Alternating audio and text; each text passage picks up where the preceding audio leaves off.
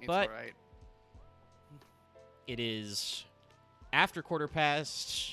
The start stream has been going, so we are leaving the before times. We're in the zone. Okay. Well, we're starting with a bang. Guess what? I lied to you. I lied to everyone. You forgot this is actually about Yu-Gi-Oh. We have new cards. What the hell? I'm sorry. I'm sorry. Hang on. 1 second. Is that Paradise Smasher? Yes, so this is the OCG list. We do not have a TCG ban list yet. People are saying the next one won't be until September, which sounds crazy. But yeah, this is the OCG ban list that is about to be live July 1st. Yes. So Goblin was banned. He is not banned. All right, let's see the try. So here's what the OCG is doing. Appaloosa killed, dead. Paradise forever. Paradise Smashers banned. I assume he does something bullshit. I don't know what. So actually, I'll preface this a little. This list has been announced for like almost a week now, and it's not effective until like next weekend. I think actually literally like, a week from today. Monday is July 1st. It's Tuesday even. So yeah. Yeah, a week from today. But yeah, so the OCG does actually announce their things usually a little ahead of time. I have regular streams and stuff to do it too. You know, it's crazy what just a little bit of elbow grease can do for your corporation and its public relations. But I guess Konami of America doesn't want to rent a conference room somewhere. That's not to say that their way of doing it, like with the crazy announcements, like at tournaments, is bad. It's just that, like I said, the OCG does this like 2 weeks ahead of time on a live stream stage somewhere. But it's way easier for Japan, the general like vibe from OCG players, which is primarily, you know, the Japan region, but also other areas, and there are some people who are not Japanese speaking who play the OCG, especially because there is an Asian English format now. This list does nothing. There's like a dozen changes on this list. This doesn't do anything. Pair of Dice Smashers is meant to be a I guess theoretically a check on K9. This will not stop K9, which is one of the new deck build pack decks coming out. It has already hit in the OCG. That will not stop K9 from being good. It just means that they will have less access to like a really annoying rank 5 thing they can do. That's it. The whole deck engine works. It does say it could be used to force turn skips on the opponent. I don't know how, but I'm sure there are ways. Is that in the K9 deck, or is that just... Yeah, I don't know if that's Dice Smasher specifically. That said, there is some stuff here, like... OCG players are saying that the Apo hit is, like, a ban list late, basically. The decks that are current in the format are already not playing Appaloosa, so it's just, like... This just seems like the OCG saw, you know, the TCG ban Appaloosa like 6 months ago our time, which is like a year behind the OCG, and we're like, oh, people didn't cry, they didn't start, you know, pissing and shitting themselves. Okay, we can ban Appaloosa too. Also, it should be pointed out when we say to check on K9. K9 is not even a top tier deck. It's like a tier 3 deck in the OCG. Also incorrect though, Dallas. It's a heavily tiered deck. Really? Wait, okay. Then this side is just lying to me. Like, it may not be from like the most latest tournament set, but it was quite good when it came out and was good for several months. I think it's still good now. I mean. In current, it's still good, but it's not. It's represented in like 5% of the decks in major tournaments right now. Yes, because there's also new hotness, which this list doesn't do anything about. I think the deck that's borderline... Yeah, Vanquish Soul is the borderline tier 0 strat right now. Yeah. Which is, again, very, very funny. Vanquish Soul did okay in the OCG because they had one good Earth card. They had one good generic Earth hand trap. It's called Maxi. Maybe you've heard of it. Oh, okay. Oh my god, I see what I was missing. One of the popular variants of Vanquish Soul is K9 Vanquish Soul. Yeah, that's another thing I was going to say. Is yeah. Okay. So if the Pie Wedge shows Vanquish Soul, that does underestimate like how good K9 is. Yeah. But yeah, no. Vanquish Soul didn't do jack shit in the TCG because the deck was rarity bumped to hell. and we don't have Maxine. There is no good Earth hand trap in America.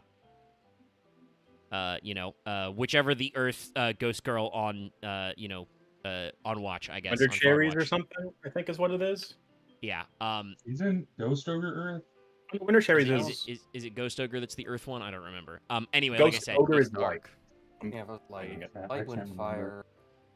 Is it It might be not Winter Spooky Cherry. Dog, but that's water. No, Spooky Dog with wind. Right? No, I think Dogwood's water. What's Ghost Bell? Ghost that's what Bell we're is the thinking Earth. of. Yeah, That's Ghost the Bell Earth. and Winter Ghost Cherries Bell. is the Earth one, yeah. So yeah, no. So I think this resulted in a weird curve where like the OCG would normally have given Vanquish Soul some legs, but because it was a good deck for a hot second, their vision of it was kind of warped. And over here, it didn't really do anything. They did the usual like +1 cards with like Jiaolong and stuff and the trap. That didn't really make any waves in the TCG. Vanquish Soul right now, and previously historically, has been a really good Master Duel deck because Master Duel actually did something smart for once in their life. And when they released Vanquish Soul, they included the extra trap card and the extra fire, Jiaolong. Although Maxi is legal. That's also true, yes. So, like, it was basically, like, the perfect storm of, like, oh, this deck actually, like, has all of its parts and support right away and has cards that do stuff. So, the TCG, or the OCG has finally given them, like, 2 good cards, and now they're a top-tier deck. But, yeah, the rest of this, Goblin has been put to limited. It's been unlimited in Master Duel, and I think was also put to limited 1, I think, still. But it's been unbanned in Master Duel. I think it may be unbanned in the TCG. Hasn't really done anything. Spell Fragrance going? Is that 3 from to 1. 3 to 1 or okay? Yes. I think that's a good hit at least because that card just shouldn't exist. Yes, this is something that in general Konami has been doing in all, I want to say 3. That's not technically true, but all of their major formats seems like we're going more to Floodgates to 1. Goes in Teak Boo, Rivalry, Summon Limit are all at like At 1 in least the most Floodgates places. with Rulings Nightmares to 1. Yeah, Anti-Spell to 1. If you're a Floodgate and you make sense, you're fine. If you cause judges to have a conniption bit, jail. They're begrudgingly accepting that maybe floodgates are the problem. Yeah. Then we have to go back to the fucking I graph think of what it counts as a I floodgate. think floodgates are fine as long as they are normal floodgates and don't have pages of ruling documents to figure out how it resolves. Okay, yeah, last turn I should be think banned. MBT. Well, that's Well, no, just not a that's floodgate. Gozen. That's Gozen and Tikaboo.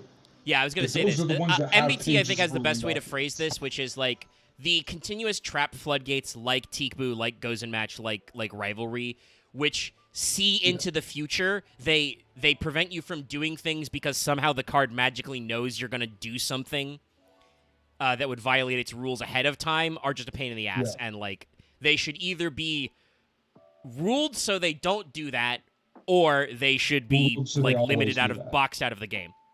And if Or you don't they know what should I'm just talking do, about, like- the very simple one is something like, Teakboo says you can only control 1 monster of each attribute. That means you can't link away or tribute summon a monster that would be the new type or the same type as you already control, despite the fact that you would be, by game mechanics, removing the original type of monster. At no point do you physically control 2 of the same type. It's just It's so the way dumb. the card is ruled, which is, like, not great.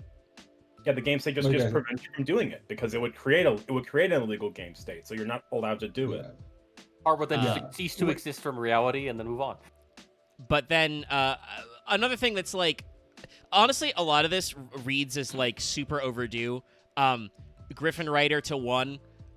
Griffin Rider was banned in the OCG, and I had somebody fact check me on this. It was like 2 years ago, basically, maybe 3, or like almost 3. So yeah, I think Robin responded when I posted this link of like, who's playing Adventure in 2025? And I was like, well, Griffin Rider was previously banned, Robin, so nobody was playing Adventure in 2025.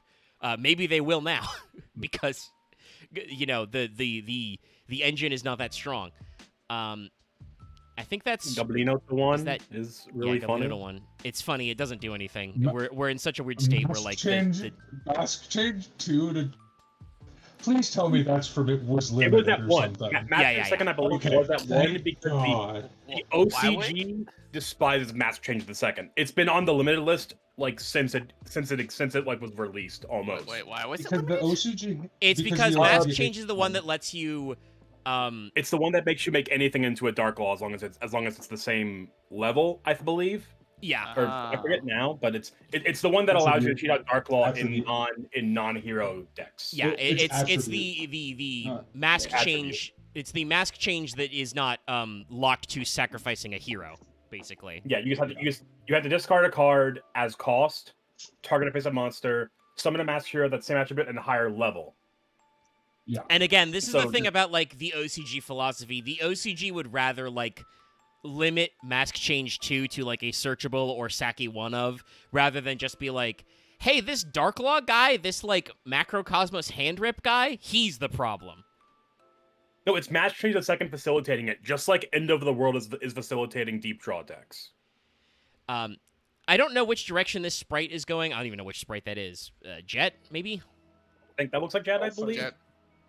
Okay, sprite Jet. I I'm assume it's assuming that's going from 1 to Sprite 2. was a huge. That two. makes sense. Sprite was a way bigger problem in the OCG, from what I Yeah, remember. so that's again, the OCG probably had this card on the ban list like for like 6 months longer than it needed to be, but I understand why Sprite Jet was there. And then the unlimits are just hilarious. Drident to 3, Terror Top to 3, Airlifter to 3, all of which are like probably ancient overdue hits. Same with Fusion Destiny to 3. Again, it's almost like Verte is the fucking problem. Double checking. Jet was at 1. Okay. Blue and Starter are still at 1, and Elf is banned, which I think is right. Elf should be banned Yeah, because Elf should it's be banned. Elf is a pushed It's card. not It's one of those just a cards Sprite that's problem. like Yeah. it's so weird that they didn't make Jet say summon to a zone this card points to like every other link to that does something like Jet does. So Jet so is they're- just like crazy free advantage. They've brought Jet back, but Blue and Starter Or are still at Starter 1 Elf. in the OCG, so Yeah, Sprite's so- still like not. Yeah, Sprite's really still up. cooked. Maybe they'll like the next list they'll do it. Well, also, no, they probably can't Omega because isn't there another rank 2 deck that's really good right now? I guess Is Yummy rank- is Yummy pretty rank strong. 2? Yummy is the second most played deck. It's the only thing keeping Are the Yummies 2s or 1s? Vanquish Soul. I can't remember. That's what I can't remember. I think they sink into it too. I think they're both 1 is the thing, and they got a link. They're 2, but they're 1, but they have a 2 synchro, and That probably means that Yeah. there's a risk that like you would sink into the 2 and then your whole sprite board comes online. You know, I don't Yeah. know if that's better than just playing Yummy as it is, but yeah. Big Welcome is another one that I assume was at like 2 that they're just putting back to 3 that was probably at 2 for like a year longer than it needed to be. I think the only So- recent one of these hits is Nightmare Throne. Yeah. well, and Rescue Ace. These are- Like you No, Dallas Rescue Ace is like 3 or 4 years old now. The Year of Fire lasted a long time. It was a good time. Maybe I'm saying that. That was in the time where I wasn't playing Yu-Gi-Oh, so Yubel, like real good modern Yubel is like a little over a year old, I want to say, like a year and a half was when those sets were It lasts coming a out. while. Well, I mean, no. The breakdown for the meta decks in OCG are Vanquish Soul is number 1, then Yummy. Sorry, I should say Vanquish Soul K9 because 88% of the decks are Vanquish Soul K9. So Vanquish Soul K9, Yummy, Malice, Sky, Draco Tail, Lunalight, White Forest, and then K9 Crystron. That's really And fun. obviously other, Crystron, but that's I'm not going to count other. and I will say for those of you who want to predict the TCG based on this, there are some of these things that are not going to be the same. You hear Sky Striker on that list. That won't happen in the TCG until Konami of America decides to import the promos for Sky Striker, which is apparently not happening anytime soon. I guess because they assume they can, much like Konami of Japan, they assume they can make money off of something that says Sky Striker. I do want to say this because I find this hilarious. There was wild ass trooper who went to a WCQ qualifying tournament with Onomat Heraldic Beasts, and I salute them. You can do a lot of funny stuff. Let's see, where's our latest? That is just Let me see, wild. Metagame report 8 and 9. Let me see if I can see this. Yeah, no, like the only like notable hit on this list, which is just for the like, which is just mostly the joke, is Paradise Smasher. Like everything you see on here is just like, yeah, this makes sense. Like sure, Appo's the late hit, but it makes sense to hit it. I mean, yeah. I will say, I kind of makes sense. You know, Dallas just rattled off the list there. I think the connection was a little bad. So like the some of his text was garbled, but like Vanquish Soul is at like a 33% basically. Yeah. So like that's way below tier 0. You know, Yummy's only at like 17, and there's decent variety. There's some freak out there playing Primite Yummy. The other list is fucking insane. There's like decent amount of Malice. There's some Sky Strikers. Draco Tail's another one that's also in the deck build pack with K9 and Yummy, and so it's like good. The Lunalight stuff is crazy. Like I'm so glad that there were like 4% Lunalight decks with like 3 new cards, I think. I need to shout out 2 of these decks because I just look at these and like these are chefs. These are true chefs. There's one WC qualifying deck with Fiendsmith, K9 Trickstar, and one with crazy. Grass is Greener, Cider Dragon, Orcust. That's nice. Also, shout out to the one guy, the one legend playing Sky Striker Tenpai. There's one there's one Memento player. There's one Melodious player. There's a Monarch player. Somebody out here playing Horus Gimmick Puppet. One guy on Flame Swordsman and Infernoble Knight. He's trying. Like I said, you guys pretty open. I do want to say I want to pick some bones here with Road to the King. That's just pack. That's just pack. But I mean, this is the OCG tournaments. Yeah. I do want to pick a bone with Road to the King here. They've listed separately as 5 branded. That's a lie. Those aren't 5 branded decks. Those are just Draco Tail decks because they're all 4 of them are Grass Draco Tail branded, and 1 of them is Draco Tail branded. They're Draco Tail. They're just Draco Tail decks. Put them in the Draco Tail list. Don't project this illusion about branded, okay? Let branded die. No, branded will live forever. If you let it die, maybe Konami will reprint a Bestial in America. Genuinely, like, people are like, why aren't they reprinting Bestials? And I'm like, I think it's because they want you to stop playing Bestials. I think that's why. They don't want you to have them anymore. You've been playing this deck for 5 years. Stop it. Buy new cards. Oh, I did forget. No, the reason Heraldic Beasts are showing up is because they actually did get new support. Yes, Heraldic got new support. Like all these decks are like supported. It's just a question of how good they are. So yeah, the OCG's in a funny place. I don't know what the TCG's doing besides doing another Shadow Duelist thing for some ungodly reason. A Shadow Duelist with Okay. Mr. Beast or something. I don't know. No. God, I've said this before. I've said this before.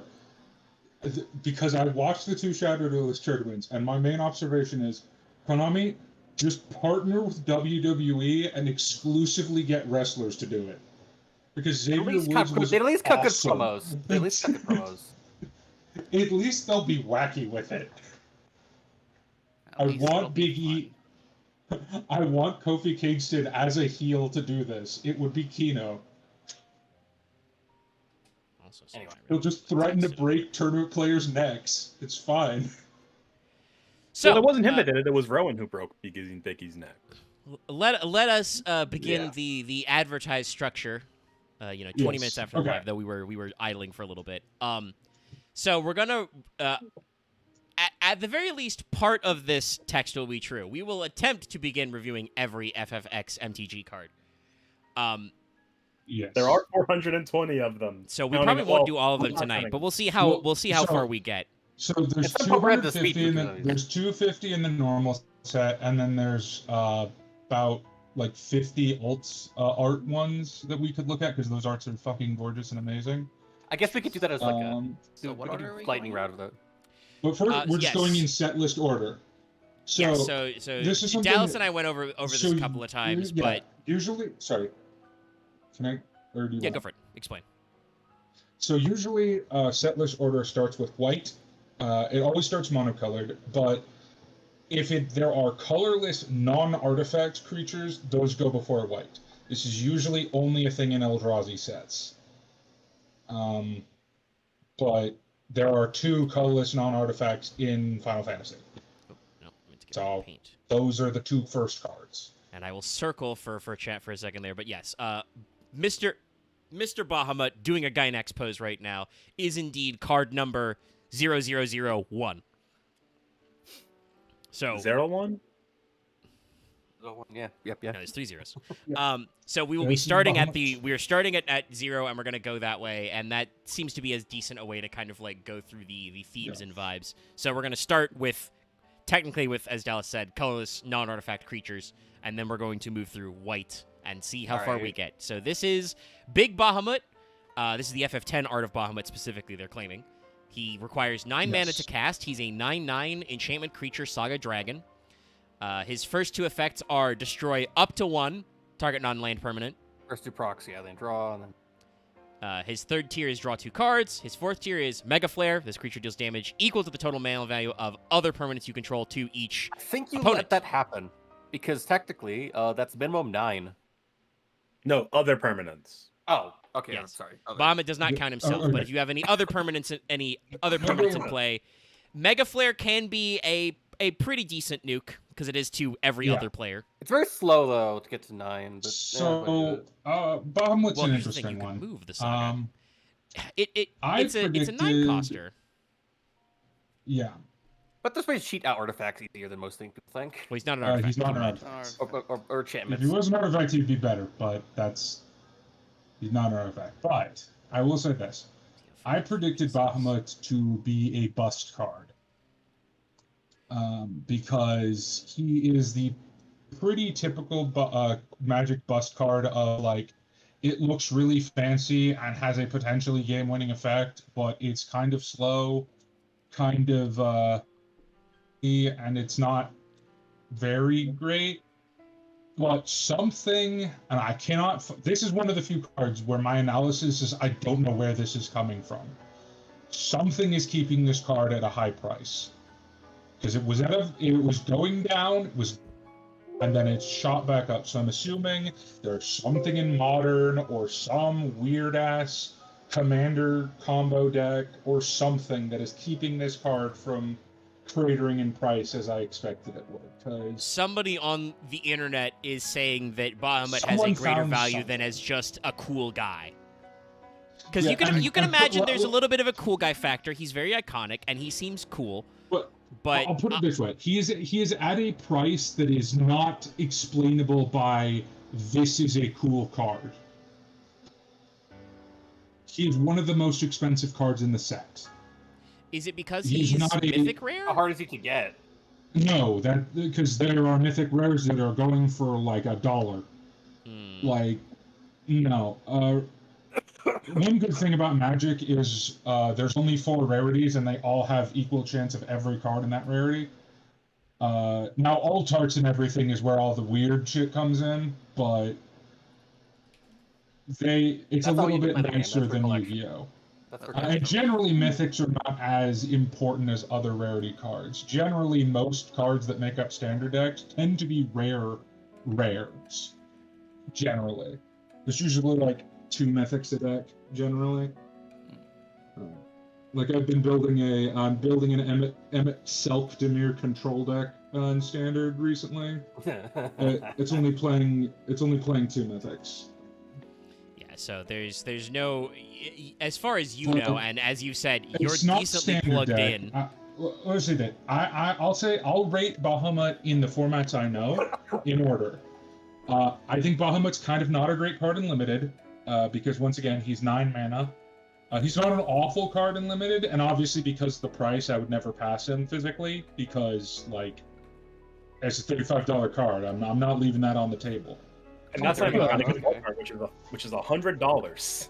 Well, all of the alt cards are ridiculous. We could talk about that later. The alt card prices are hilarious. Well, yeah, so King of Hearts in chat is like, oh, I think it's because he's a popular character. No, you don't understand. No. Dallas is talking about this guy has a double-digit price point No. in Magic. Yeah. Even if he's popular, like... He is... My bet would be, if I had to go with my gut, I think he's good in Modern, because I cannot see him fitting in a Standard deck right now. That might change, because there is a Saga deck that is growing in popularity in Standard right now. I will say there's also a thing of... But he's not in it, though. He is so also... that's why I'm like... There. I guess how I would really look at it is that it is purely 9 colorless, which means you can fully discount that down to like 1 or 0 cost if you have ways to just raw discount cards. Yeah, but that's not easy to do. That's what I'm saying. Like, I agree with you, but that would be in Pioneer or Modern or something, because there's not ways to do that in Standard. Okay. I thought he was going to be purely a Commander card, and that might be true. He might just be like obscenely busted with a few commanders, and that's what's driving the price, but I really doubt it. I think this has to be something in Modern or Pioneer. He is a creature, he is colorless, so you probably, in Commander, you can probably just play him in all kinds of, like, Atali style commanders that, like, just reveal cards from your deck. I'm like, oh, I just cast this guy for free. Doesn't matter. I do want to bring up, because Chad has brought this up, and I think that's kind of funny, because we talked before about how we're starting with colorless non-artifact creatures because that's fairly rare, but is at the front. Usually you only see that in Eldrazi decks. But in Modern, that could be the format he's good in, because this is, effectively fitting the mold of a colorless non-artifact there is an Eldrazi and a Tron deck in Modern. So if he's fitting into a deck right now, and this isn't just weird MTG Finance Pro speculation, which is legitimately a possibility, It also just talking about it. So. No, that's not why. I could guarantee, because there's other cards that are like, oh, these are popular characters, and they don't cost shit. Like Kefka is $6. Yeah, no. Like, if he was like $5, I would say, well, it's Yeah, Bahamut, if he of was course. $5, yeah, it's Bahamut. He's $35. That's really expensive for a Magic card. The big colorless guy right now is like Yugen, right? How does that go? Yugen does just let you play every colorless card in your deck for free, doesn't he? Yes, but here's the thing. Ugin is not very popular in other formats. So that's what I'm saying. I don't know why this card is as popular as it is, because this isn't like certain other cards that started out at ridiculously high prices and are falling. This started out at a high price, cratered into the ground, and has now been rising for the last 2 weeks. So genuinely, I don't know. Like, this is one of those cards I'm like, why? How is this as a reanimation target? It's not the best, like, because the thing is, like, maybe in Modern, here's the thing, because what Bahamut is to me, I'll rate it as a Commander card, because that's where I would play it the most, because I don't play Modern or Pioneer. As a Commander card, it's just a good utility creature. Having your big dumb creature also blow something up on entry is good. Like, I'm not gonna be one of those people that is, like, gonna pie in the sky, look to Mega Flare. Like, that's probably never gonna resolve because he has no protection. Funny if it does. It's really funny. You're correct, but it's one of those things. I consider it a bonus. The main effect is he is a 9/9 that terminates a permanent on. And he is entry. flying. He is flying as well, so he's tougher to block. Yeah, like basically what Bahamut says to me, I have a very limited understanding of Magic, but. Oh, sorry, I had some phlegm. What I was going to say, though, was that, like, obviously, he is a 9 cost, which is expensive, but so presumably you're playing him in a format where you can barter that down a little. And he is a destruction on summon for a large boy with flying that is probably going to act as a giant magnet for all your opponent's removal. It may be that you simply use him as removal and as bait, and your... less big scary cards, but that are more like engine integral, live through what they would normally not, because your opponent goes, okay, Bahamut's a big guy, I see, but if I let him get to Mega Flare, that's bad. That's very bad. We have to stop that. Sometimes, especially in Commander, like playing like magnet style cards like this, like 1 or 2 aren't bad options just to have like, hey, this guy hit the board. I have to use the answer for him. Question for everyone here. In the last week, I've been in 2 casual games where I would have gotten to Mega Flare. He is a decent card in Commander. Like I said, I don't think that's what's driving the price, because generally Commander is very weird about price. Generally, Commander does not drive the price of normal art cards unless they are Commander exclusive. Generally, Modern, Standard, and just Modern and Standard are what drive card prices of Standard sets. Or Legacy and Vintage. Oh god, is this thing playing Vintage or something? Is there some dumb bullshit in Vintage? I don't know. That's also a possibility. All right, so I wanted to ask this earlier. I was trying to ask this earlier, but so what is the usual like for like the premier like really good board wipes? What's the usual cost of those? 4. Oh wait, are you just kill board wipes or board wipes in general? Like kill all permanents kind of thing. The best one is Kill all non-land permanents. Blasphemous Act. Just pay 1 red and you pop everything. That's true. I mean, I would argue the best one is 3, but that's just a semantics argument of like, what do you consider better? Toxic I would just think it's like, at what Blasphemous cost would someone just have something that would just get rid of all your permanents and Bahamut at the same time and not be one. If they're playing white and black, 4 to 5 mana is kind of like your sweet spot. Yeah. If they're playing red, especially if you're in Commander, they just need 1 mana to Blasphemous Act, 13 to everything. This board is dead. Here is our buddy Ultima. Yeah. Oh, so by the way, I moved that on. I was gonna talk about it, but actually, technically, That's shifting 15 something Ultima, that was isn't it? not directly related. 16 ultimate. 16. Yes, this Yeah. is Ultima Ancient Origin of Oblivion. But we did talk about Bahamut for like 10 minutes. If we do that for every Final Fantasy card, we'll be here for 4,000 minutes. We were generally setting the board for like But prices. yeah, I do want to kind of slip this out. So this is Ultima Agent of Oblivion. He is 5 colorless mana. I talked about a little bit with Dallas earlier. Bahamut, I think, works as colorless because he's the class, like, Mega Flare OG is like the non-elemental attack.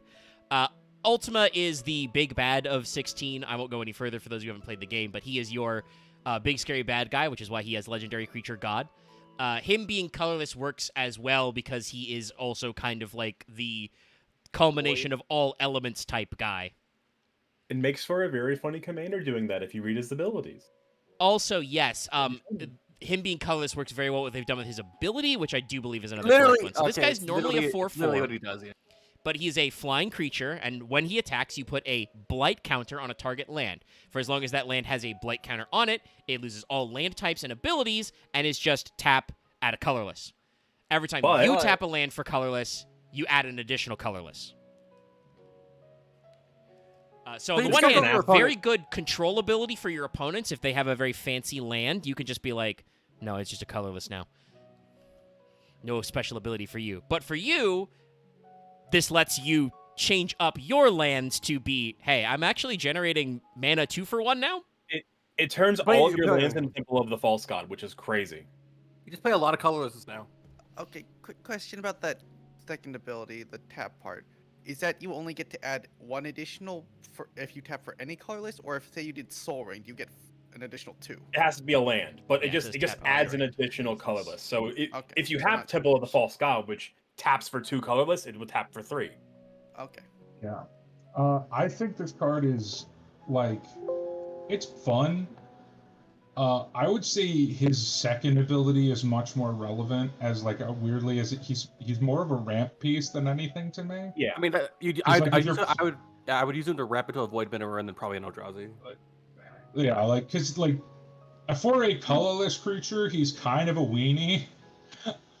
It's kind of funny. He's a very small boy. 4/4. I mean, he flies, and you'll probably have him as a commander. Honestly, you don't understand. Like I said, I don't want to bog down the game too much in fluff. Ultima's thing is like he is pretty strong personally, but more that like he's part of like the ancient conspiracy that has constructed the worldview our characters find themselves in 16. So no, his abilities work very well. He can do some big moves, but it's more that like he's part of a system that is working towards a goal than he is outright like punching out, cities and countries and stuff. Yeah, I don't think he's a good commander particularly, because like he mainly just ramps. But I think he's a good card in any colorless commander deck because he ramps. Limited, he's fine, I guess. Like I said, he's a bit of a big lumpy nothing for a limited game. And standard, I don't see it. Maybe when the next set comes out, because that looks to have more colorless stuff in it. But for right now, I don't see him doing anything in standard. I like the flavor, just him completely spoiling the land, rendering it useless. Yeah, very Except for his 16 own power. themed. Now it's time for us to get into our So now we're gonna white. start whites. And starting with Albert. Adalbert Edward Stein. Steiner from number 9, Steiner. a legendary creature, human knight. He costs 2 total mana, one of which must be white. He's a 2/1 with lifelink, and for every equipment you control, he gets +1/+1. It's Looks a very great funny in cloud. side piece in a Tron, and even a decent base piece for a Tron. Yeah. Ideally, you'd want to have all them the swords. pretty roided up before you pop them out.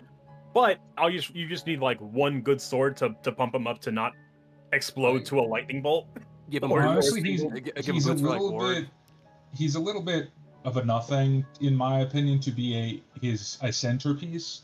But Yeah. as a support piece for an equipment-based deck, spoiler, that's a big theme in white. White-red is... Yeah.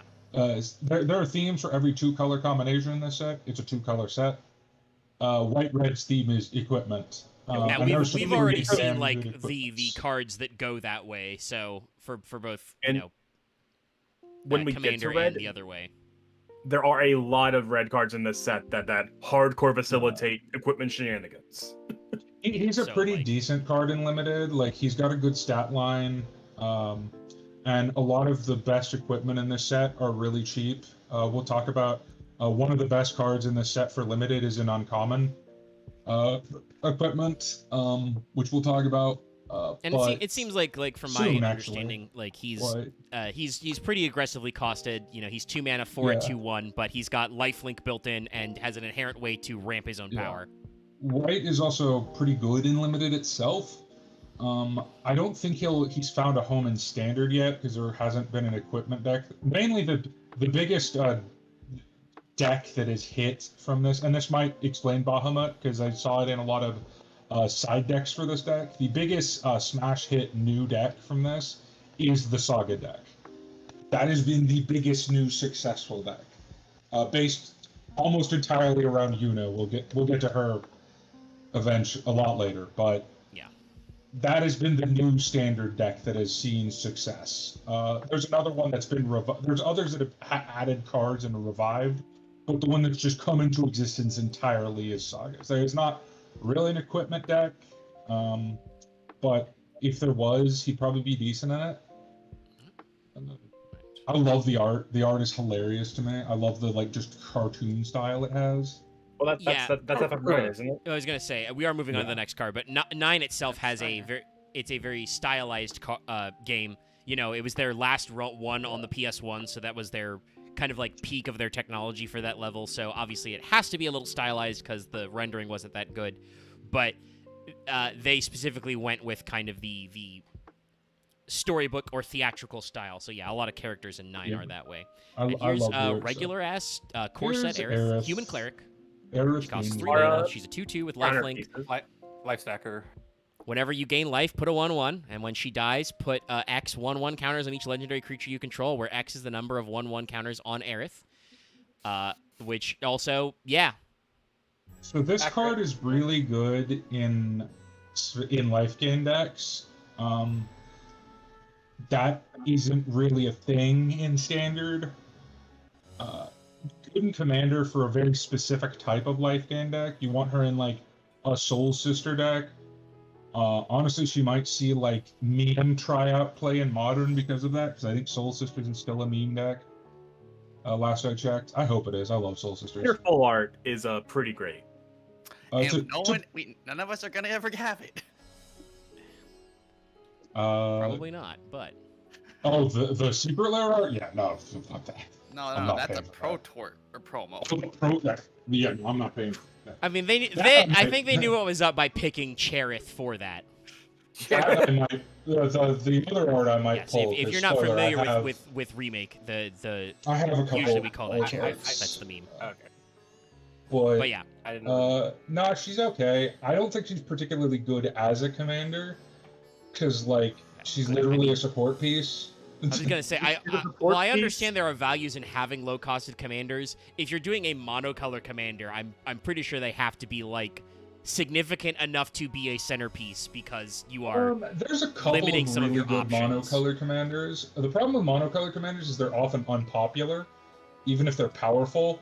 I would say Aerith is not even powerful, and I don't know if she might be popular just because she's Aerith. But think the other I'd thing say put her to about one. this Aerith, this is a support piece that kind of wants to die to do her big gimmicks. So having a commander that yeah. wants to die kind of goes against most commander styles.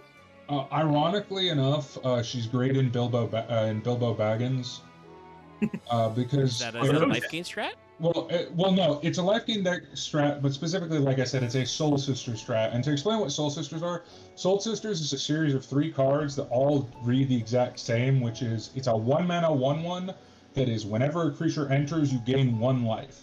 And because of how Aerith is worded, you don't want big life gain, which is a lot of life gain decks. You want lots of tiny incremental life gain, which is also what Bilbo wants. I'm pretty sure there's another So- guy in here that kind of does that. Is there not? I'm pretty sure there is a mono white guy in this set that does that. There might be. No, there's a. We'll see. But we'll probably get to it because mono white is the first one. So. Yeah. Oh no, there's another one that cares about incremental life gain. Yeah. Well, we'll get to him. But yeah, so works very well for Aerith. Again, human cleric, Yeah. pure white, She perfect would- selection here, and just like Aerith is the Jesus of Final Fantasy VII. This cannot be disputed. Yeah, the martyr. Yeah. Well, So, she didn't it's- come back, so. She doesn't physically come back, Dallas, but she does keep helping us from beyond the grave. Yep. True. But And now regardless, it's weird, but that's the whole other thing. Yeah, Aerith Well, yeah, is. remake's getting weird, but that's the cliffhanger for the third game, so we'll unpack that later. I'm glad to see a Standard, I remake don't- meme, but yeah, I I understand why don't they don't want to see get into her. that. I don't see her seeing legs in standard. I could be wrong, obviously. But standard right now is way too fast for life gains to have a. Wait, this- And also Screaming Nemesis this exists. was big. So life gain is in a bit of a rough spot in standard, but Can she we already might talk about see. recognition from the commander decks? Yeah, we did. No, that's a main set card. It's not a commander card. But I we'll definitely get to remember us that. talking about I this think we card. joked about it, but I don't remember if we actually showed it on I screen. think but it this is in the deck. It It might might be in the be in deck. the I don't deck. remember. Eric, we can just comment, real fast. This does come up with a theme that was to the 7 commander deck, one of the themes, because it costs you 4, one of which must be white, and you either take the elevator, create 3 1/1 colors hero tokens because you took the elevator, or take the 59 flights of stairs, tap up to 3 target creatures, and then put a stun counter on all of them because you climbed the one of 60 flights of stairs. I'll say this: I've kind of softened on this card in limited. Like initially when I saw it, and I think when we joked about it, I said this card was total ass cheeks. And I'll take that back in limited. I found a lot of application for the take the elevator one. There's a couple decks that really care about just having lots of little booguses that are good in limited. Yeah, they're I also know there's Sid, also just Sid in particular, if you can get him in this, you can do some nice stuff. But to take the 59 flights of stairs is still way too overcosted. I also know Like- that I also know there's white cards in the set that care about other cards being tapped. Especially for it being a sorcery. Like if this was an yeah, instant, I know take that, the 59 flights of stairs would care. But I know that Cloud's No. limit break, for instance, like his default is destroy a tapped creature. So it has Yeah. synergy with the rest of the 7 themed cards. I personally would agree. This is a case of I think several of these choose one cards that are based around like plot moments are they're only actually 2 options because it's funny, and otherwise you can't make the card if it doesn't reference a thing that happens. But generally, I would assume that creating creatures is going to be more valuable to the types of decks you're going to be playing this No. in than just stunning some guys. So 17 lands has this rated as about a C, which seems about right for what it looks like. Like, I can't imagine the Take the 59 Flights is that relevant a lot of the times, because once again, it's a sorcery, so you're not even going to get to take full advantage of tapping 2 of those creatures. Yeah. So have this our- is What? Ambrosia Whiteheart. This is your Ambrosia iconic Whiteheart. white chocobo in 16. Ambrosia's great. We love her. She's a 2-mana 2/2 legendary creature, bird. She has flash. When she enters, you may return another permanent you control to its owner's hand, and then also has landfall keyword. I believe this is the first time we're going to see this, but you're going to see more of it. Whenever a land you control enters, Ambrosia Whiteheart gets +1/+0 until the end of turn. yeah. This is Well, like it's the- like it's cute. I should say, okay. It's just 2 mana. Oh, I got marked for death. No, it's not. Yeah, so this is it's really funny because this is an exact retrain of a pretty famous Magic card. I have a question because I don't know 16. Does she have anything to do with lions? Because that would be very funny. No, You mean a not line. specifically. Ambrosia is just, she's your chocobo, so when you whistle for the chocobo, which, because the way 16 is, you can do anywhere, she just shows up from off screen. You can use Well, this no, to flee 'cause, from enemies in the overworld and shit, which is what I assume the idea is. I Basically, only- you I only whistle asked for the that bird and she the- fucking yeah. appears. I only I asked that also because this card is quite literally a legendary retrain of White Mane Lion, which is a pretty famous Magic card. I also know She that is called White Heart, so. I also know that most of the chocobos have landfall. I think. Yeah, that's kind of like a Oh, chocobo. yes, gimmick. that is the Chocobo racial ability, basically. Just to put That's White Mane interesting. Lion in. But I think that kind of works because, like, the like iconic unique lands of this are mostly, you know, they added the new town Yeah. type, so that, you know, you use chocobos to go between towns, so it kind of makes sense that, like, you know, you're working Like, on that sure. transition. Like in Beautiful art, limited, by she's the way. pretty decent because White Man Lion's a decent card. She's not especially good, but like it'll help you win a game every now and again. And in other formats, she'll be good in exactly the formats White Man Lion is good at. It's fun defensive reactability in white. Yeah. Next up is Ash. Yeah. Yeah. Oh, also, do not run her as a commander. She is not. I do not see the point of having White Man Lion in the command zone. That No, that doesn't. That No, literally for me there's no is point in that. not good. Again, like Aerith, you play her in a white deck. So this is Yeah. Ash, Princess of Damaska. Ash, She costs 3 mana, one of which must be white. She's a 3/2. She is a human rebel noble, correct? Whenever Ash Yeah. attacks, you may look at the top 5 cards of your library. You may reveal an artifact among them and put it into your hand. Put the rest of the bottom of your library in any order. Decently follows Yeah. the plot of 12. Decent searcher. Good in so blue white's theme in this set is artifacts. Okay, that follows. Red white's theme in this set is equipment, so it's good in both of those. Is her a- And it, I mean, you can see it in her card art. She's being, you know, she's recovering a magical lost sword that's important to I the was plot. thinking. In fact, I do assume want to it's- point yeah. out, that sword is much more critical to the plot than anything else. You do actually get those as free equipment anybody can equip.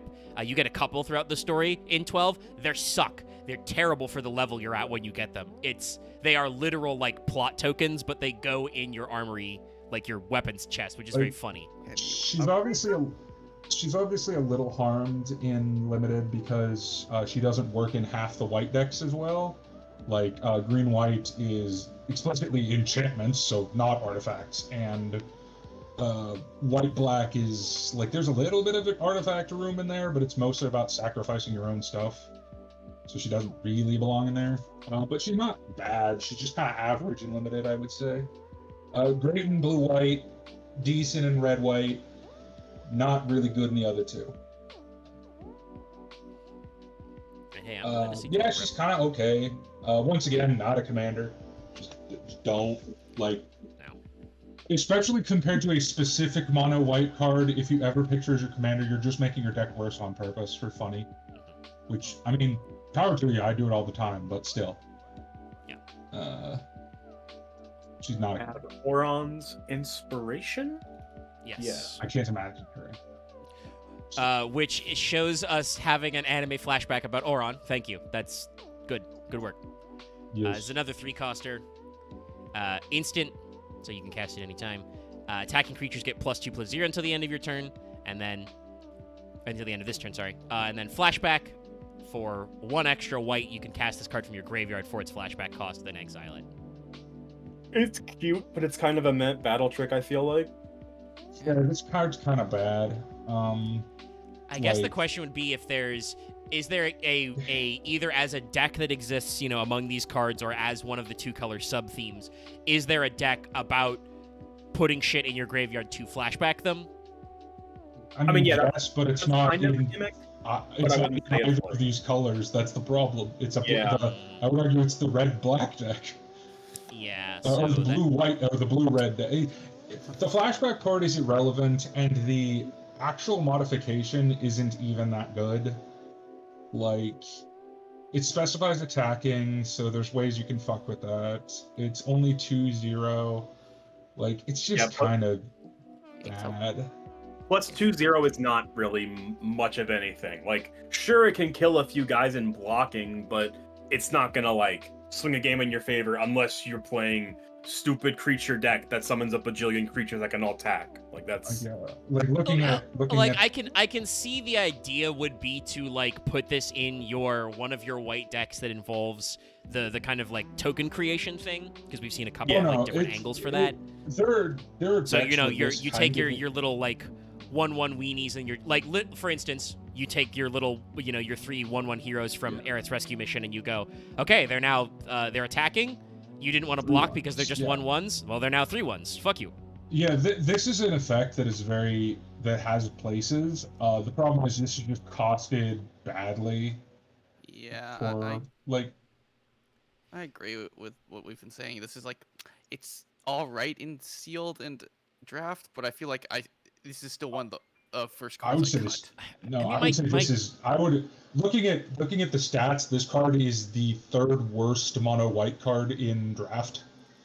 It's Like really I'm not an expert on the mana curve, but generally the way I've understood it is that usually the equivalent to like the power should be roughly equivalent to the mana Well, cost. So this costs so 3 for a here's the thing. +2. It is like a big It's broad, not but that. it's a situational one. I would say it's technically very well costed for its effect. The problem is the intensity of the effect is the big problem. You want a more intense effect, and you'd be willing to pay. Like, if this cost 2 more mana and was give everything +4/+0, that'd be a good limited bomb.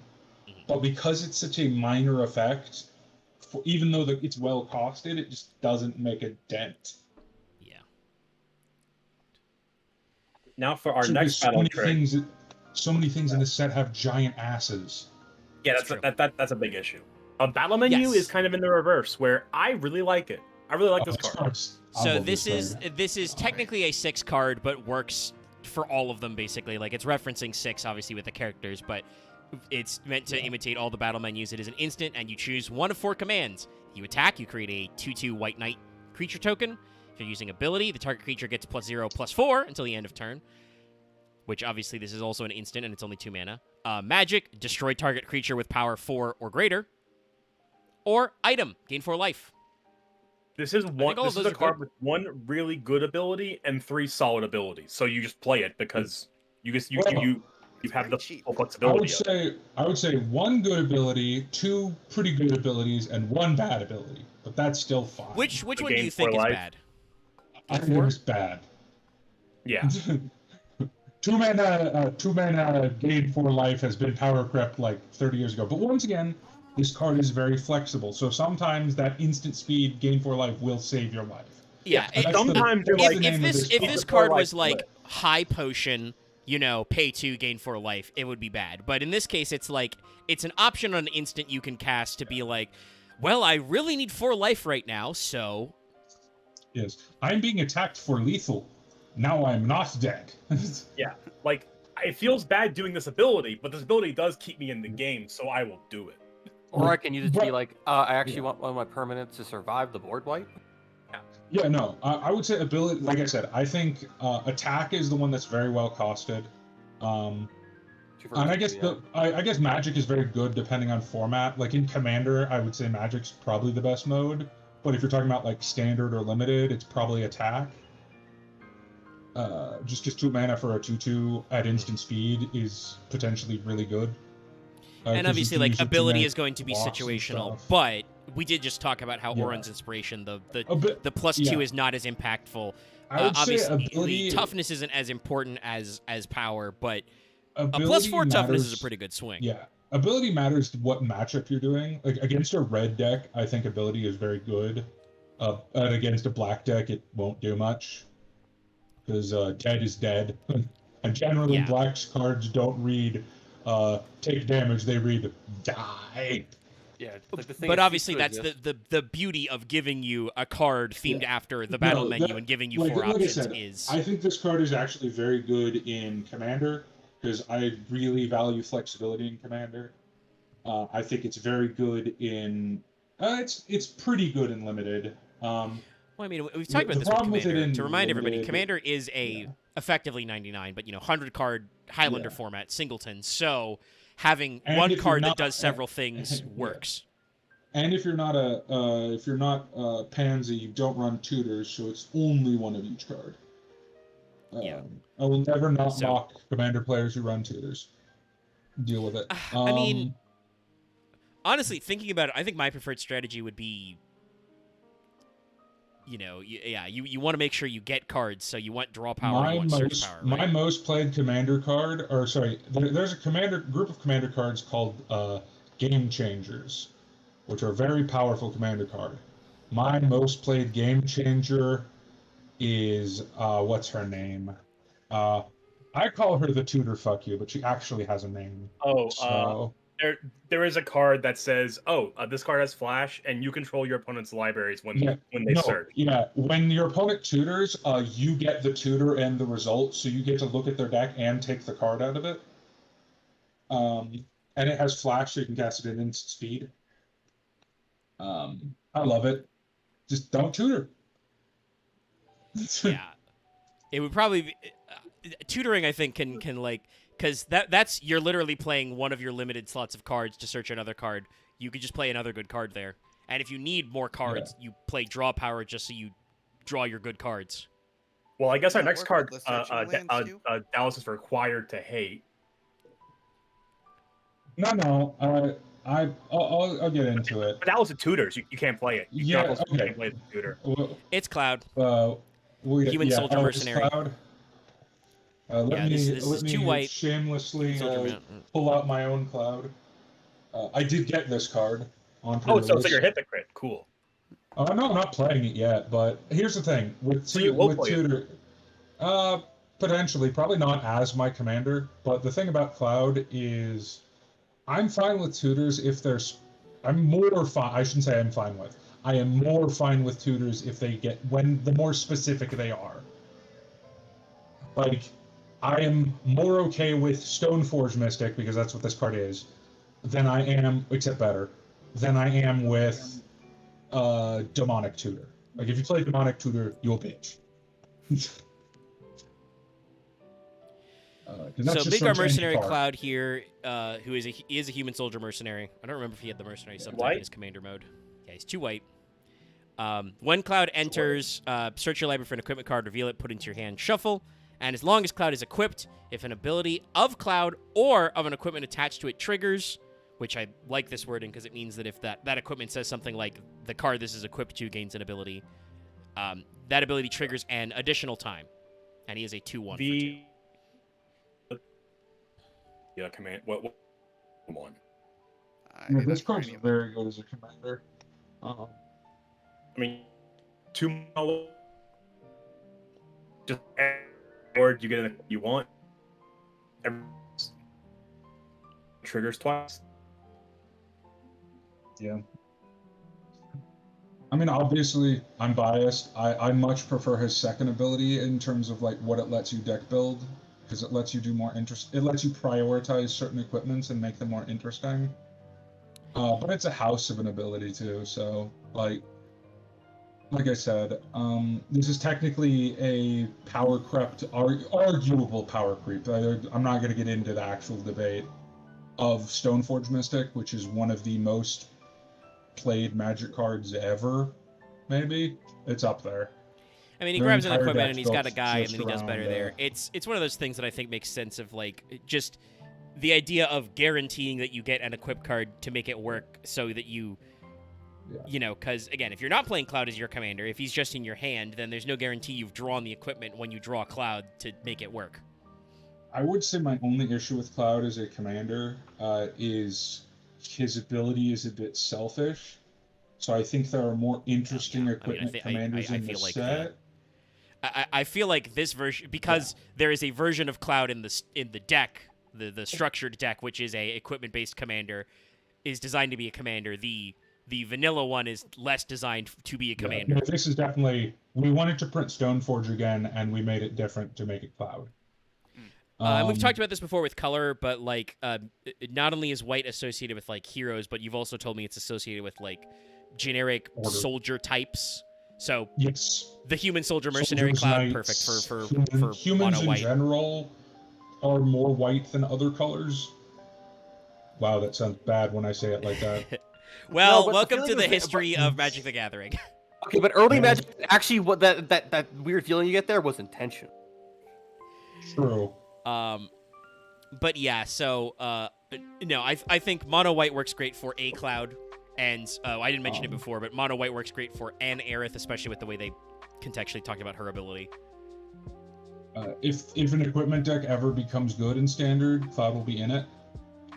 And I think people are already. Like I said, I don't play Modern. I can't verify. I think people are already experimenting with Cloud in decks that run Stoneforge Mystic already. So, those are plentiful in Modern. I think His cheapest price is dropping, but still like $40. Oh no, he is one of the more expensive cards in the set, for good reason. Like I said, he is Stoneforge Mystic, which is a great Magic card. Yeah. He was one of those cards that was high price at start and has pretty much stayed high price. And now for some cards that are cheap balls. Yes, now for some not that. Well, I mean, here. Cloudborn Moogle, if this guy sucks, that's good. I hate these guys. This is the 14 Moogles that are in the clouds. So I get to talk about my I like them. my They're favorite fucking lazy format. bastards. I get to talk about my favorite format then. Popper? No, not Popper. Limited, baby. So this costs 5 mana, 2 of which must be white, for a 2/3 flying. Yeah. When this creature enters, put a 1/1 counter on a target creature, which is a thing I think we've seen other Moogles do. And then plane cycling costs 2 mana, and then you have to discard this card, search your library for planes, reveal it, put it in your hand, shuffle. Yeah, so that ability alone makes these cards, in my opinion, great in Limited. I love Lane Cyclers in Limited. They're not quite as cracked as the ones that were in Lord of the Rings. I believe there's one for each color, because I remember seeing a lot of Hillgeigus for red. There's one for each color. There's one for each color. Not all of them are created equally. We'll get to the really strong one. They're all kind of iconic monsters. Like, I just kind of love them. Like I said, I think this is the weakest, but I still think it's good. Because flying is also something your opponent needs to deal with, or you can just kill them with it, especially Limited. I mean, this would say the guy's a worst little part- underchunked, I think, because he has flying. But I've talked about this before. I'm pretty sure some of the other Moogle cards we saw in the Commander decks had like 1/1 counter type stuff going on. They have like 1/1 counter stuff and are just kind of generally designed around having Moogles on the board, but there aren't many Moogle cards just yet. So this works as giving you an additional Moogle body. This is a case also where this is one of the few times we're talking about a creature so far, because a lot of the Commander decks involve legendary creatures. This guy is not. Here's a fun fact. So if you're playing in non-Commander formats, you can have more. So I'll put it this way. This is a more fair version of the Lord of the Rings version of these cards, which had 1 mana cycle for the land. Which is strong enough that one of the land cyclers got banned in Legacy, I believe. Or Vintage, I can't remember which one. Which is one of the highest power formats in Magic. I just find it funny that along the list with like Black Lotus and the Moxes is this fucking cave troll. It's just very funny. Cave Troll. I remember hearing about that. Yeah, so It's just funny. it definitely feels like they've learned their lesson a little with the costing, both to cast it as a creature and then to actually like discard it and pay 2 to look for a planes. No, but I think these cards are like good. I play them in Commander more than most people do. I play them in Limited all the time because I Tutor like though? splash. That's just What? a tutor though. You're tutoring Okay. something though. Tutoring for basic lands is not, or technically this is not Tutor. basic. I do Now, not you just- consider it the same as other tutors. Then you probably need to clarify what you mean by tutors you hate. No, I'm just giving Dallas shit right No, now. he's just Yeah, no, giving no. us shit, Vesper guys. just, You're just, giving just him riding shit. it because I he know, did. I know. Dallas That's fine. Dallas did a blanket Dallas take where he was like, if you I play hate all of Commander, this you card. play tutors, These you're a different big cards weenie of this baby. type I play. Okay, well. I think I'll say Dallas this, made his Axe. actual opinion better later when he said, "I specifically hate you if you play Demonic Tutor." Well, Demonic the- Tutor is a shitty card, especially because the way Demonic Tutor Vampiric. works, you don't reveal the card you search because you can search for Yeah. any card in your deck. Okay, that Any sucks. of the ones that are just search a card, those are the ones that I mostly hate. Like, obviously, the more narrow a tutor gets, the more I'm okay with it. Like, Cloud is like 2 degrees of narrowing, because it's an artifact only and equipment artifact at that. Because I don't believe there are any non-artifact equipment yet. The Probably in the Coral's future. gonna do the fucking line attack. Get out of the way. Here's our Displacer Oh Beast. no, he's not because this is Well, a 5. This is a 5. Core. It's a 15. I Yeah, should this say. one's from This is a 15. 15. Oh. I do want to say though also that I don't like to get to wade into the Magic v Yu-Gi-Oh thing too much. Though there's some very funny. Actually, I really loved MBT put out a video not too long ago where he asked a Magic player to guess the fake Yu-Gi-Oh card, and he was very bad Yeah, I at saw it that. because I did Yu-Gi-Oh see cards that. are ludicrous. But Also, you said no this is a context for thing those. You didn't that's understand just what's fake. like part of.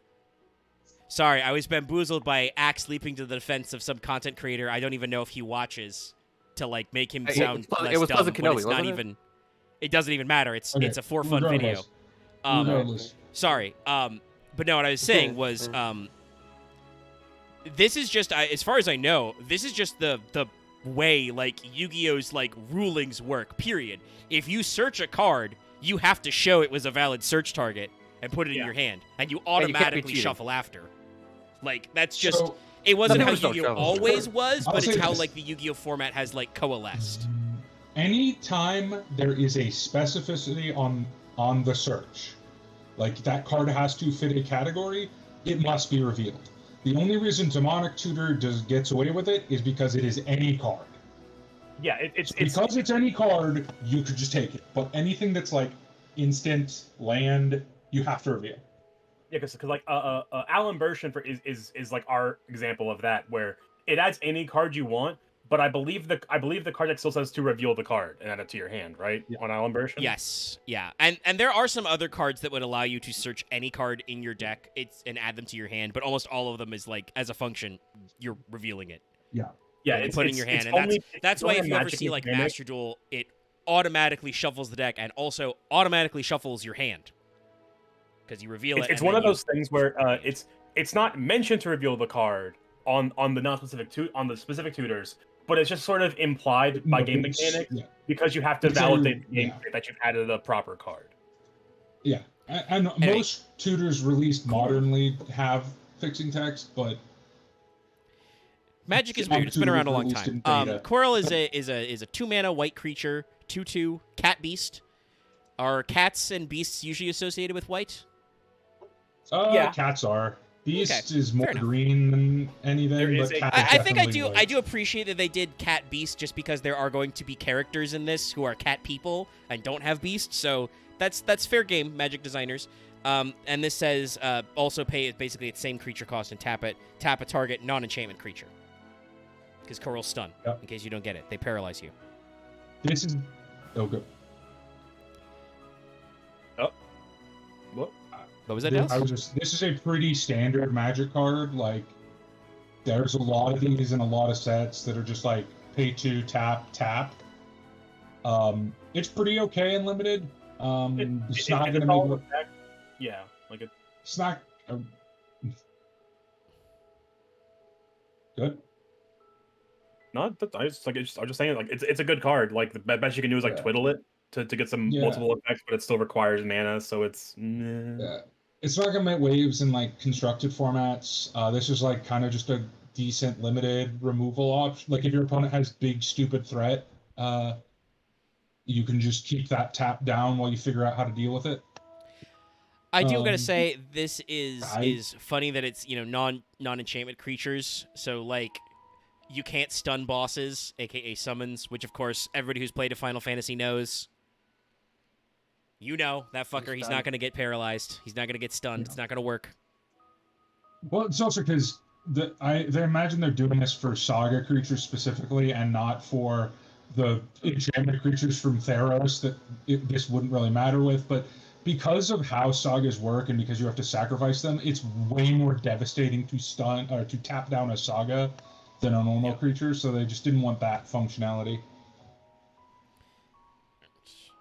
Continuing on with the C's, this is a flip card. So hold on 1 second while I grab the other half. oh Dion. Is this? No, crystal the fragments. C. Crystal Oh, fragments. crystal fragments. I forgot. Yeah, I Forgot about love that this card. And then crystal I'll get fragments into this. becomes This is a very Summon Alexander Summon Alexander. from 9.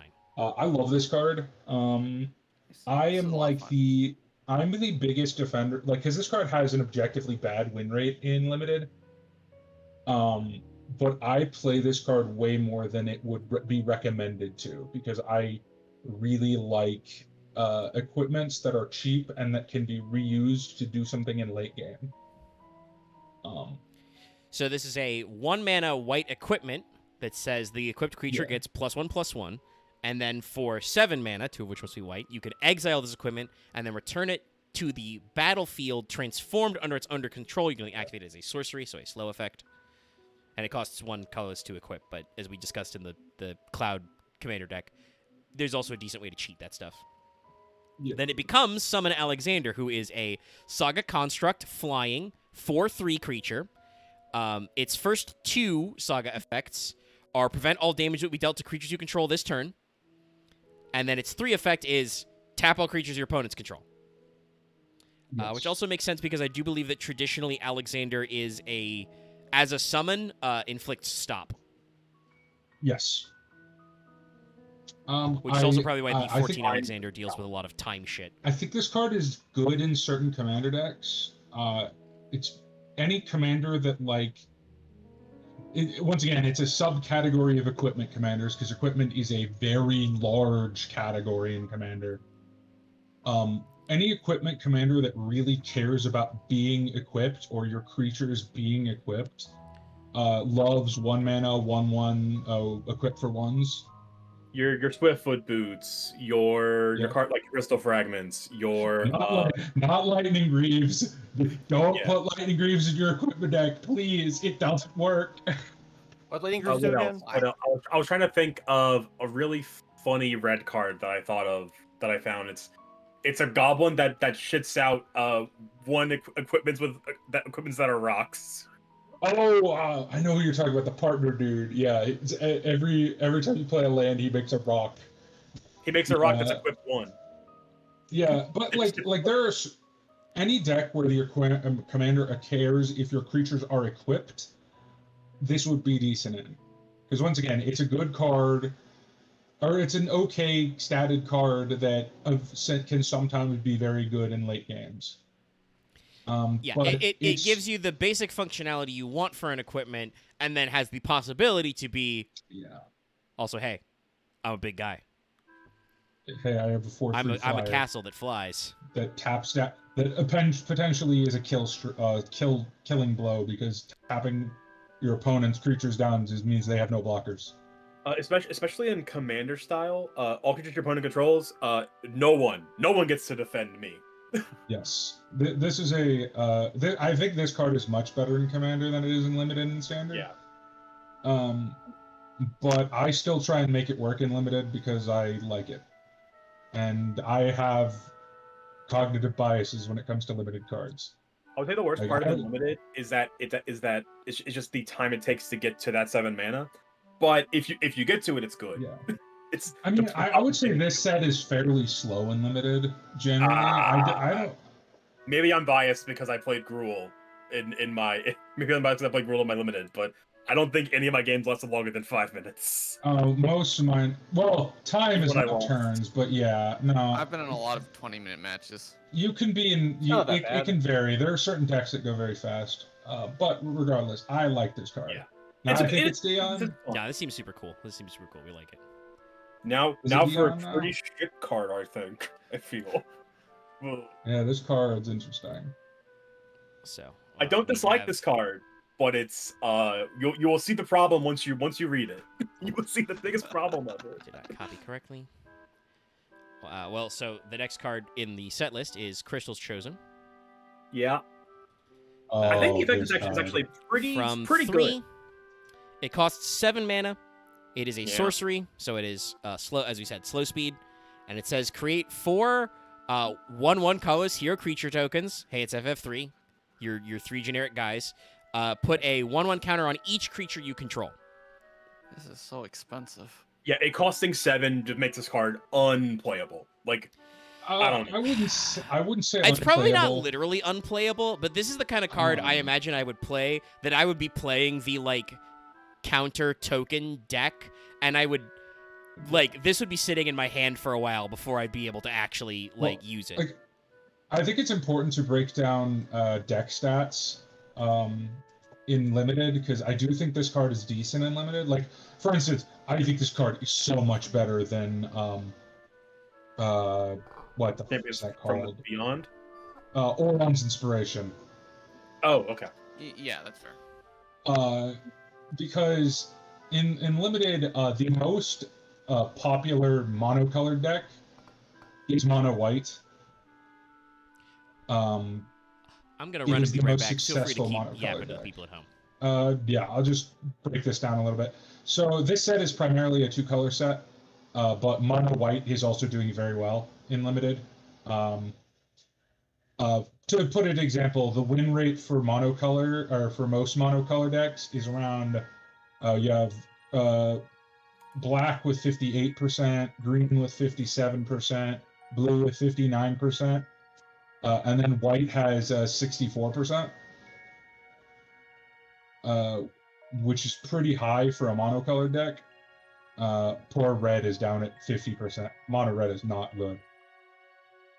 Mono red very bad. Yeah, I'm trying to remember like the specific colors. I think what I did was Jund red, green, black for my limited. I was trying to force Gruul. I did not have enough cards, but I had a lot of green black that was really funny. I'm like, well, I want to play the cards that I pulled. So let's just try to make this work. Well, also, its draft is a bit different than sealed. Like sealed, you don't really have a choice to do anything. Like, what are the sealed rates? Let's see if I can bring this up. Yeah, they don't have as much data, but green is actually a lot better in sealed. Funny Yeah. enough. Green has a lot of landfall, and It makes sense with green as the like natural ramp deck. If you're just getting your ramp spells in your Yeah. green, you're thinning your deck to get to the cards that you want to be playing. and then for sealed, like green has a lot more better battle tricks, I think. White, I think, has two main things going for it. In that it has a lot of cheap guys, and it has a lot of flying, and those things are good in this set. Yeah, That the- is what if I understand like the going back, that is historically one of the things white is known for. Yeah, lot of little guys, definitely. Flying is, you could argue, more of blue than white, but white is definitely the second. Like, if you were to list to the colors that flying goes in, it goes blue then white. White has Oh, a lot yeah. of flyers in this set. I feel also because of the dragoon mechanics, right? That's also But true. also, Yes, like, 'cause We'll you get can to- jump. Traditionally, wouldn't white also have all the angels? Yeah, that's what I was White going to say. Is generally like has, White classically, generally has big flyers. yeah. What like if I understand what I've heard people say about like OG Magic is like, yes, white is the color of like 1/1 little guys and big ass angels. Yeah, there's a couple of specific cards that kind of buck that trend that we'll talk about. One of them does have to do with dragoons. The other one is a cat. We'll get to it. We'll be getting there. But yeah, Um, Crystal's chosen to me. I read this card, and I was like, the moment I saw Yeah. sorcery and it was 7, I'm like, this is Like I said, probably has a place in a deck, but definitely like. If you are going heavy on go wide, like if you are mono white or white blue, I think this deck goes in your limited deck because it is just I have 4 more 2/2s. That's not nothing. And then plus your entire board is buffed. And if you have sit out their 3/3s, like there's room for this to be good, places. but it definitely seems like a card that like I said, there's gonna be some games where you draw it like in your opener or like early in the game, and you're just gonna go outside of limited. Yeah, ooh, that's a dead card. outside for of limited, like 7 I turns. cannot imagine this card being played. Outside of limited, no. But like I said, in limited, I originally thought this card was going to be way worse than it's ended up being. Like, it's not a great card, but it's definitely not. Honestly, as if I bad understand the conversation, because I had my wireless headphones on while I was away. If I understand the conversation correctly, the point basically is that, as you said, Dallas, mono white decks in like limited sets are reporting basically 2 out of 3 win rate. They're at about they're about 64%, almost 2 in 3. It just seems like draft. that means that mono white is so advantageous in this deck anyway that sure, Crystal's chosen, maybe not a most optimal card, but if you're drafting for a mono white strategy anyway, it's a usable card, it's a functional card, and your deck's good anyway.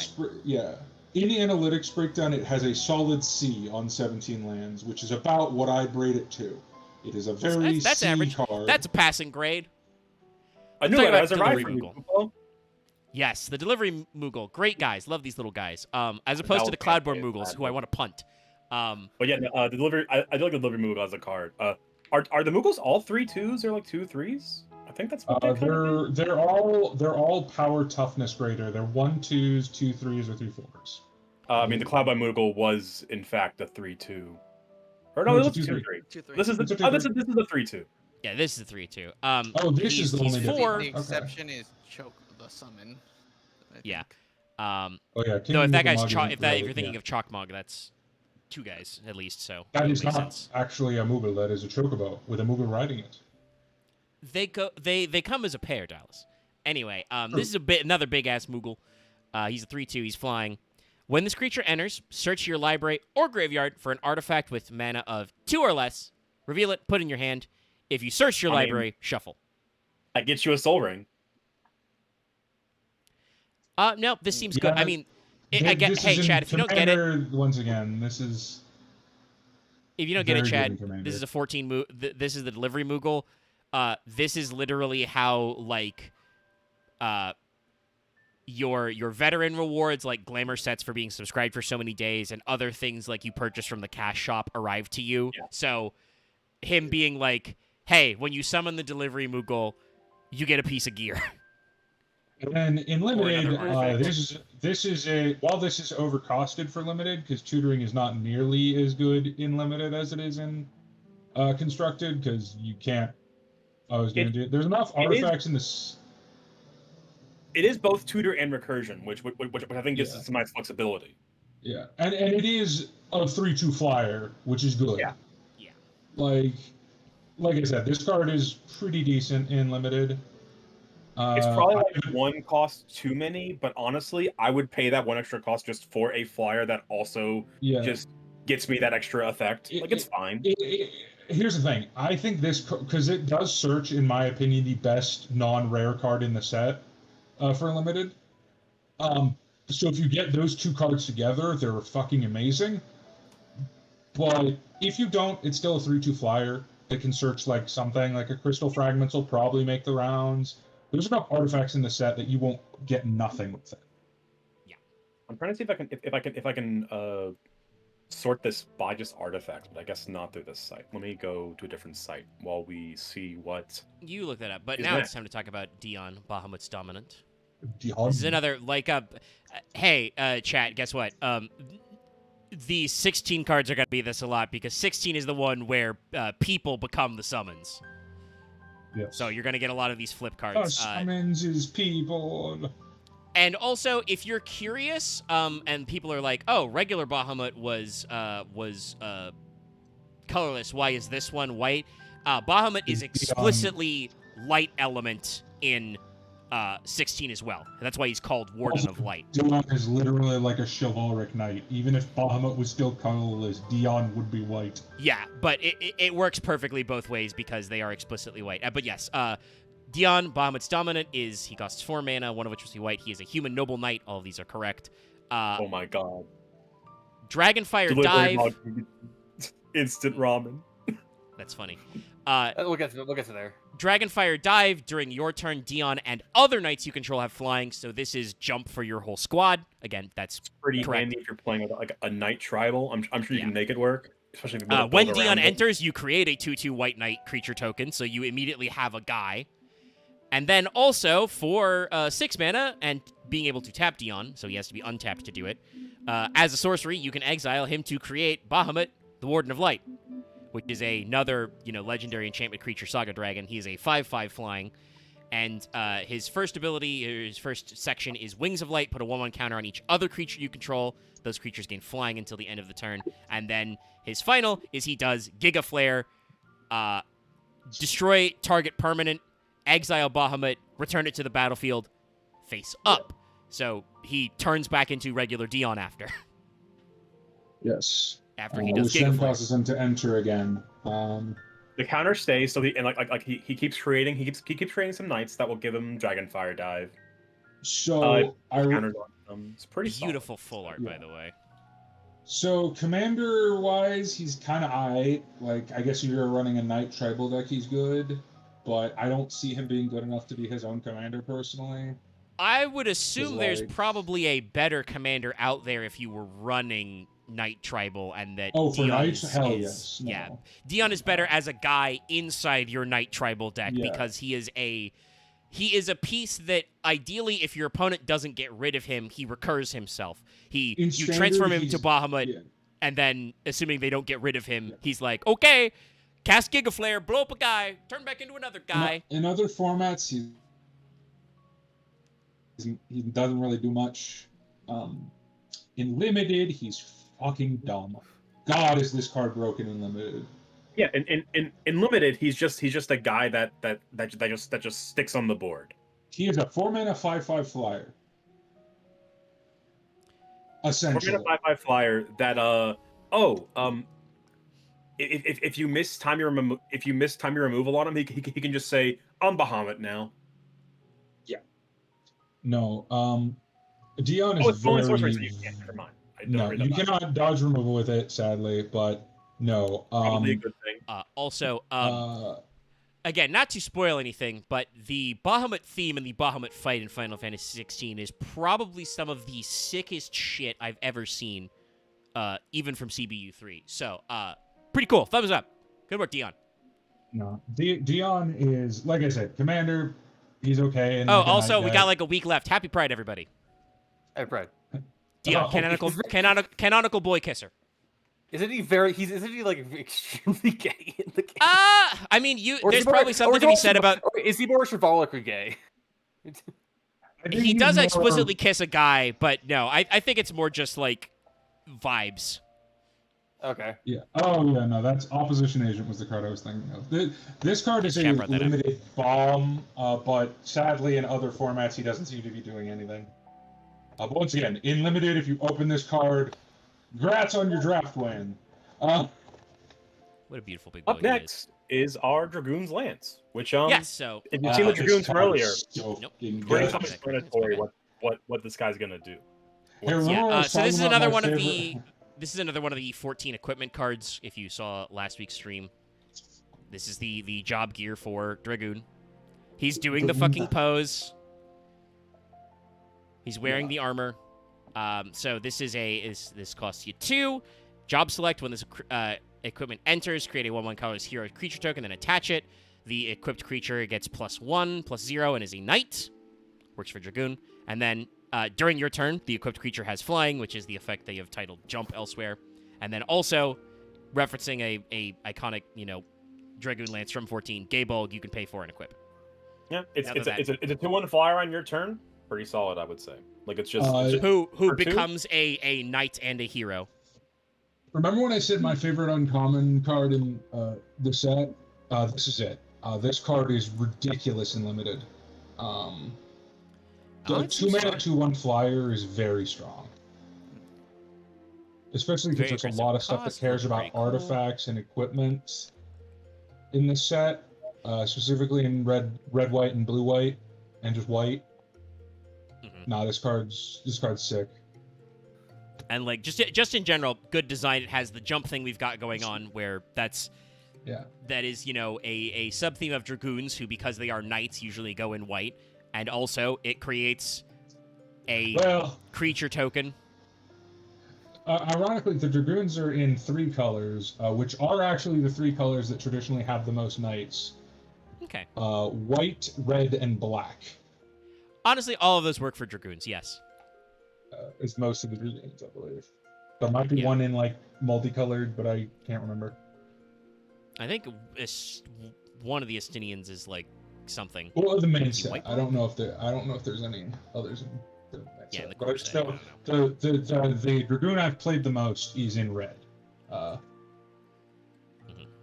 Oh, Freya? Yeah. Yeah, I know. Dragoon Lance, pretty good.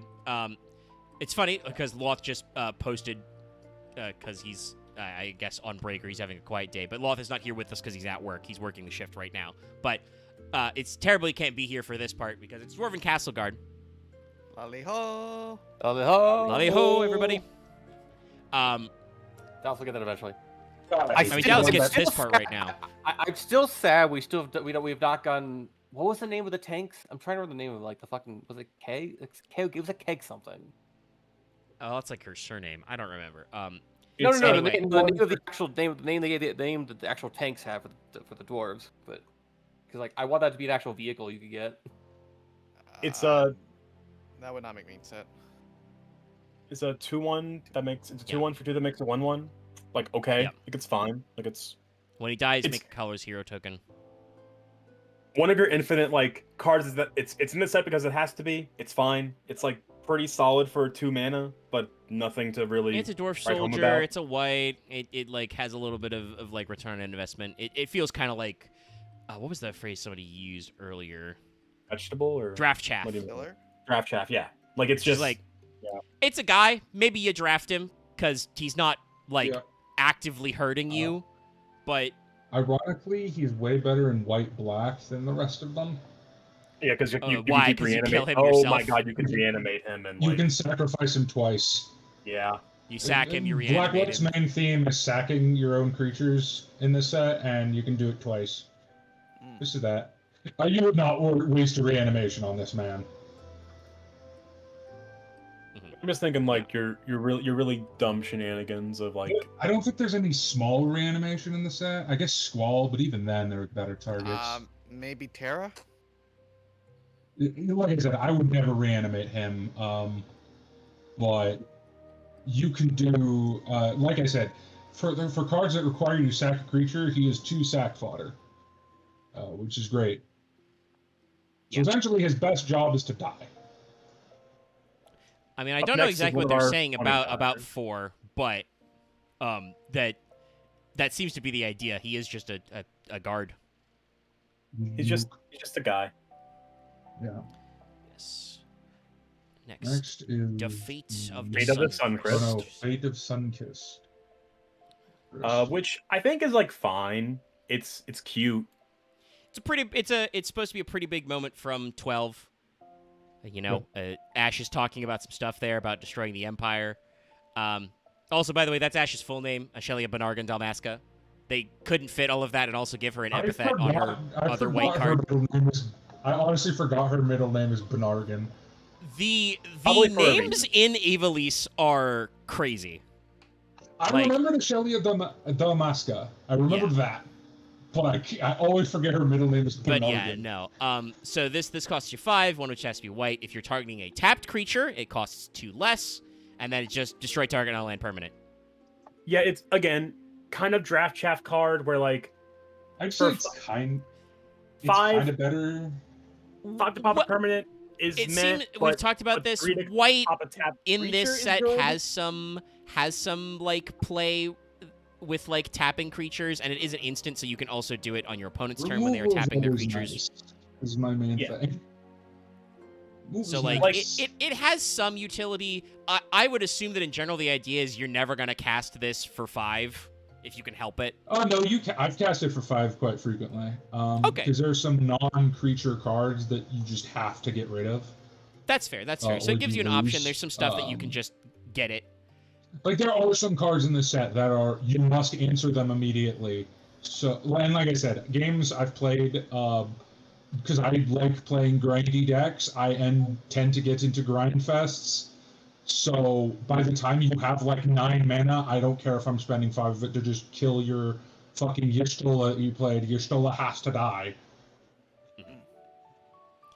So that, and it's an instant, so that's fair. But it definitely feels That's like a pretty it's the bad kind of card example that's because like. I don't think Y'shtola is a must-kill card, but meh. But it Terra. If you play the Terra that's mono blue and a recolor, and you don't kill her, you die there's definitely I think some flexibility here. because Another, I do love this fact. We'll get to the art eventually because I do think it's one of the greatest arts they've ever done. They made Terra Urza, which is fucking funny. But now we have another 15 card from father to son. Your It's, father giving you a This card. It's the cost on this card is really funny. This So card it is costs so 2. Search your library for a vehicle card, reveal it, put it in your hand. If this card was cast from the graveyard, put it in the battlefield instead. Shuffle. So obviously it has a flashback cost. The flashback cost is enormous. It's fucking 7. The flashback cost I don't think is ever worth actually doing.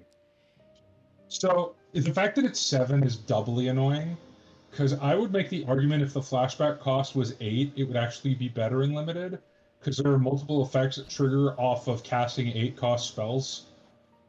But the fact that it's 7 makes it extra worthless. This is the worst card in the set for limited, by the way. No bones about it. Very few vehicles. I've heard some rumblings because people are concerned about it because I believe the next set Magic is doing is space and vehicle themed. Yeah. Oh, by the way, there was a rules change. I forgot to mention. Legendary vehicles can now be commanders. Yep. Really silly. Yeah, because they're doing a vehicle set. My purely somebody got this and the regalia, so they were going off on that. That's happy, but like yeah, definitely like this. This seems like a card that might be good next set when there's more there are even more vehicle 4 stuff. vehicles in the set. This card is turbo ass. Yeah, that's all I can say. This card is turbo ass. In limited and in standard and in commander, honestly. Up next is I do want to say before we move to the next card, Grahatia, the normal one. I think Axe mentioned this before, but I think he's correct. I think almost, if not all of the cards in the FF set that have the flashback rule literally involve flashback scenes. I say this because literally the guy who was in charge of this set, design-wise, said that legitimately. Okay, All so flashback cards are actual flashbacks in the this series. is absolutely. That's to why be Laughing funny. Mad is a flashback. Like this absolutely, I think is a flashback to be funny, and is probably overcosted. I don't know. I don't know what the vehicles are like. I think it's overcosted, but I think it's also because it's like this was a flashback. So like how Laughing Mad's a flashback. It's everything that's a flashback in the game series will be a flashback. Yeah, I mean it's still Anyway, meh. this is Grahatia. This is him as he appeared in the Crystal Tower raids. He's just a cat archer. Yep, that's He's legendary, even though he has no epithet. He's just that cool. Well, there are a lot of before he did anything legendaries cool, honestly. There are a lot of legendaries that have no epithets generally. He costs 5. He's a cat Not archer. Not within the Final Fantasy set is what I mean. Though. Not within the Final Fantasy. That's correct. He's a 3/5. I He's got mean, like- reach, and he has the Allagan Eye, which is whenever one or more other creatures or artifacts you control die, draw one. This ability only triggers. Although I once will per turn. say it's more common for the uncommon legendaries. Like I just saw Prompto Argentum. Like the uncommon ones tend to be epithetless sometimes, unless they're like big bads. This guy's But- cute. Probably like he's got reach. Like he's fine. Like he's just okay. I don't know. He's good in white black. Yeah. That and like reach is not nothing. It'd be better in every other color, ironically, because white is the color with the most flying in this set. So Yeah, like it's fine to have a big defender who can just block a chump flyer, but like yeah, like you still should have like a lot of like I said, flyers. there are like I said, Well, I mean, I think he's got like 5 he's toughness. I think the idea is that he's supposed to stick around for a while so you can draw cards Yeah. because it's once per turn. he's also I would say this: he's good in white black, and in every other white color combo, he's kind of decent. Wait, let me read him again. Hold on. I just find him funny that he's more expensive than his other versions. He's kind of good in white blue, just because you have a lot of artifacts that you're like doing stuff with, like food and shit. So Like, like why he is he triggers more off food, he triggers off treasure. Like, why is this version that's like way younger? Like, Because he's uncommon, so he has to be costed to. I mean, it makes sense. He should be like a 1/2 that costs like 3, but This is ARR, level 50 content. Yes.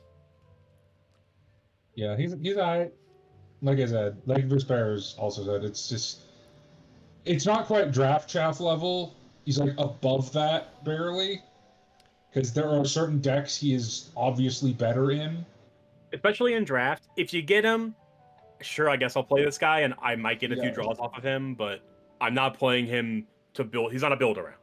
He's just It's like also cute. It's also cute. He kind of combos with summons yeah. because they die naturally. Like I said, like he's not a build around, but he's not a bad card. he's a card you could like. I'll put him in the deck. Sure, it's not a waste. It's not a waste. Like I said, the only card I've actually seen that I would call like this is bad has been Oron's Inspiration. Oh yeah, and Father to Son. That card is penis card. So this is the Gallicat, but it's the FF5 Gallicat, where they're originally from. Gallicats.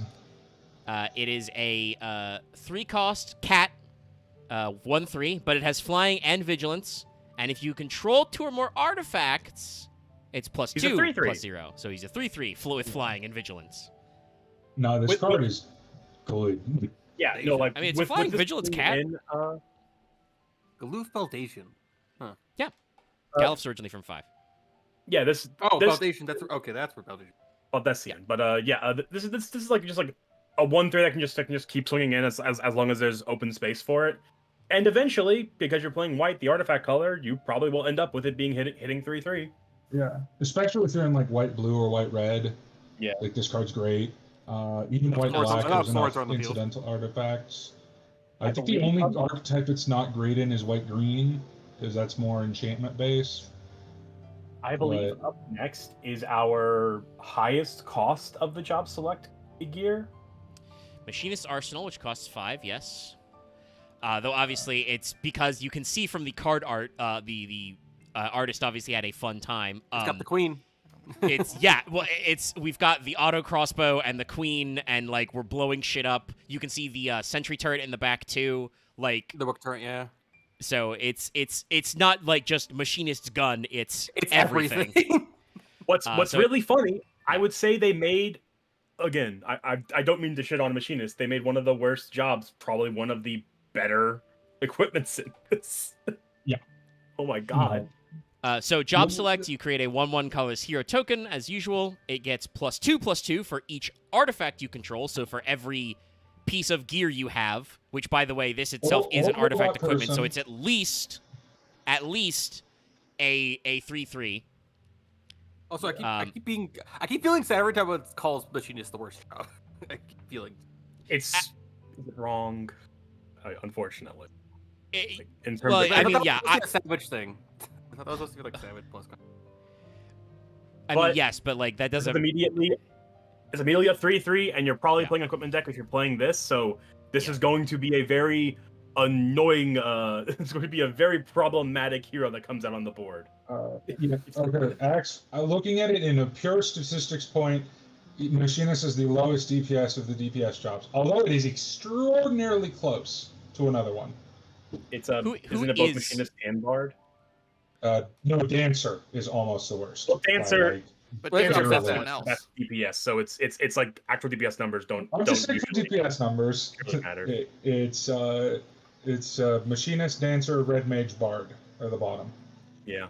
And the funny that's- thing that's is okay. that the reason why we say Machinist is quote unquote the worst is because Machinist has nothing but DPS. Like you have like a damage down button when you throw the wrench, and then you have, you know, the thing that all ranged DPS have with the Tactician for the team wide. Everything else is supposed to just be you deal more damage. So why is your damage so bad? Like It's too low. it's too low. I don't say this to make fun of it. I say it because I did like playing, like powering, like leveling through the class.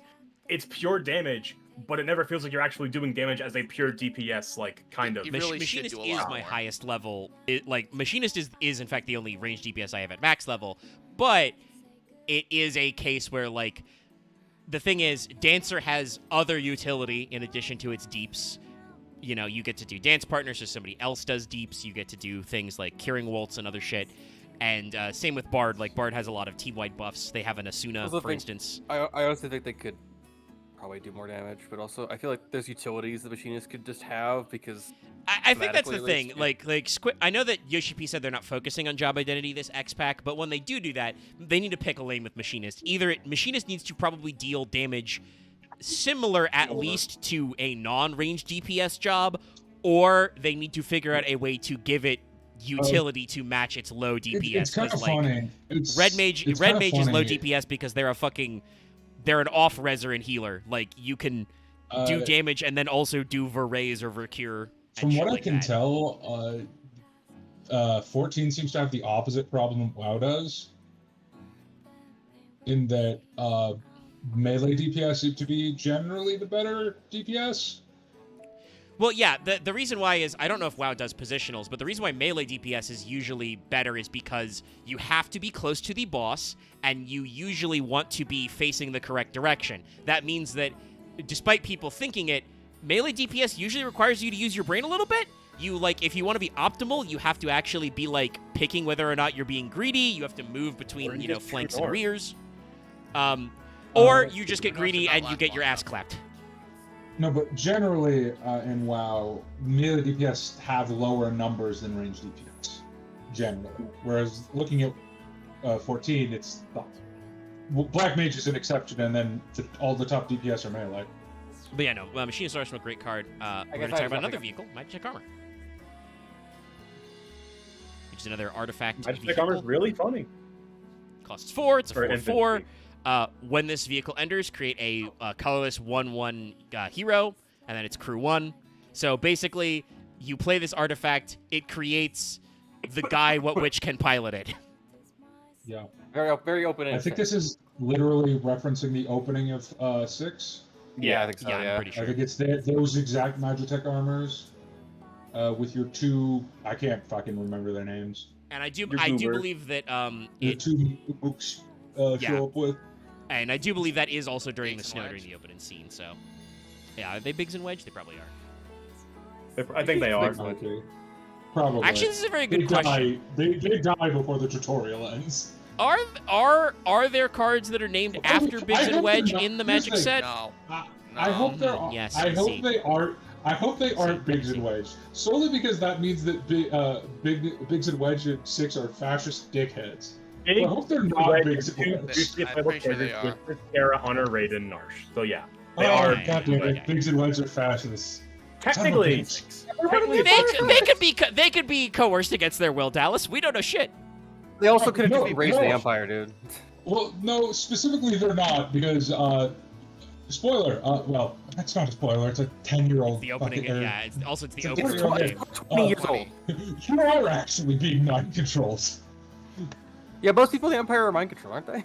No, only people that could cast magic are mind controlled. And don't you think like you would cast magic to use Meditech armor? Magic slave colors. I don't think that's. I think that's the point that you don't have to cast. No. Right? That's why it's Magitech. Speaking of which, You- Magitech you- infantry. You cast magic and Biggs and Wedge go, what the fuck? How'd you do that? Magitech infantry, robot soldiers. They cost 1 white. This it's is from- really funny. from 15. I don't know a lot about 15, but I assume this is the vast faceless army of villains you have to punch. Yup. Yeah.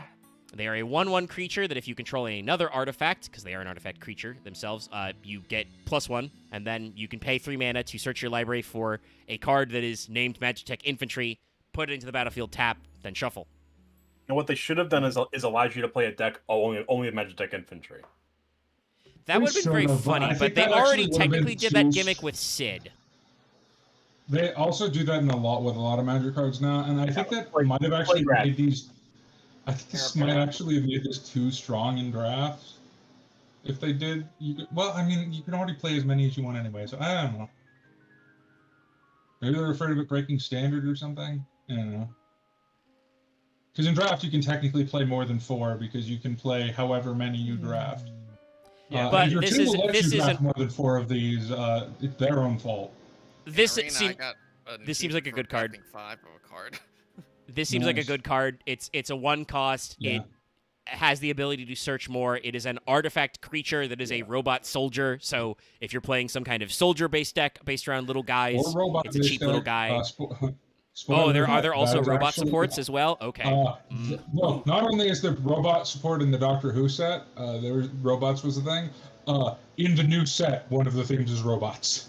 So this is a card upcoming Edge that of is Eternity. useful in a variety of stuff. And as I said before, Dallas, you brought this up.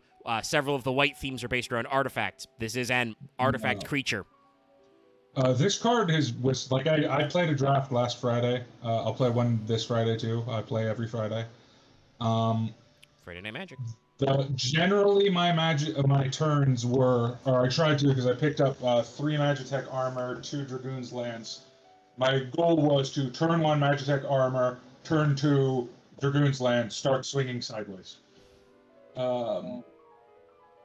Just a white aggro plan. It's not great in like constructed formats because it is still just a 1 mana 2/1. But There's room that it could do in stuff. limited, it's good. Nah, I seems like it no- in limited, and it also triggers all your artifact stuff. It's good in limited.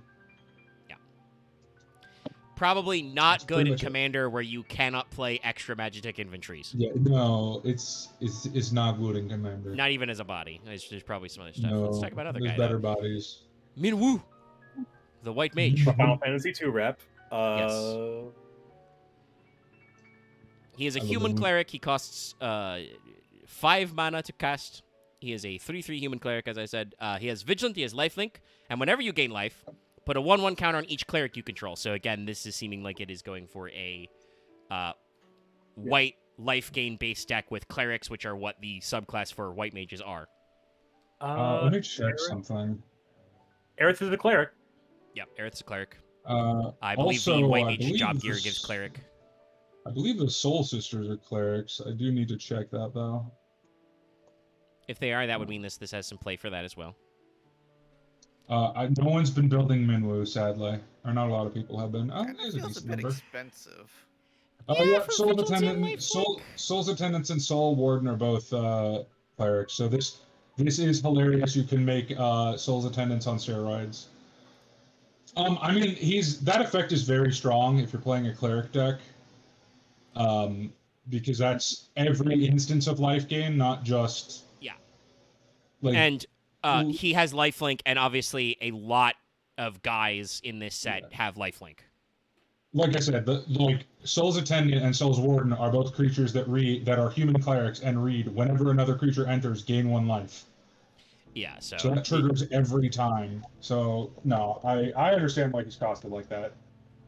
I think it's a card that I think for like a casual like draft type, it's gonna be like, how often are you gonna get, like, are you counting you're gonna get enough clerics for it to matter? But it seems like there's a deck where you could play this existing. I think this card is a fun commander. Like, I don't want to be mean to Aerith because I know a lot of people love Aerith, but I think this card is way more interesting than Aerith as a commander. Well, yeah, I mean, I know commanders are supposed to be cheap, but also they get more expensive when they die. The vanilla Aerith is like a 2/2, I think I'm one of the only 3 Final Fantasy II lovers, so You're incorrect, but I respect your opinion. that's fine. I understand it's a unusual game. That's putting it mildly. It Next is one up, of those. we have, If you ever have games that you love but you never recommend to people, that's Final Fantasy 2. up next, we have just the better version of the Crystals Chosen. Yup, kinda. Yeah, this card is fucking cracked. I would say in better draft. because it's an instant and it's doing a lot more. It's Oh, the you can do so Mughals many dumb Valor. things with this. These are the Mughals from 6. It is an instant that costs 5. Yes, But for each creature you control, you create a 1/2 white Mughal token with lifelink. And until the end of turn, they are all creatures are indestructible. So this is instant that at instant speed protects all of your creatures, and then you also gain a bajillion life if you're blocking. Yeah, doubles the amount of creatures you have. Yeah. Basically. This card is pretty sweet. Yeah. So, your creatures, they have lifelink, indestructible. So it's just basically like if you're playing that white life gain deck, great. If you're playing some sort of Moogle-based deck, seems great. It's not quite an A tier card in draft. It's like a B tier card because like there are some pretty nutty cards in this set that are better at being game enders. This is weirdly better in Commander than it is in Limited because you're gonna deal with board wipes more often. In Commander, God forbid you're playing like a mono white token deck and you're playing your all your funny token doublers like Mondrak and the like. Just shit out of bajillion. Right, I mean, I think we talked about it. There, I believe from 6 there is a Moogle guy who has a Moogle-based ability that I believe Dallas said was, hey, this could be a commander. Yeah. Yeah, Moogle Mog. Ironically, that is Mog in the front. That is where you meet Mog. It seems perfectly good. I can't remember what the others' names are because there's like 8 of them. And they're all like. Are there definitely cards to even make Dog, Og. The Moogles have very funny names. Yes. Is there enough? I don't think there's enough named Moogles that you could play. Not to make a Moogle tribal deck, really, but you don't need it. Like you would play like every Moogle named card, and then probably play like other good white cards that synergize with that, like for token generation and double stuff. Tokens, stuff like that. Like Moogles are. I'm glad they didn't overfill the set with Moogles because that would have just been annoying. No, I think they did correct of like, yes, it's a new creature subtype, so they need to, introduce enough of it for it to matter. But this is not the Moogle set, No. They are one of many mascots. All right. What is the next one? Paladin's Arms, I believe. Paladin's Arms. Oh, another fucking immense card. This is a fun one. This is Costs 3. It's got the job select, and you get the equipped creature gets +2/+1, so it's a 3/2. Has Ward 1. 3/2 with Ward. Yeah, and is a knight. I am super high on the job select cards in the set. I'll just say that. Like, oh yeah, I think they're great. I think the only bad job gear is the Astrologian, which is just, but in that one it's more just like it's very finicky. You know the funny thing about that? What? That's the one that's seeing the most play in Standard. I mean, I guess that makes sense for Standard, but like I almost probably purely Commander, and that's just Commander. I mean, some of the Commander only ones are fucking gross. We'll get to my favorite probably next week, judging by the colors. But yeah, so because I don't think we're gonna get to black, but 3/2 Ward 1. It's a knight. For 3, pretty good. Like just 3/2 for 3 that you. Can I do think it's again. funny. Yeah, I do think it's funny that they have to specify on this one that the equip speed's only as a sorcery. Yeah. I don't think any of the others had that subtext. No, equip is always a sorcery. Yeah. Okay. I think it's more just like it. This is the other way they had enough room to actually print their whole reminder text. Okay. That's funny. No, equipment is only a sorcery ability unless you have a card that specifies otherwise, which I don't think there is in the set. No, I believe there are cards that equip as a result of another ability, but I don't think there's any. Yeah, like, there are cards that equip specific. like, on ETB, but there aren't any that outright go that just allow all your shit to be flash. I think those cards exist. I just think they're like from Commander sets from years ago. But still, seems like a very solid card. I do No, appreciate Summon we're doing him. we're doing the specific. This next We're card. doing the very funny Good paladin card. move, which is one of the abilities paladin has as a job in 14, which is you can stand in front of your party, and if they are standing behind you, they take less damage only. They should stand behind. They should always stand behind the tank, though. Like, No, ideally, No. I don't that want is something I've had to get used to at 14, because that is not something you should do in WoW. You stand behind the tank and fucking die. Well, No, also it's- don't it's- don't it's- actually stand behind behind your the tank. tanks in 14. You should stand cattywampus to your tank. But if the boss is doing a raid wide and you see the paladin suddenly jump in front of you, don't jump in front of them. They are probably doing something to take the bullet for you. It is one of the things that paladin If does. the tank is bracing for something, you could probably stand behind. Yeah, like it's just one of those things of like normally you don't want to stand in front of your tank because some tank busters are AoE and there are cleaves and there are other shit. I remember yelling cleaves a lot all the time. It's a cleave. Yeah, there are no tank, but there are no official tank busters in WoW. But there are definitely attacks that the tank takes, and if you stand anywhere near the tank, your character explodes. Oh, there's a splash. You don't have HP. That is what 14 means as a tank buster is. Hey, if somebody who's not a tank is touched by this, they're dead. Yeah, You're dead. Because tanks have like 12 times the health of a DPS, so it's just like. So we are not doing Phoenix Down because we did talk about that in a previous one again, even though it is a core set card, but it's a really I good will card. just say it's not. It's okay in limited. It's not amazing. I love it, but unfortunately there are no skeleton spirits or zombies in the set. So oops. Now it's time for our white mage limit break. Yes. So this is Restoration Magic. It costs 1 white, and then you can tiered. You can choose an additional cost. If you cast Curaga, the target permanent, or Cure, rather, you start. Target permanent gains hexproof and indestructible to the end of turn. And this is an instant. If you go for Cura, the target permanent gains hexproof and indestructible to the end of turn. You gain 3 life. And if you go all the way to Curaga, which requires a second white mana specifically, all permanents you control gain hexproof and indestructible to the end of your turn, and you gain 6 life. I think I should mention So, the thing of like I'll- what I understand is that like things have toughness in the game, but the thing is that like things all go back to full health at the end of the turn. Yeah, I'm gonna evaluate this in the normal 3 ways for me. As a commander card, it's kind of bad because This is just really shit to Fairy's protection. Yeah, it's overcost. Well, it's not even. I'm not even comparing it to Teferi's protection because that's Like just the extra unfair. 1 cost for But flexibility is like even meh. to like heroic intervention, all the other everything is indestructible cards. It's just too much mana. Rogue Intervention is green, which isn't just 1 green, 1 colorless. Yeah, but there's a white Like- one that's the same cost that I can't remember the name of. Yeah. There's a lot of cards in white that do that same effect for less mana. Like the hexproof is cool and might come up I think eventually, we but it's not worth it. because that costs what, Counterpointly, 5? I think we've ironically seen enough- other white spells in this set, like either in the commander decks or previously, that have similar protection type effects. Not the hexproof, but like indestruction. The cure mode itself is way better, I think. Yeah, just I think casting this as cure for single protection, especially in limited, is good, and then even in other formats, it could be good enough. I just think casting it as if you're putting this into your deck, you're putting it in as cure, and once in a blue moon, you'll Curaga, not as a Curaga. Curaga is not good.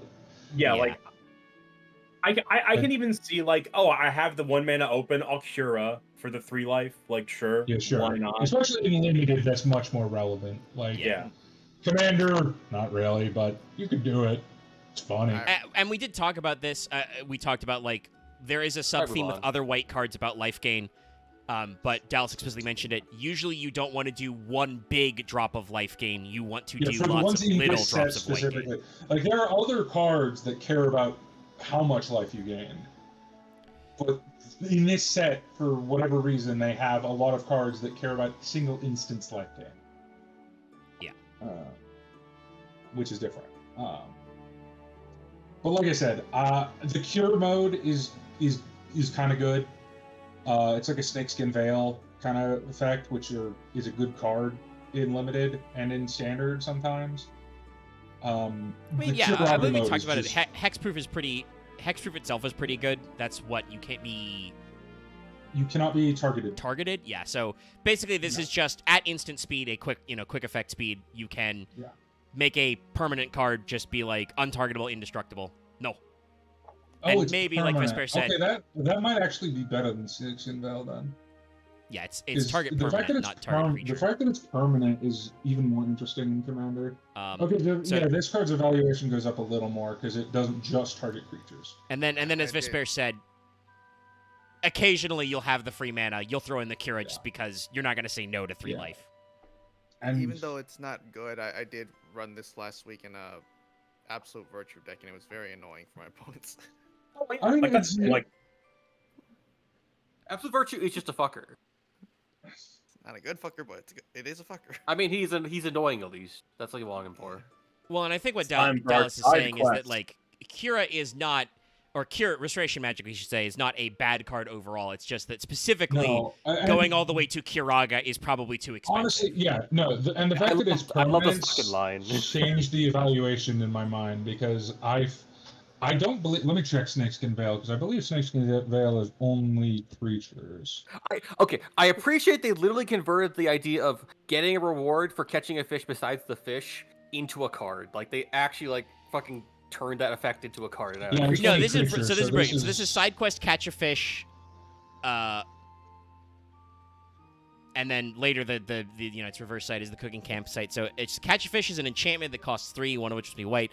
At the beginning of your upkeep, look at the top card of your library. If it's an artifact or creature, reveal it, put it in your hand, and then if you put a card in your hand this way, you create a food token and transform this enchantment. Remember, we missed a card. Oh, did we miss a card? No, we didn't. where? Yeah, we did. I don't know why it's not. Is she from like a specific side set or something? Hold on, I need to check. I mean, I'm What are we seeing. thinking of?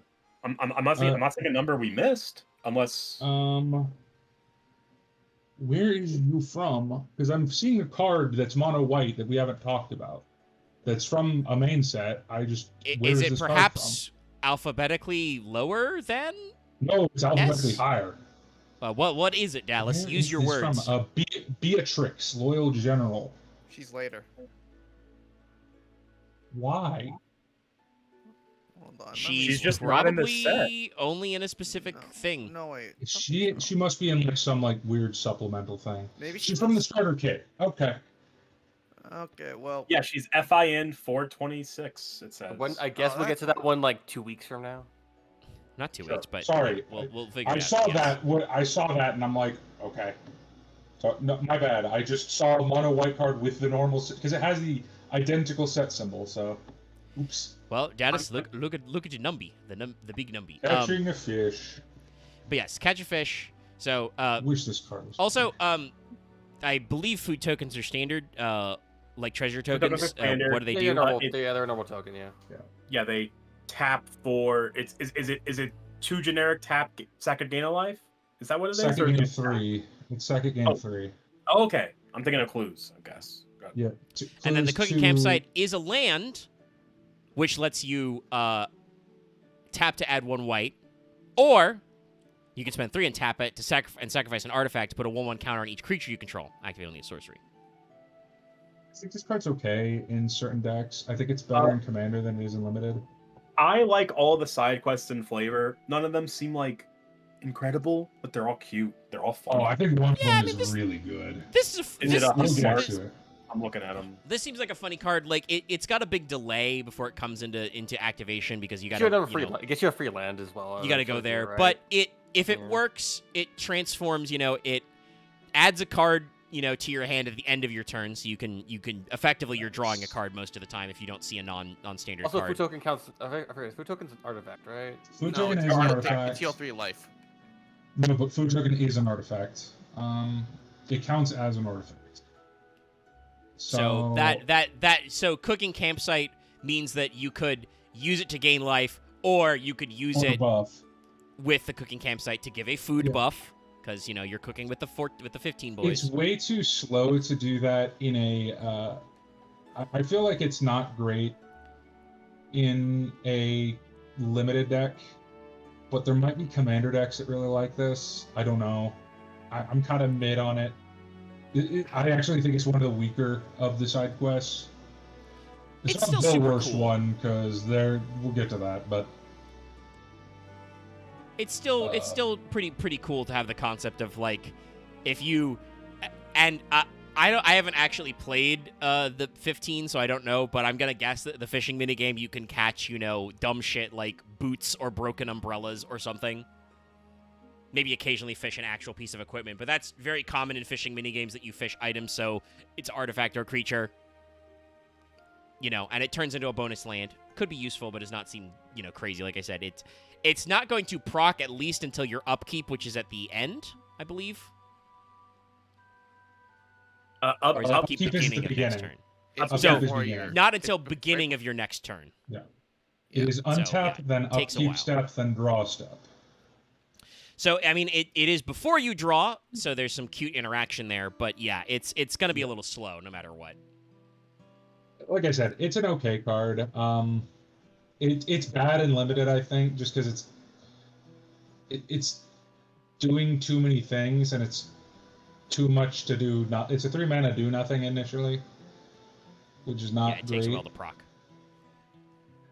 And if you miss it, it's just miserable. Oh yeah, Slash of Light, FF1. The FF. Warrior of Light. Oh, that is FF1. Okay, I thought it was FF2. No, it's the angle. FF1 Warrior of Light for sure. But then I Yeah, saw they the got a Fury, I'm horns. pretty sure. No, I was thinking Furion because he also has a blue bandana. But then I saw the horns and I was like, oh. Yeah, Oh, Okay. yeah. This is Freeze Warrior Warrior. of Light killing chaos.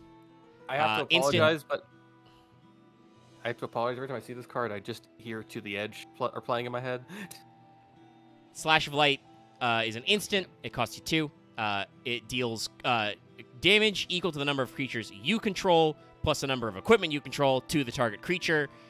I don't know if this was like a remake thing or maybe this is probably more of like a specifically Dissidia type reference, even though it's not explicitly a Dissidia card. But this reads like the power of friendship and all these cool swords I found. Defeat chaos. And like my 100% item encyclopedia completion. This definitely feels like the original Dissidia ending. Because the last level is chaos, right? Yes, Chaos is the final boss. And I said, Yeah. I haven't watched all the cutscenes from Dissidia, but I don't know if there was a moment where like Warrior of Light thinks about all the friends he made along the way and kicks the shit out of chaos. That would be extremely Final Fantasy. Oh no! If I remember, oh good. In Dissidia cutscenes, cinematics, the Warrior of Light and Garland are always the last ones clashing. Okay, Yeah, that's yeah. cool. They There's usually a open and they giant usually like, close. anime style. Everyone clashes and friendship beam.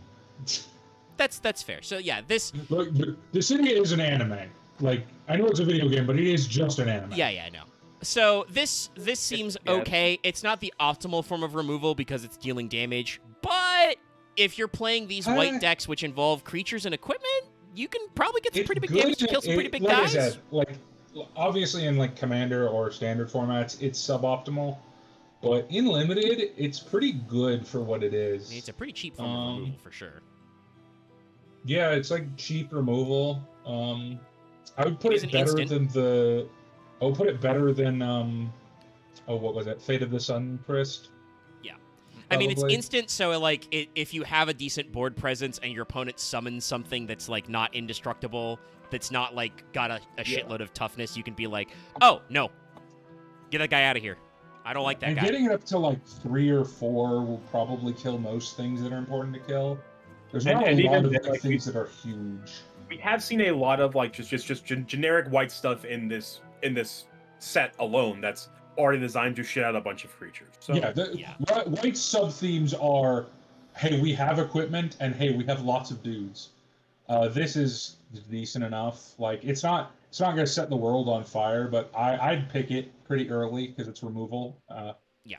If there wasn't a Another guy better that common, sadly there is a better common removal, so I can't say it's the best common removal in the set for white. But it's the second best one. Last time we got to talk about the character I think Dallas has the most disproportionate response to. Now we're going to see the guy that I think is a card that I dislike the least. Because it's Snow from 13. This guy was such a guy of his time, but when I was Oh, yeah. like 13 or 14 when that video game came out, I think I was supposed to think this guy was cool. I did not think Snow was cool. Is he just a loser in a trench coat and a beanie that punches I things? think he's. Slash I Kind think you're. of? Maybe I read 13 wrong, and I'm fully willing to admit. I think he was supposed to be a loser No, because no one takes him seriously. I think he's supposed to be a loser because Lightning's supposed to be the cool one, but he's also like he's the shonen protagonist that isn't the main character. Is he meant to be Yeah. the poser, or is he meant to be the guy that just everyone finds is like So kind of one note? I've been reading No, One he's- Piece recently. It's been a time. He reminds me of that one character who was like this big threatening dude that Luffy knocked out in literally one punch. Oh, The dude with the springy Bellamy. legs. No, the dude with the springy legs. It doesn't Oh, narrow it Bellamy. down. It's like I'm trying to remember Yeah, what it's- Snow's weapon was. Did he punch people? He's I a monk. think he was a monk. It says he's Yeah, a he's a monk, monk. Okay, but I'm monk looking is on one of his his page. names. Okay. What- One of The his guys dorky is a tra- giant fucking axe. The most dorky tryhard thing is that his summon is Shiva, and Shiva, it's two Shivas that are scissoring to make a Yeah, bike. it's the infamous he's a trench coated beanie wearing jeans wearing like thug type I like guy lesbians. whose motorcycle is two Shivas that combine to make a motorcycle he sits on. He's also Lightning's sister's boyfriend, which is why he gets like involved in the plot. I do think he's a lot What's- cooler in the sequels. Yeah, Yeah, no. no, I've he's heard, a I've lot heard better that in like they 13 give him too. more character stuff. I kind of feel like I don't know if this was the point of 13 because I never finished it. I feel like though with 13, a lot of our protagonists are supposed to be much Like, kind more of, like like, directly one note? flawed. Like Yeah. they're Oh, supposed to have like flaws and 13 limitations, which is kind of I think- funny because yes, also no. they are rebelling against what very clearly reads as like an authoritarian government system. I believe every character in 13. I don't think they're supposed to be unlikable because I don't think all of their flaws are necessarily like they're a dick. No, and I think that some of them are Some not. of their flaws are they're stupid. Or they're kind of so. Okay, they don't wait. know anything because a lot of the plot is that the equivalent of gods there give them a chosen one task to do, but Yeah. no one knows what it is. And You if know- they fail, you know it's a that- really bad punishment. You know that anime, And also the government is actively hunting you down. Like the You know moment the you thing get about, the like, chosen the- one status, the government is trying to kill you. Don't you jump You between know- like multiple different worlds in that too? you know the ragtag group of rebels not thing. exactly. It's a sequel. Oh, Kind of. 13 always to me felt like, what if the ragtag group of rebels were actually ragtag dysfunctional people? That, like, Yeah, like the rebel monk tag works for this. And I want to say that like it's 13's interesting. I see some people have a these days question. being like, "Oh, why did everybody hate these games?" And I'm like, "I don't know, man. I didn't vibe with 13 when it came No, out." I think it's because they're very 13 linear. People say that like what y'all hating these games is why Square Enix doesn't make games like this anymore. That's not true. Square Enix made three No. 13s. They were Also, very 13 popular. was- It's very divisive. Thir- People who really like Yes. 13 really like it and really vibe 13 with it. People was who don't. a I need to awful actually look game. at 13 more. I've just seen the games. I've just seen footage of the games just being very linear outside of like their very key story points. 13.1 is defend- very linear. I I will don't know if whether it defend- was like tech limitations because it was HD or if it was actively a response to the critique of 12. People criticized 12 because it was more open world format. There were not like battle transitions. It was all on the overworld. You fought enemies. In fact, I will people- defend. People I will derided defend 12 thir- as being yeah. MMO like. I'll defend 13-2 to the death. I think that game is way overhated and lumped in with the rest of them. I think need to ask. 13-1 is a bad game, and I think 13-3 is the worst Final Fantasy game ever made. Okay, I have to ask. Is it 13.3 where you only play as Lightning and change his outfits to get powers? Yes. And yeah, it's also Majora's Mask if it was shit. Yes. Oh, is it Very- a fucking very time loop interesting game? critique, but yeah, Okay. no, No. So 13.3, it's got the 3-day system from Majora's Mask, but you don't get to cycle. You only have 3 days, and if you reach the end, you lose. It's game over. You do What? tasks that buy you more time. The more you Okay, do, the more so- time you get. It's Okay, So, the bad. game where you so what, see- okay. what killed 13 as a franchise was they ran out of ideas and the last game was actually bad. Maybe. Yes, I don't no. know. Some people will I- go to bat I- for 13.2 is very interesting. I don't think anyone defends 13-3 that much. Like, I've seen people There's defend something 13 about it, and really, besides that. People think that the gameplay was at least the gameplay might be more interesting to some people. Well, the RPG system in it is not awful. But the Anyway, game... we should say regardless. Snow is a Move on. fucking 3-cost. He's a human rebel monk. He's vigilance. I don't really get why he's white other than that Shiva is ice. He gains power equal to the number of creatures you control, I guess. I mean, He's I mean, he's a a hero. Well, he is like the soldier. That is true, He is- I guess. So once again, I will reiterate this because it is important. White is not necessarily the color of heroes. It's the color of soldiers, of like armies. That's why most of Like because order most of the and force. Final Fantasy games, you are in an army of some sort, not a official army, but you have I soldiers. know Lightning was like in Special Ops. I don't fucking. I didn't like him, so I don't remember. I don't remember what Snow Barrett did. equivalent. He's the leader of a rebel. Snow. I have heard. Okay, I have that heard makes sense Snow, then. I think I as, have heard as a white. I have heard Snow described as what if Barrett was a hobo? I mean, he certainly looks like Hobo Barrett. Also, I want to point out, Dallas, the funny thing, though, is that Barrett is a hobo. He crashes under a bar. He doesn't have a house. No, but like, Didn't he lose his house? I Shiver like blew Snow. his fucking Here's the town. thing.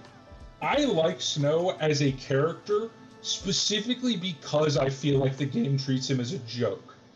I If do think, anyone if I takes remember him rightly, I do seriously think and that likes him, that's a huge red flag to me. I do think And I that agree with you. the game, I want to say, I don't remember 13 very well. I do remember, I think, that the game did get a couple jabs at Snow's expense. He is certainly a guy who thinks he is cooler than he is. Yeah. Also, he's the leader of like a paramilitary group, so not like. No orders, rules, authority. Well, and I he's think even anarchist. I think that Oh my- works for like he's because an I am anarchist assuming that the kid. idea Yes, they're sir. going for He's is an that then anarchist. that I think And the then idea that he's going for then as a card I should say is that he's supposed to be in a white deck where you're summoning a bunch of little white like soldier or Moogle or whatever tokens that he is then Tokens, yeah. going behind. Going backing off up. Slash of Light, he's basically like half of Slash of Light on a body. He's not very good. I'll say Yeah, that. I like him in limited, but even there he's not good. Even at I mean, limited, he's not very good. he's a 3-cost guy who's got vigilance. He's got at least 3 toughness. He himself is a creature, so he's at least a 1/3 with vigilance for 3. It's The probably biggest not problem ideal. Is that his toughness is 3. 3 is kind of a major axis in Magic. For example, sure, I summon Snow as a 43 lightning bolt, 1 red, he's dead. Yeah. But obviously, if you're Like, playing you- limited, where that you're hoping your opponents didn't get some of those options, he may be. Even then, though, like He dies. I feel like you have to be really into the go wide strategy to make him even worth playing. Yeah. Like I don't think he's an actively like it's not like From Father to Son or Catch a Fish where those or On's Inspiration where I feel like those cards are actively bad. He's just like high on my list of cuts. And I also want to specify Dallas is saying side quest Catch a Fish is bad in a limited format In because limited, it's so slow. in limited. I think you could make it a good in a commander deck. I can't see it being good in. It's not good in limited. It's very bad in limited. It's very bad in most 60 card format or not. It's bad in 1v1 formats because because commander you can spend way more time doing nothing and not get punished for it because it's a 4-player multiplayer game.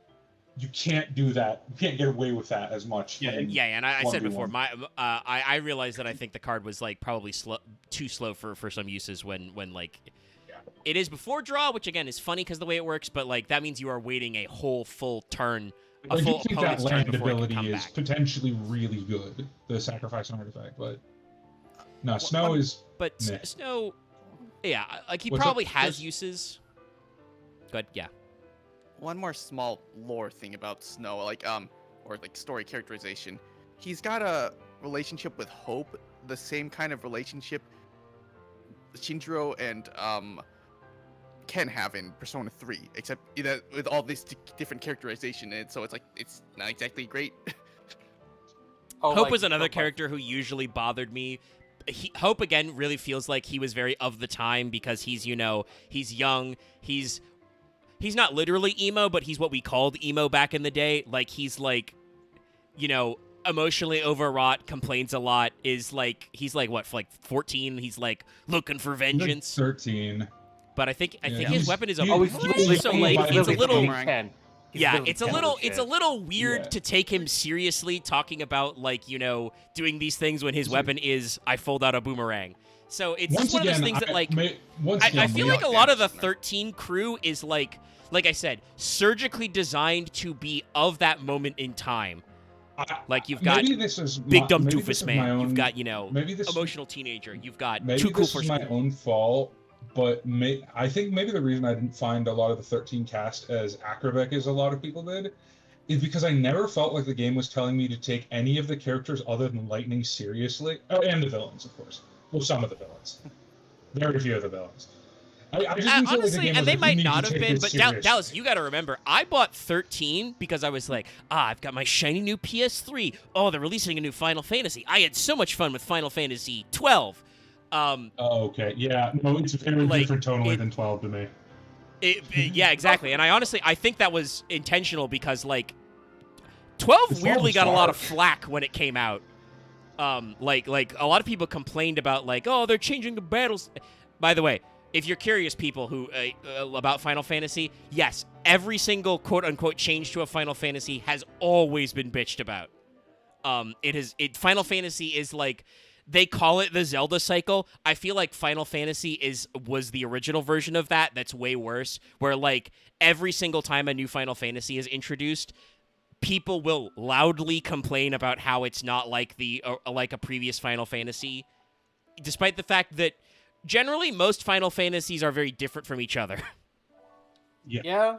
Like, I just like the turn-based and ATB Final Fantasies. I'm like milk toast on the action game that I'm like, people like them. Like, I like why? I mean, that's I'd fine. say Like, the if you game. do like them being ATB flavored, that's fair. That is something that Square has said they have stepped away from because they think that being turn-based was less marketable. I think I'd say, we've seen with Expedition 33 that, like, and other games that are successful, that, like, that's not true. There is a hardcore audience for turn-based. I will say this though. The thing about it, though, is that Expedition 33 is also, it's turn-based, but there is also a lot more active elements consistently in those fights. Expedition 33 is a turn-based game that's also secretly Devil May Cry. You're also playing roll guard when you're it's the enemy's turn. I think the lesson what Square didn't learn is that, just like anything else, these different systems, people get tired of them when the market is oversaturated with them. Yeah. Yeah. But Because the thing about, Give like, me an alt art. Let me grab that. thing about Final Fantasy games, like, once again, I have established I have different opinions than a lot of people on certain games. I can forgive a different combat system if I get used to it and enjoy it. I can't forgive some design choices, though, so I really get hung up about, like, dungeon layout and design more than I do about RPG systems. Like, for instance, it's the reason my least favorite main series game, not counting sequels, is 3. Because the last dungeons in 3 is one of the dumbest things ever, that you can't save in a 2-hour dungeon. It's attached to the final boss, and if you die at any point, you have to restart it. Yeah, that's not great. That's not great game design. There's that Rumpelstiltskin. He's funny. I don't. Stiltskin Moogle Merchant. He's one I white have zero for a little Moogle. Ability to gauge what this guy does. He seems really funny in a specific kind of deck, where you're playing shitty cards that you then give to your opponent. But aside from that, he is a 1/2 Moogle with lifelink for 1, and then he has the additional ability to pay 2 mana and tap. Target opponent gains control of another target permanent you control, and if they do, you draw a card. This is one of those cards that is a commander card, not really a standard or limited card. I guess no, there's some applications of this in standard and limited, where you can give cards with negative negative side effects to opponents. That's like the difference being on him. Aside from that, I guess it's like a funny little like. I do like the joke because you can see it in his flavor text. He's like, oh, how about a 3-piece combo of high potion, ether, and a phoenix pinion for 4/4/4 Gil. The idea is obviously as you draw a card that you're, like, selling something to your opponent. He combos really well, and obviously it's on purpose because no duh. He combos really well with Zidane in the set. Makes perfect sense. Because I mean, yeah, no, why wouldn't that? I'd be sad if they didn't. I think you could make him work in, like, a deck where you're generating, like, food tokens that you don't necessarily need. So it's like, all right, you can have a food token. I don't fucking care. I'll take a card over a food token. But yeah, general, and like because if you're playing Zidane, you get a treasure and you draw a card if you do that. So, like, there are ways you can make this work. It's just the majority of them are either building a very specific niche deck that gives your opponent tiny things that for more advantage, or giving your opponents things they would rather not have. Like there's a card that is every upkeep, sacrifice all of your lands. Yeah, I think there's funny room. And you But can just, give that to your opponent. if nothing else, he is just a whittle guy. He's you know a 1/2 for 1 mana that's got lifelink and is a Moogle. There might be something there. Yeah, not. Yeah, he's definitely not a limited card. This is a constructed card. I was about to say, this seems like a card that is not good to draft because it's like, there's definitely no guarantees you're going to get a card that's going to be good to give your opponent. I mean, 1 mana, 1/2 lifelink isn't the literal word. Like, I'd still put him above cards like Snow and Aurons and. Snow is another one that we talked about. Like, seems like like you have to be doing some kind of constructed format with, just because you have to commit to having a lot of guys to have him worth it, because he's just going to eat a lightning bolt. His sheer stat line and cost is good at, like, just blank out the target opponent gains control text entirely. That card is good enough. I would draft it in some decks. Yeah, like he's like, if you see him, he's like, ah, shit, one drop, yeah, like pretty solid. He's no pack. He's not a pack one pick one card. But if you get stuck with him, he's not the end of the world. He's not a first cut. No. By the way, we mentioned this one earlier. This is it's time for Chocomog. Summon the Chocomog. Costs 3 mana, one of which must be white. He is a Saga Bird Moogle because he's Choco and Mog. Again, very funny that, like, I'll talk about this with some other cards we're going to talk about in white for sure. It's funny to me that, like, they're not necessarily doing anything that is specific to FF7 Remake or FF7 Rebirth, but they are being, like, the artists are allowed to be influenced by FF7 Remake's art direction. This is very much how Chocomog looks in 7 Remake. There's another white card weapons vendor who is just, like, literally they just drew over what that guy looks like in the remake version of 7. But this is a Saga, and it has only one effect on every 4 tokens, which is just Stampede. Other creatures you control get +1/+0, and he is a 3/3. Yeah. For a 3-drop, that's probably actually pretty okay. Like, it's like, It's alright. I mean, he gets not the great. token for sure when he activates, you know, because he adds a lore counter when it enters, and then every phase. So just while he's on the board, other creatures you control get 1/1 every turn, or 1/0. So this card is one of those cards where it's really good in the green-white deck, because that's the enchantment deck.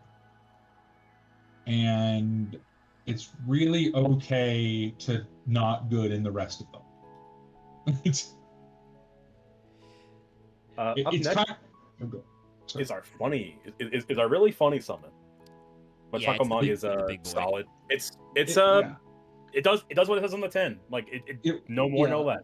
It reminds me of Crystal's Chosen, where it's like, in that specific deck, it's good, and in the rest of decks, it's okay. I mean, by definition, it is being used as a support piece. You know, the goal is that you're going out there, and I don't know if there's like an easier way if you are running specifically like the Chocobo deck to make this apply, it matters because for, it is a it bird matters creature. for the Chocobo deck because they're cards that check birds. Like I was talking about my favorite side quest earlier. The goal of my favorite side quest is to control 4 birds. Spoiler, my favorite side quest is raise a Chocobo. Yeah, so like there's room for that to matter, but it definitely Chocomog itself is a more supportive summon. This is very much a green-white card. Like it's Honestly, technically a white card, but it's very green-white. I have a question. I guess this is gonna be an oddball one, but this is mostly aimed at Dallas. But I'll accept any input. In the game, Chocomog is like Chocomog is like the only way to get wind damage. Is there a color that is specifically associated with like air or wind? Oh, that's a hard question. White has the That's wind fair. crystal, so I think they want it to be that. No. They put I the can wind answer stuff- you, Omega. I'll answer you this way. There are 3 colors that represent wind. That's fair. Okay, so white is not Green, necessarily white, white. green, Would you white, say green, that white, white and is an blue. outlier? Okay. White is not an odd choice. I'll say that. White is not a weird choice to be. I didn't white think is white one of would the be because colors like we talked about, associated with white has like angels and some flying creatures, but it's definitely like him having There's synergy. also Like I'm kind of surprised that it's not like obviously, well, so white. Okay, I could get more specific into Magic lore. White is technically more associated with like the desert winds or like the pleasant plains winds. Like white is the plains, so it's like winds that are either friendly or arid or not Wind, like it's peaceful. nice It's wind. like Blue is the color most associated with the ocean winds, the ocean breeze, and green. So the card Hurricane and Tornado are green. I'll put it that way. nature, swell. destruction. so I should be more concerned about the lore implications that our card after Knights of the Round, Primal Garuda, is white instead of green than that Chocomog is white. Yes, that Chocobog fits much more in white than Garuda does. I will say, we can talk about Garuda that feels later. like that'd be like a fucking like sandstorm shit. Garuda should be white green. We'll get to it. I think based on what Knights of the Crystal said Round. earlier that Wind Crest is white. Yeah, for so- the FF set they seem to be going with Wind is white. I would but- assume they went with it this way by process of elimination. Green's earth, red's fire, blue's water, Yeah. black is darkness. They were like, I mean, I guess the question yeah, would be, did they? I don't think they did because we would have seen it already. Or is there a Wind Magic later? No. No. Okay, there's just no the Wind magic. Crystal. Yeah. So hey everybody, the design team at Wizards did correctly. Aereo has been shunned. now it's time for me to go through my 10 minutes summon animation. No, yeah. wasn't So gonna Knights of the make- I Round. wasn't This gonna is make the joke, I don't but care. yeah, This guy no. fucking rips. This is great. So this costs 8 mana to cast, 2 of which must be white. Yeah. It is an indestructible Saga Knight that is only 3/3, but your first 4 turns of Saga tokens, or your first 4 turns of Saga tokens is create 3 the 12 2/2 knights. white knights.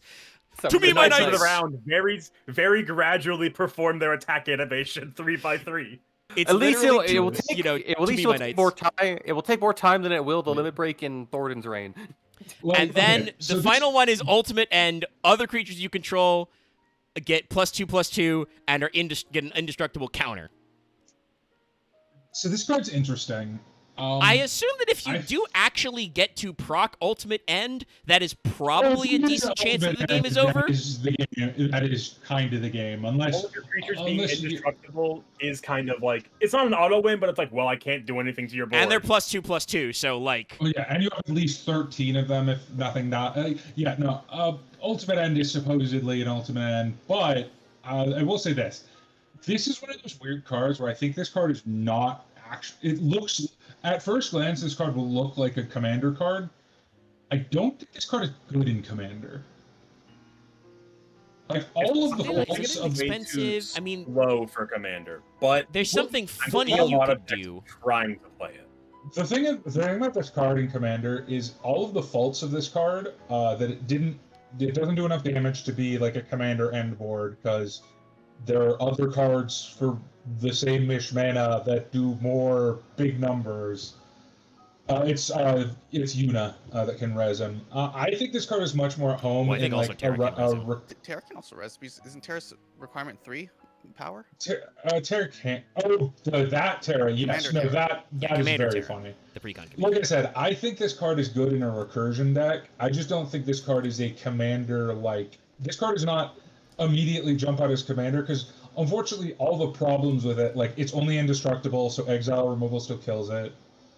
You're just making vanilla dudes that don't have any evasion. Like, all of the I also, faults- just to clarify for ruling, sacrificing gets around the fact that it's an indestructible creature because Sacrificing also you gets choose around to it, yeah. sacrifice it. Yeah, so it Sacrificing is gets not. around everything from hexproof. I figured that it Yeah, would, mechanic targeting. but I did want to clarify that this card does Sacrifice- go away. Yes, sacrifice gets around everything except the explicit text. This card cannot be sacrificed. I which will does say, exist. I will say, like the part of this is like, unless you have a way to put more Saga tokens on this. Also, hi Caesar, it's been a while. He's in the chat. He's in the chat. Yes, he's in the chat. I see him. It's been a while. Anyway, You're not gonna be able to get to this ability until like, and it costs 8 to get this out. So I guess you have another card, you can get that out cheaper. But like, No, even no, then, like still, I said, you still gotta get to the final thing. And it's, like, it's gonna I take a think while. this has much more potential in standard and like low end format decks where you can cheat it out as opposed to Commander, because Commander is the big stupid card format, but this card isn't big or stupid enough. No, he's just a guy. He's just a knight who makes a bunch of other He's a knights. lot of It's really guys. cool. Although, fun fact, if you pull this and Dion in a draft, it's disgusting. I mean, that is the thing, right? Like, you can, if you're playing the white knight deck, this is very funny because this just shits out 3 knights every turn for 4 turns, assuming your opponent doesn't figure out some way to exile him because he is indestructible, so they can't just, like, pop him, with every trick in the book. No, and all those assholes have flying if Dion is on the board. Like, very funny. Yeah, this card is quickly coming down in price because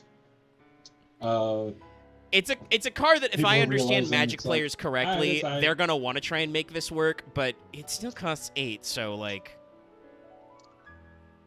well, it costs 8, and if you're resurrecting it, there are other bigger, dumber cards that you can resurrect, like Valgaboth. I would rather have Valgaboth than. Can I pull up Valgaboth just because I keep referencing him as the big dumb recursion card, and I need people to understand how dumb and this card is. Go for it. We'll do Garuda Caesar? real quick. I think I get what you're saying, Caesar, but like Dow said, that I don't think that works in Commander. This is Valgaboth. Yeah, somebody in chat said straight up, which I think is correct. If you're spending 8 mana, the game should be over. But Knights of the Round will win the game, but in 5 turns. It's not even that. It's not even that. It's not you need to win the game off of 8 mana. It's just that effect. It's just because the problem is, Omega, if it was like the last effect was like it gave everything +5/+5 indestructible and flying, then we're talking. Yeah, it's a case of like it's an 8 drop that's going to sit on the board for a long time. So it like an 8 drop that ideally, if you're playing land every turn, ultimate ends essentially like sure you're not paying for it. It's just a 8 case drops of that's like gonna hit I you understand 13 like if you get to ultimate end, you're probably still winning the game. The problem is that by the time you are playing ultimate end, your opponents have had 13 turns to do their own thing and presumably have played their own 8 drops. At least with at least with Bahamut, it's also ridiculous expensive. But in a Commander game, if you get to Mega Flare, you probably win. You have enough shit on your board that you will just kill your opponents with it. And so before at we move on, least I do, do. like, 30 Dallas has damage. given me the what's his face The Valgaboth. to show, but we'll do that after we do summon Primal Garuda. So this is the 14 Garuda. I've talked about this before with Lucky, but 14 is really the first time that Garuda became iconic as the Wind Primal or Icon. The summon one. I don't think this is 14. I think this is 4. No, Garuda's not. Garuda is not in 4 as in that way. This is the Primal Garuda, so this is 14. Okay. I mean, it says 14, but also, and she's got Aerial Blast and Slipstream. Like this is the iconic X. ones. That's why Yeah. I missed the Yeah. X. So I she's a love her 3/3 Alt-Art, for by the way. 4. No, the Alt-Art's very good. She's a 3/3 for 4 and is a Saga Harpy who is flying, so that's already not awful. Her first ability is Aerial Blast. This creature deals 4 damage to a target tapped creature an opponent controls, which we've talked about before is a thing that White does a couple of times in this deck, in this set. And then it's 2 and 3 is Slipstream. Another creature you control gets +1/+0 and gains flying until the end of turn. Oh, that's why I was trying to find the version, the Fiend of Wind, his Tiamat, which silly. Yeah. I'll say this. I think this card is sweet. I used to think this card is better than I thought, though. That destroyed target tapped only is very annoying. And so there have been many times where I've just had to play this card without getting any advantage off that first effect. Mm-hmm. But the second effect is dope.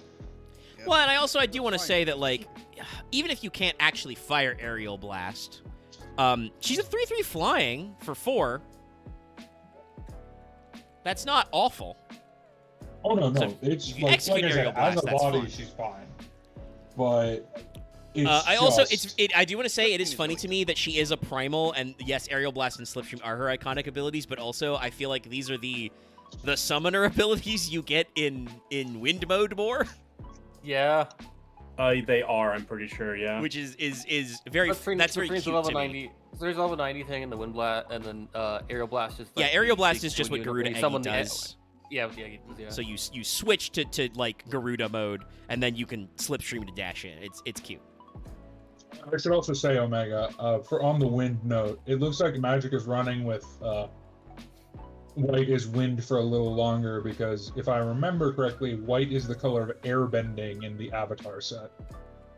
Okay, makes sense, especially with air. I mean, that's another one that like you're doing Avatar. Magic only has 5 colors, so there are 4 elements. So guess what? Airbenders have to be white because they're sure as hell not black. Aang is 4. Aang is They're not green. actually he's technically a 5-color card. We'll get into it, but his front side is 4 colors. Yeah. It's not black. Okay, actually, what are there any actual? I guess the black cards would be like the fucking machine. Spirit world Okay. shit. Well, as Right, the okay, Avatar The actual mode, demons, right? he yeah. is reduce all costs by Wooburg. Damn.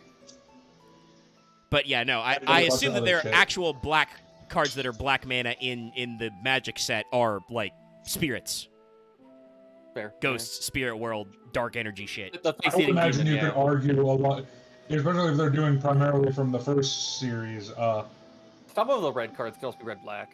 Fire Nation could be black-red. Like, Yeah, no. Also, yeah, I was about that was my next step. Also, Fire Nation machines, because they were the war machine culture, should probably be like red black because they also are like Ozai coal Ozai- fueled.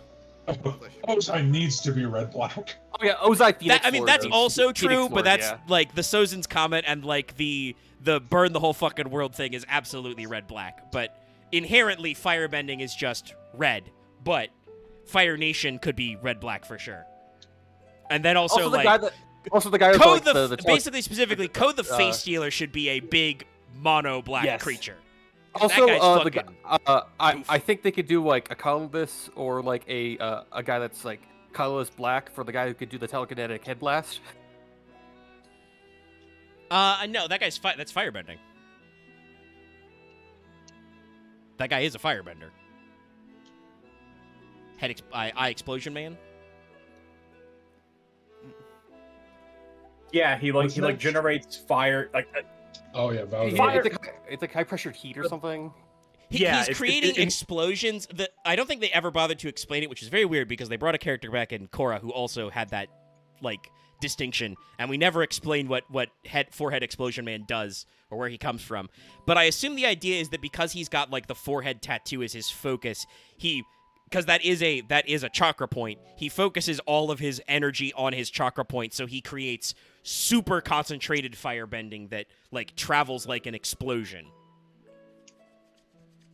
So this Anyway, is this is the creature apparently Dallas is talking he's about as a big supposed to chungus. use combustion bending. which is yeah, just they a call him thing. combustion guy. Yeah, because it's like how metal bending's a side thing. Yeah. But this is Or magma bending, yeah. basically the card that is generally considered like the high end of recursion strategies. Because Yeah, he's a big He's chungus. He costs very- 9. He's a 9/9. He's flying lifelink. He's an elder demon. He's got ward, which requires you to to sacrifice target 3 him, non-land you must permanents. sacrifice 3 non-land permanents. And if a Uh, card you didn't control will be put in an opponent's graveyard from anywhere, he's Macrocosmos, I think, basically. No, he's better than Macrocosmos because you can Actually, yeah, play no, he's those one-sided. cards. This is that guy. And also, you can play the Very cards you exile with him. Yeah. So big fucking Yeah. chungus. So I This do is because definitely none of the see other like Aussies are in standard. this definitely I think makes sense for the analogy you used earlier, Dallas, which is if you're talking about a big chungus you can reanimate, this is a very large boy to reanimate. Like, obviously, the enchantment stuff has some relevance with Yuna being a good deck, apparently. Also, no, this card's hilarious. I love the art. The art's I'll ask good. the From the question. pillars of heaven to the deepest pits of hell, Oh my god, the quote. My god. Such devastation! It was not my intent. From the deepest pit of the seven hells to the very pinnacle of the heavens, the world shall tremble. Alright, how do we get this to be an instant? Because sorcery. Okay. So Kistarlight figured out the funny thing. So as a board wipe, Good, your this card's opponent's awful. turn. Yeah, no, as a board wipe, this card's awful. Like, it's just bad. However, this is the cheapest card that reads end of the turn. There are plenty of cards in like Azorius and like situations like that just go, your non-creature spells have flash. Fuck it, who cares? So, and then you do this. Guys, I think I know why it's end the turn, because it's meant to be that when your ultimate happens, it's a phase transition. Yeah, No. basically. Okay, So good lord. this costs 5 mana. It's a sorcery, so you can only cast it on your turn as non-quick speed. Destroy all artifacts and creatures. End the turn. Exile all spells, etc. That first part of the end turn is pretty important. So also, yeah. Also, The player it's whose turn technically is a discards down to their maximum hand size, etc. You can play it as a counter spell, which is fucking hilarious. Yeah, because ending the turn destroys the stack. The stack did not exist. It didn't happen. It's really fun. There is no chain. There are no chains. What? I will say this: as a board wipe, this card is PP bad. Like, do not play this as a board wipe. The only way to play this is as a meme end the turn button.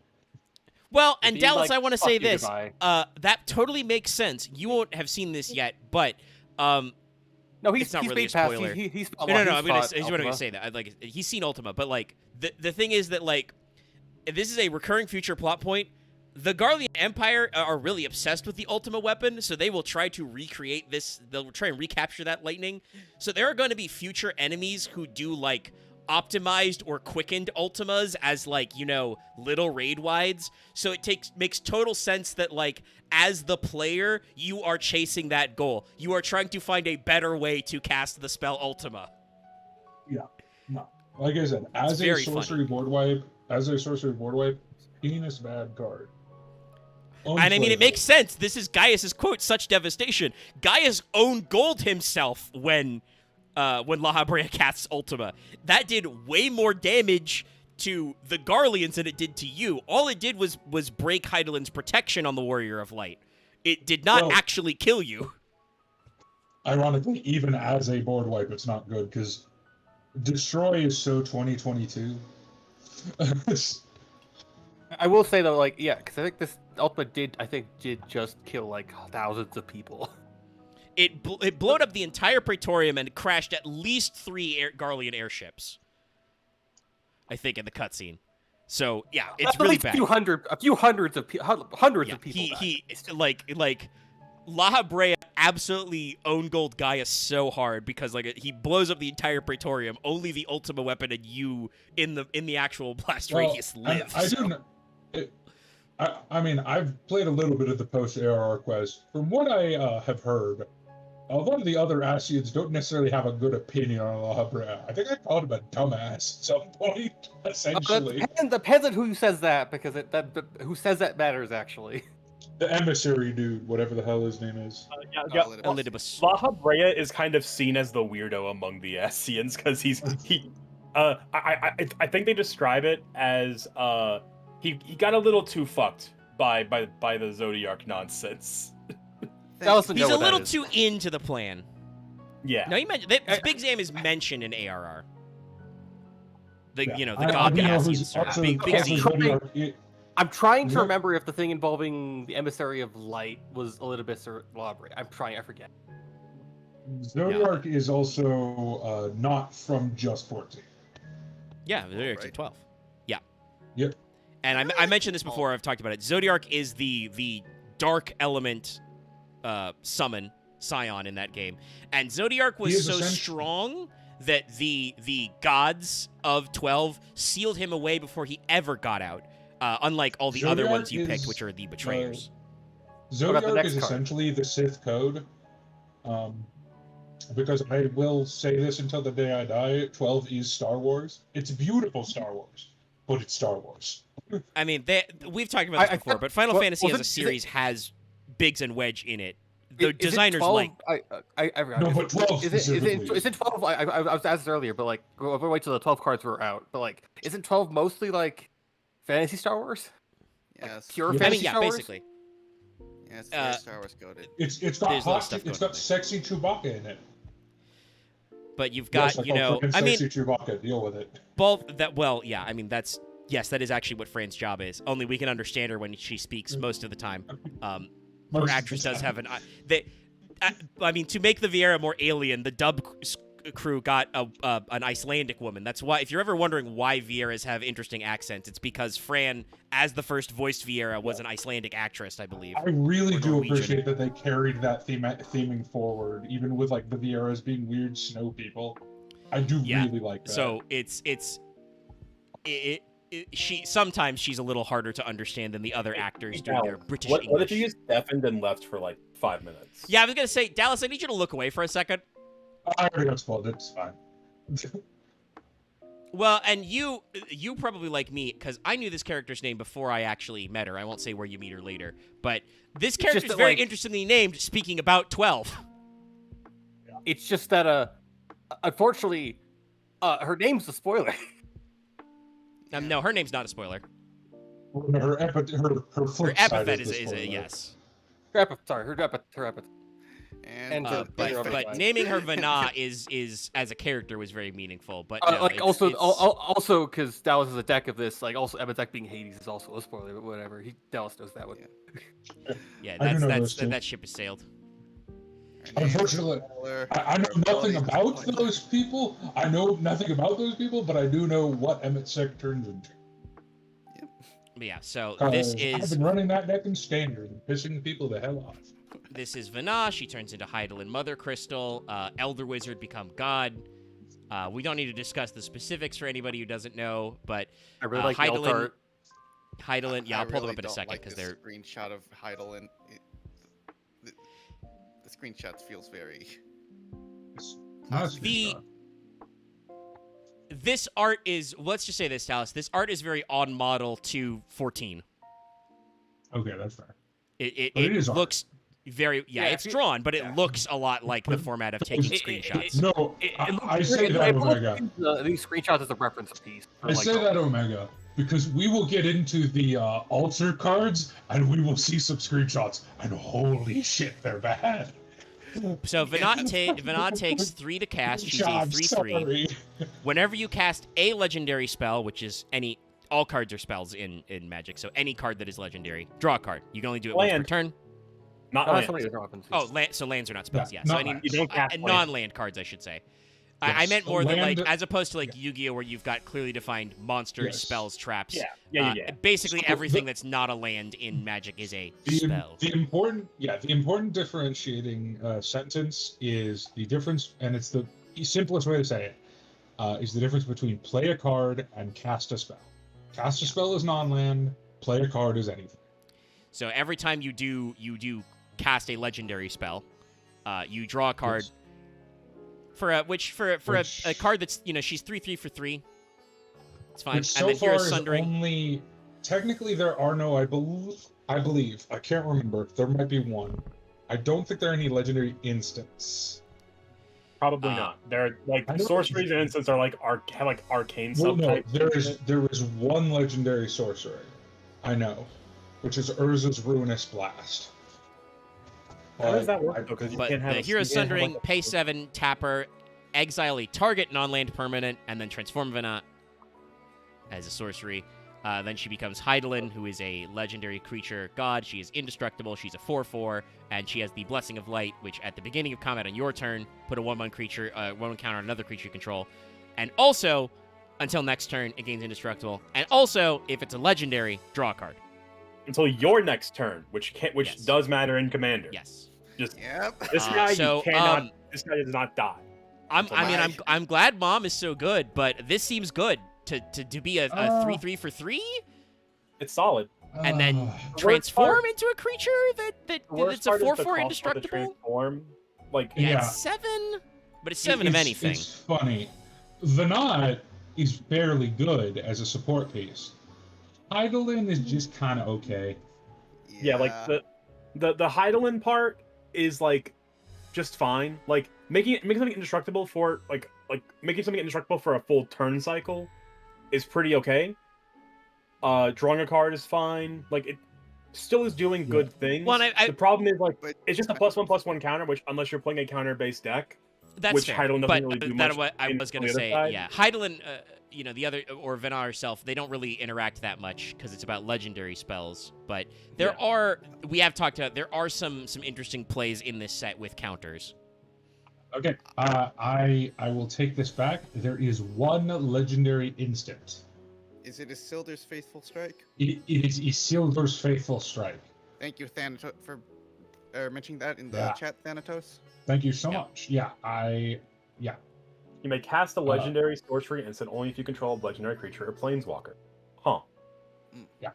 Nice. There it was a whole thing from Dominaria. There's a cycle of them. But definitely, like Venar herself does Very seem good because she's a 3/3 for 3, which whenever you're casting a legendary spell, you're drawing a card once per turn, which could obviously typically is going to be legendary creatures. Thank you, Thanatos. Like I Yeah. said, in a past game, I was able to combo Heidelin with Absolute Virtue. Oh, And, I The found- problem with my deck building is I didn't have a strong damage output with that deck. So, like, it was miserable because we were just at a stalemate. My opponents and I were just at a stalemate, and I got Absolute Virtue like 2020. It was bad. I found several legendary sorcery, Yes, no, there's a cycle of 5 and then one more. Yeah. Um, and then white-black. Primeval's Glorious Rebirth, which return all legendary permanent cards from your graveyard to the battle. Oh my god. Oh god. Beautiful How alt much arts, does that by the cost? way.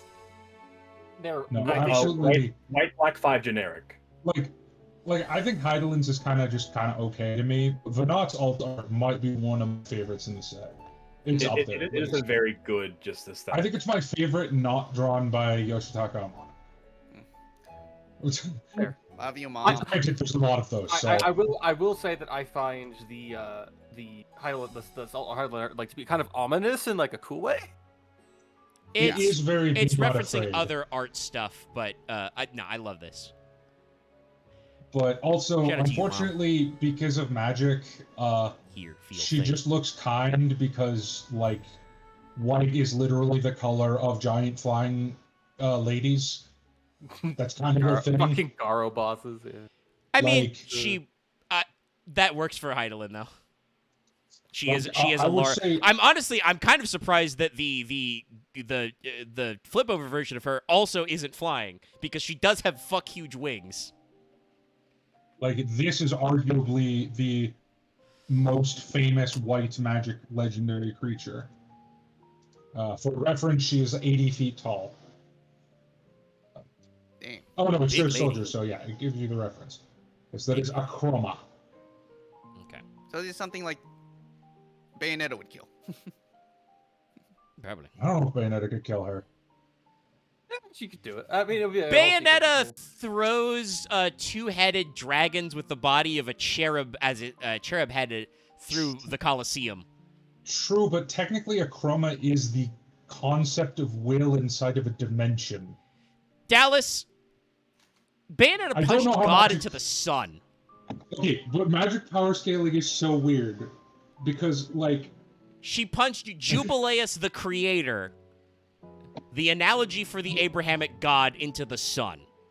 but technically that god only created one universe. That is Akroma true. is the embodiment of will in an entire universe. That's why Well- I'm saying magic power scaling is weird. Technically, every plane is the technically act a of creating universe. Jubileus created like a trifold world, but I don't really want to get into the cosmology of Bayonetta right Yeah. now. Once again, power scaling in magic doesn't make any sense, so I try Let's not talk to about do the it. weapons vendor. This is very funny to me. Yes. Like I said, this is literally he's quoting FF7 Rebirth. This is how he looks in Rebirth. It's not a screenshot again, but this is like literally his art. He's holding you the iron sword, which he gives you for free. is legit the reference. Yes. Yeah. There is a weapons vendor where that guy is in normal 7, but again, this is absolutely referencing. It's the Him sword in because Remake. it's also that design of that sword. So yeah. He's cost Like the fucking- he's costing Three 4 mana. materia He's slots 2/2. on- Yeah. If you guys don't know about FF7 Remake, if you haven't played it, not when you add more slots through weapon mean, upgrades, but your I mean, someone initial has two, 3. but yeah. and your initial 3 or your initial slots do have, like, they show in there. Well, this is the Iron Blade, which I think does have 3. Okay. Because I the thought Buster the one- Sword I has thought the 2 one- linked. Because I remember playing when I played the game. I thought the one that got starting 2. So but it might have been the this first one card I is had. Well, that's not a starting weapon. Interesting. This is your first weapon after the Buster Sword. The Buster Sword is 2 linked, Okay. yes. this card is interesting. When this creature enters draw 1, at the beginning of combat on your turn, if you control an equipment, you may pay 1. If you do, attach a target equipment you control to another target creature you control. So it's a This way card to is- cheat equipment. extremely good in constructed and pretty decent in limited. Because there are certain equipments, I think we mentioned in the Final Fantasy VII a specific hammer Yes. that have ridiculously high equip costs, and letting you cheat it by paying 1 to any creature is really good. Like, on his own, this guy is super overcosted. 4 mana for a 2/2 with no special abilities other than when you Honestly, play he's him, not, he draws? I think he's only 1 mana overcost, or 1 or 2. I mean, he's not super overcosted, but he's a little overcosted for what he does. Yeah. But the that main second thing is that ability he gives you an ability to cheat equipment, which if you are playing an equipment deck, you want Yeah. these guys. Like, once again, in limited, it's like he works really well with the living equipments. Oh, So Siva Barrett. maybe not in like the commander deck cloud, but maybe in like the he'd Yeah, Miss go Bear's well leaving. with the standard cloud. We wish well on what you were going. Yeah. Honestly, he's good in most equipment decks that have high cost equipment. High equip cost equipment. Like, once again, this is a kind of a card that takes a little bit thinky thought to know if you're going to put it in your deck or not, just because it's like, Yeah. like, it's really good with certain equipment and really kind of okay with other equipment. Like, for example, we'll talk about it way later, like in 2 weeks. Buster Sword, it's not very good with. Yeah. Because Buster Sword only costs 2 to equip, and a discount of 1 is what Not you worth it. freaking do.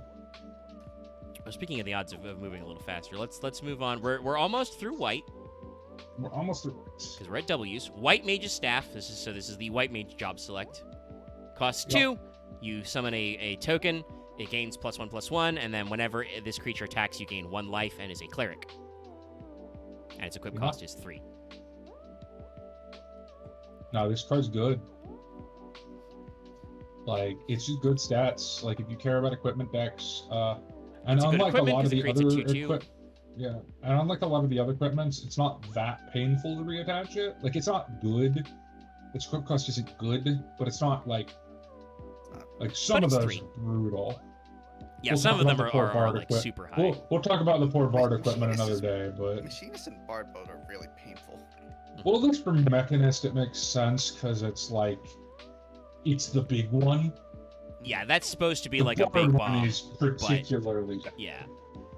So the White Mage Staff is, this goes, obviously I think this goes in if you're playing a, like, job select or equipment themed deck, which may be the same themed deck.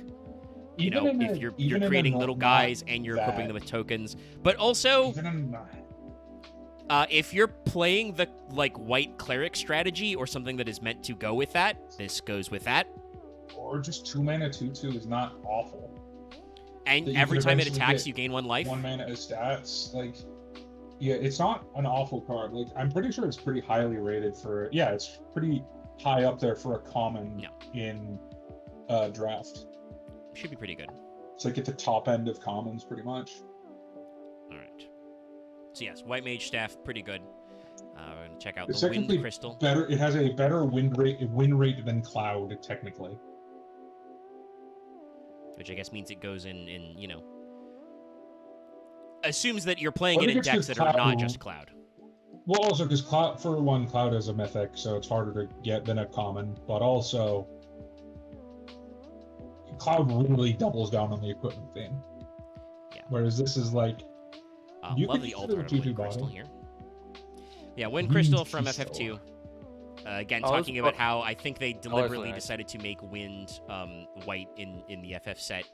So it costs 4. It's a legendary artifact. White spells you cast cost one less colorless to cast, which can be very helpful for quite a lot of the things we're going on for. If you would gain life, you gain twice as much life instead, and you can pay 6 mana and tap creatures you control gain flying and lifelink until the end of your turn. Yeah. So this is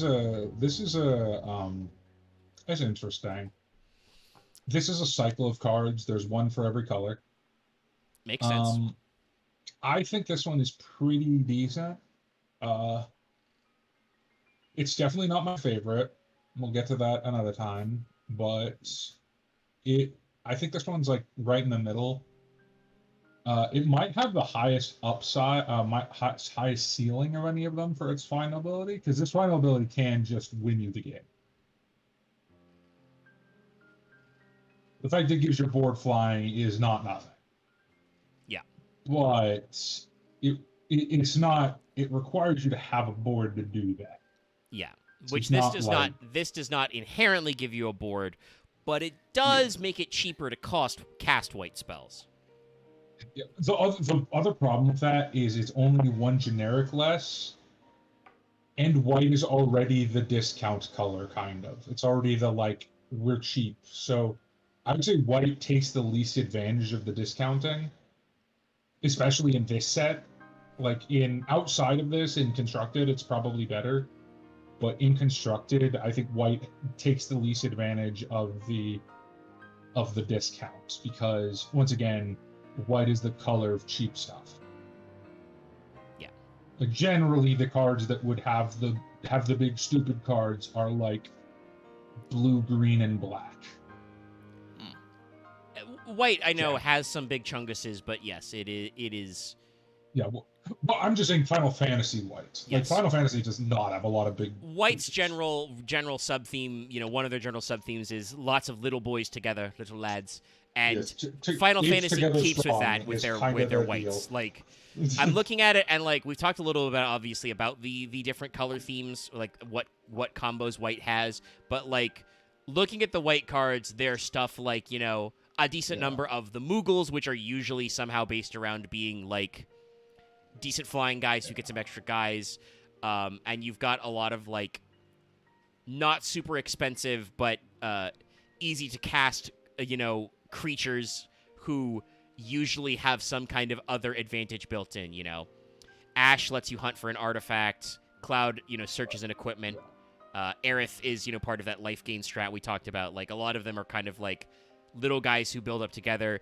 Dion only costs 4, but Dion's ability is create an extra guy and also give all your knights flying. Shit like that. Once again, not the worst card, but it's definitely. I think it makes sense Not what you said. From a great looking at the card. other white cards we've looked at, Wind Crystal feels like a card that, like, well, obviously they have to put it in white, but because they don't have room with the other crystals, it's like the Avatar situation where, all right, well, like we got to put it there. I feel like they really did not give life gain enough in this set to be a viable strategy. I mean, I'm looking at it, sense. I'm like, I do kind of agree, because like the actual like cards that proc off life gain in white are Aerith, Minwu, Technically the white, like the Wind Crystal. the Wind Crystal. well, yeah, the Wind Crystal doubles your life gain, or increases it by 1. It's not actually doubling, but most of your Like, your there's gains are little small. incidental life gain from like white mages And like stats white and magic pure staff magic, gives you some and stuff, that's cure a magic, that's about and there's it. I've mentioned before, there are a decent Cecil. number of these cards that have lifelink. Yeah. I honestly, I think life gain was like not well represented in this set, but There's a number of them, but they don't work. I feel like they don't work well together. What would be the?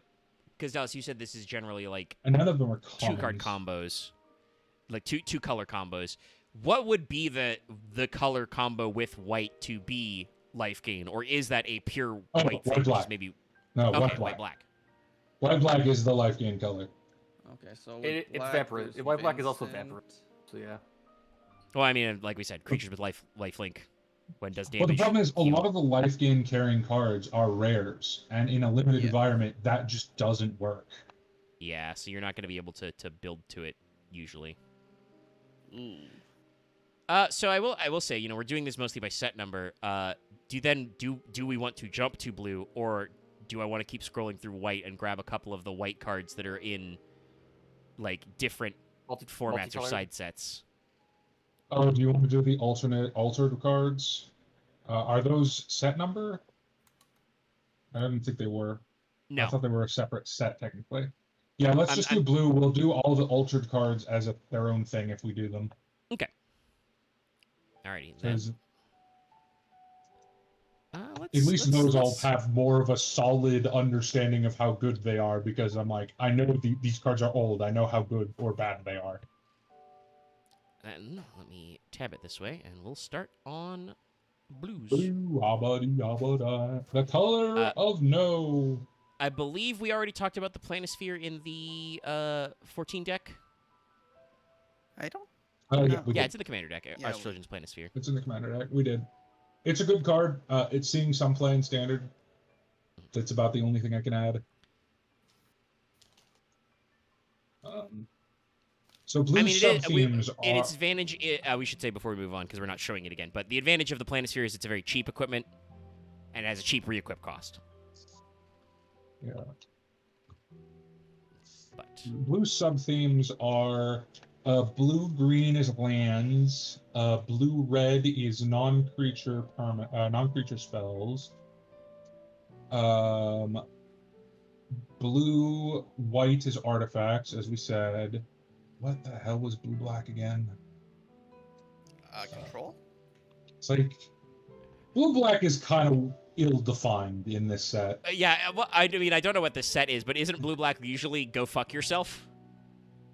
In I this set, hate it's you. not really that hard control. Blue-black is, I would say, blue-black gets a bad rep because blue-black is the color of control. But generally, this kind of reflects how blue-black is in a lot of sets, where blue-black is the color of wacky things are happening. Maybe because like Emmett Cell can lock or blue-black. Blue-black is Yeah, a mix it's- between like It's like surveil rabbit- kind of surveil self-mill. honestly, I always think of blue-black it's the color of scientific necromancy. It is of ancient memories of long forgotten ghosts, and literally it's just like Emmett's is the epitome of blue-black, And rogues. and also Rogues and assassins. blue-black. Assassins, yeah. So Well, this is the this is the assassins cargo are ship.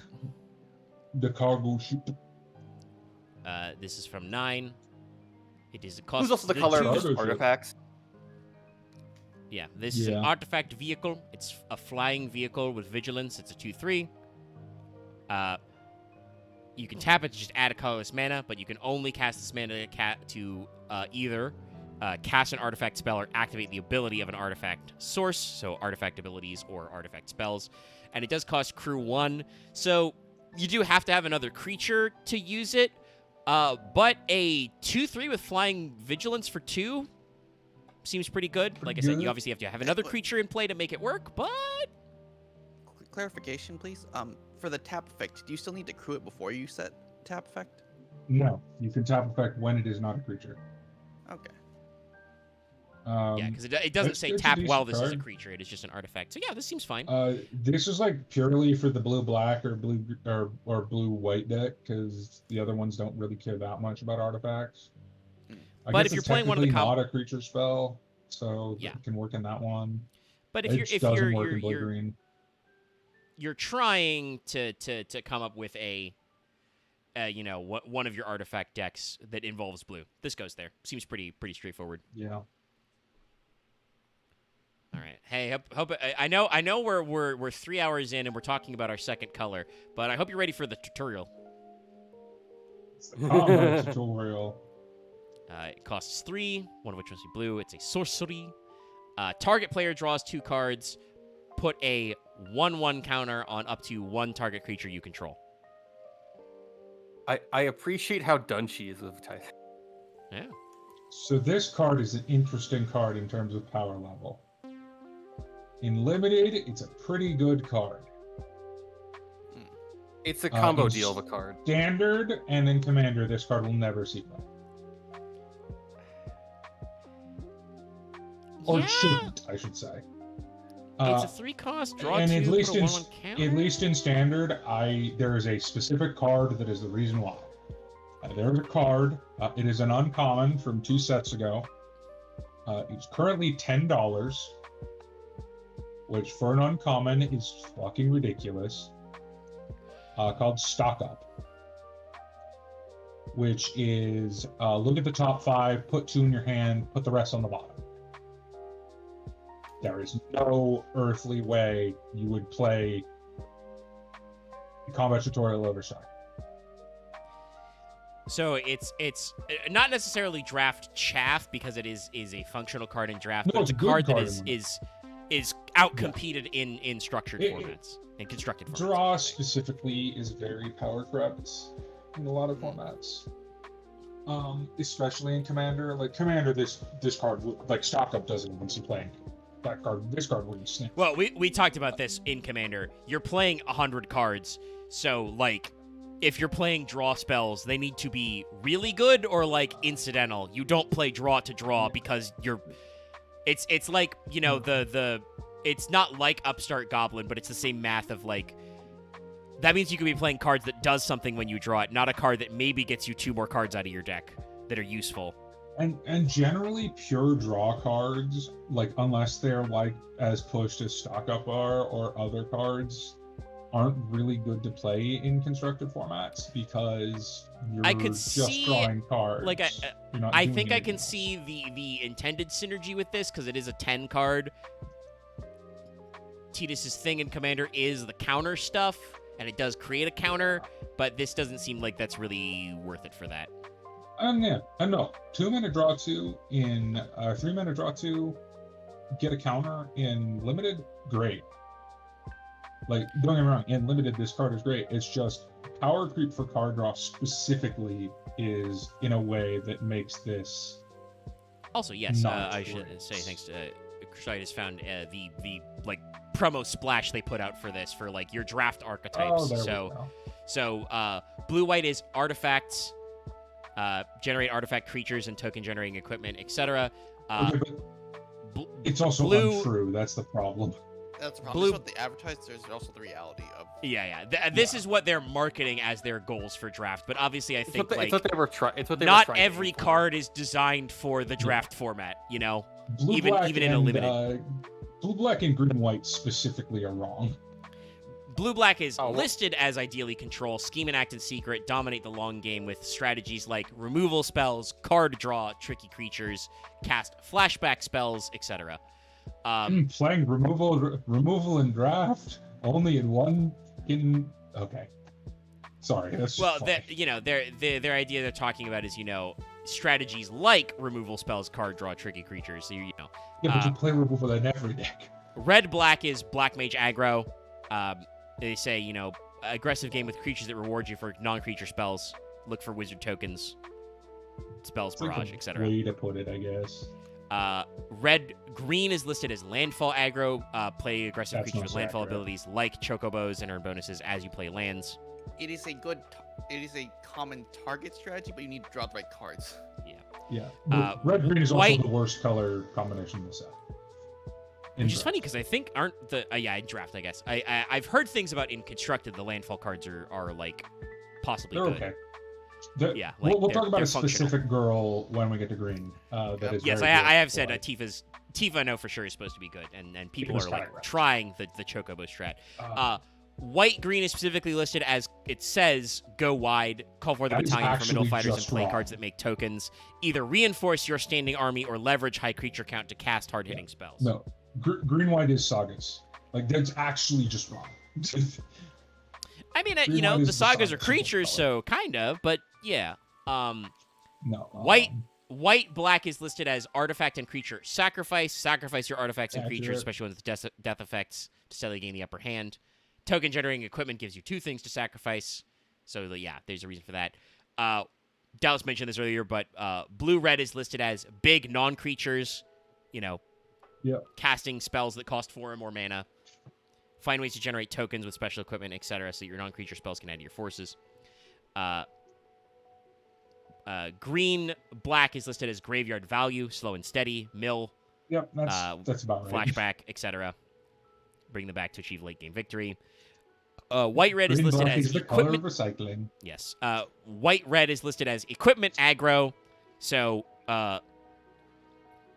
grab your favorite iconic equipment, rush into battle, look for creatures that want to be equipped or cards that reward you for having equipments. And green blue is listed is called Town Ramp. Travel the overworld. Towns are lands that generate more perks, etc. So play a bunch of them. You'll even want to play some towns It's that not aren't blue or specific green. to town. It's just kind of lands deck. We'll get into it, but But obviously it seems like their marketing wants you to emphasize this. Yeah. So technically, blue black is the hardest there. this makes sense though. I think what they are telling you, if you're playing this as a draft card, you're supposed to play it in blue black because it is, a card draw card. Yeah. Not traditionally what I blue's would think of as control. Blue is boosted the also color of draw. So like it has room, but like you said, it's been power crept in constructed formats. We can look at Dragoon's Wyvern. Dragoon's in- Wyvern. This is an 11 card. I think this is our first 11 card.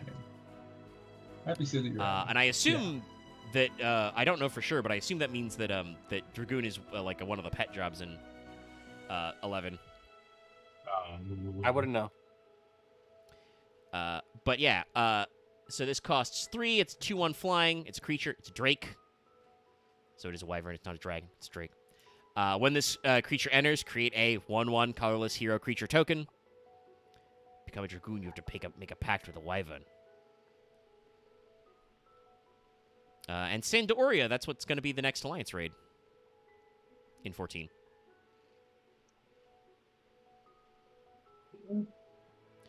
But yeah, it's a guy. It's a 3-cost chill. flying creature. Creates an extra He's token. pretty good. Good stats for his cost. Seems like Yeah. He's alright. generally good. Yeah, it's 2, good 3 to have for flyers. 3, but it's 2 bodies and 1's flying. Yeah, not like this is another card. Like talking about how maybe some of the blue synergies, like the actual synergies in draft, are a little confusing. This just seems like a generally good card. It does not necessarily seem like it super No. synergizes with any of those things we just said. Yeah. Specifically, This is just kind of a generic card. You could put this in any of the 4 decks. And be but fine. if you're playing blue mana, it's a good card. I mean, it So synergizes a little more with blue-white, I guess, because there's some cards in blue-white, like, that synergize with hero tokens Mhm. specifically. But it's, like, barely tentative there. So, the Dreams of Laguna, a 2-mana instant. Dreams of Lagu- I think this is our first 8 card as well. I think it's the first No, card. we've had 8 cards before. Well, in the like Oh. main set. Was Oh, there? the main I don't set? think there was any white cards that were 8. No, I don't think we have any mono whites. That's interesting to know that like nothing of 8 white is included. Well, Not mono I white mean, anyway. Spoiler, there are a lot of black cards. And I mean, black is. I mean, 8 is kind of is about a lot of shit. and Squall himself is not mono white. So Yeah. That's what we said. The mono white style. So Dreams of Laguna, it's an instant, and it says surveil 1, then draw a card. To surveil, you look at the top, and then you can either keep it or mill it. And then flashback for 4 total mana, you may cast this card from your graveyard as its flashback cost, then exile it. So this is definitely in the flashback. blue and this is definitely in the blue red and blue black deck. Because the blue black likes the surveil and stuff and controlling card manipulation, and then the key points for non-creature spells for the blue red deck are 4 cost. So if you cast it from flashback, it counts. Yeah. Seems alright for this strats. Now let's get to a card who is woefully Well, I don't want to say like I don't Hopefully it's we've been upset. talking about like their draft strats. I don't know in more construction like how good surveil is for 2. I think this card's pretty decent. Like in a deck that cares about surveilling, I would run it.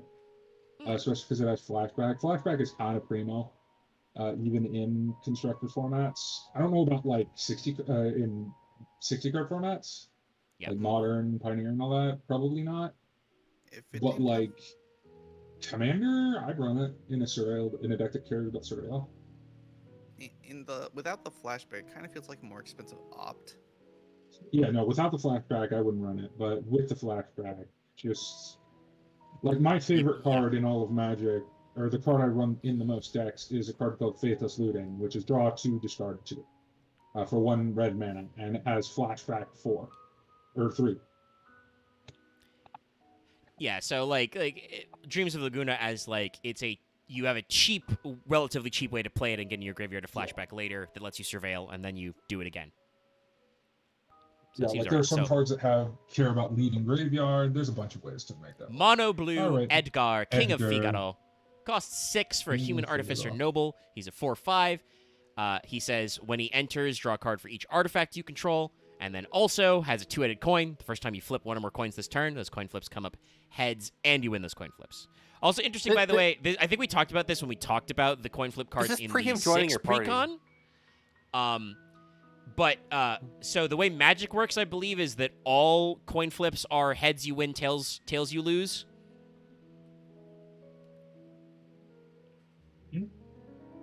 No, sometimes it says you can call it. Okay. Actually, I believe most. Yeah, there are some cards that care about calling it, and some that don't. It's kind of inconsistent. So Edgar is not necessarily a universal plus, but probably. This is him pre-being in your party, but I guess he's still an artificer, so he's still a machinist. Yeah, this card's not very good. Like, yeah, you can potentially draw a crap ton of cards, but like, I mean, you're drawing a shitload of cards when you already have 6 mana to spend. For a guy who's 4/5 and has no other benefit unless you're also playing some kind of coin flip deck. yeah, he might be good in blink decks as well, which are decks where you can repeatedly cause cards to enter. But like other than that, I don't see it. And limited, he's very bad. Yeah, like he's also pure blue, so it's like I don't know. Card draw is not good. I mean, I guess limited. you play in like a blue-white deck, but even then, it doesn't seem like Within that this- advantageous for a 6-cost card. But I mean, he's also about to draw. But like, if you're playing him on 6 and you're playing him on curve, it's not like But all the cards also are in useful, limited, but not great. limited, This- like. In the set, there are only 5 coin toss cards. This is the coin toss ability is. I think it's might as because well not be there in limited. I think they're also Um, designed to be like usable with other sets. Yeah. Well, I'll yeah, say this. but- This is not Yu-Gi-Oh. Card draw is not at a premium. It's nice, but you don't need unless you're playing Commander, where it's card draw actually matters a lot. good in Commander because of the pacing of the game, but Usually in don't work 60 hard card for it. especially, unless you are doing something in addition to drawing a card, it's usually not worth playing a pure card draw card unless it's so pushed. And like I said, Or you're playing this a guy specific is like heavily costed for what you get. You know, And, you're and like, also generally card draw spells are better when they are low cost, low card draw cards. I remember it's like it's not what is it like what's the card that's like 1 blue and like you then get to draw like 3 cards and put 2 back. Brainstorm. Yeah, brainstorm. Like, Burnstorm. and like that's like There's the other epitome of reasons- that's the epitome of blue draw. There's other reasons Brainstorm is very good that are complicated and takes a while to tell, but like to put it in perspective, most of the blue cards that have ever been banned are 1 mana. Blue card draw cards, I should say. Yeah. The cards like Ponder has been banned in a lot of formats. I mean, okay, Ancestral Recall was banned because that card is just broken, but yes, very much. that's but like the exception. That's kind of like the emphasis of Most like of them are blue like draw. 1 mana, draw 1, and some kind of card like searching. and Uh. Edgar doesn't really do like obviously it can be worth a lot if you control a shitload of artifacts, but again, you But outside draw a Commander, shitload of that's cards not really after worth you doing. spend 6 to get this guy into play, probably because he's very big. He's a chunky boy, so he doesn't really work with like your little your low cost reanimator decks for like Commander. So yeah, I don't know. He there's probably a home for him somewhere, but he seems very oddball and definitely and not I like a don't great see draft a home card. outside of Commander. I would be genuinely surprised if he showed up anywhere other than Commander. Anyway, Now eject. we'll for a good card. Costs 4. It's an instant. Can't be countered. Return target non-land permanent to the owner's hand. Draw 1. That's a lot of value. So bouncing cards is interesting because bouncing creatures is kind of like, we'll get to another card very soon. Bouncing creatures is pretty cheap usually, but Yeah. returning permanents is a lot more expensive because some non-land permanents can do a lot, and the fact that this is an instant and comes attached to a draw is pretty nice. Like, the can't be countered is not very relevant in limited, or No. that's a little relevant in standard, but like It's just a cute extra that it can't be countered, so like your opponent's probably not gonna like dodge it. Honestly, how I look at it is like, I should say. this was a 2-cost card that they added 2 extra effects on. Each costed 1 mana, so they made it cost 2 more. well, also it triggers the abilities that care about 4-cost spells. Yes, which is one of which the things we there talked are about quite that a is few blue. of. That's kind of the blue-red thing in this set. So it works. Like blue-black cares about non-creatures, but blue-red specifically counts about non-creatures that are 4 and that are Big ass spells. eights. Big big non-creatures, big magics. But yeah, this card's like just decent. Like I'm not looking. I'm gonna go look. If I had to guess, this card would be like a C plus B in 17 lands, which is the like limited ranking. Yep, no, it's a B. That sounds about right. Fair. Above average, It's but a not good crazy. card. Instant covers a lot of it, and also the fact that it hits artifacts and enchantments. Yep. Really speaking of which, matters artifact. because some are crazy, but this one's not. This Ether one's kind of costs 4. okay. It's an artifact. Tap it, exile this artifact. You add a blue. When you next cast an instant or sorcery that turn, copy that spell. You may choose new targets for the copy. Restores 20 Oh my MP. god, you can tell I'm Fire Emblem brand because I immediately went, "Where's the A?" No, this is not Great Aether. This is Ether. Ethers. This is an interesting way to model the Ether. We talked about this fluff-wise. The Phoenix Down's super cool because it reanimates a creature or it kills a zombie. This technically models what Ether does. It gives you mana, and you use that mana specifically exactly to cast more spells. But I don't know. It seems a little... Something about this, like, tickles my game design brains where I'm like, you gotta pay 4 mana to put an artifact to get 1 mana back later, and I guess if you cast a spell, you dupe This it. can do some wacky things in a So that could be, constructed like, deck. Good. Like this can do some really dumb things in Commander, I imagine, because there are some spells that, like, if you double cast them, you can do just dumb, wacky shenaniganry. But in a limited format or even in standard, this just doesn't seem worth it. I mean, it is an artifact for decks that It's- check, so sure. Yeah, it's a non-creature, so and it hits that 4 mark. So, And I guess it does say when you next cast an instant or sorcery this turn, copy it. When you're doing that checking for the 4 cost, does it count if you... does it require you to pay the cost, or just the spell has the cost listed? It requires that it could be cast, so you can't, like, fully cheat it into play. But if you reduce it somehow, or... I'm mostly asking, it does would still Ether count. mean that you would get the benefits of that spell twice because you're copying it? Like, Probably I depends on the believe exact card. no. I can't remember. it's, Okay. so you may choose new Yeah, no. targets for the Copy is not a cast. Copy is not a cast. Okay. I guess that means you get to do it. I mean, do you It just, I guess, it twice just at least? rewards you Yeah. for the efficiency of ideally Yeah. paying another 4 for a big spell.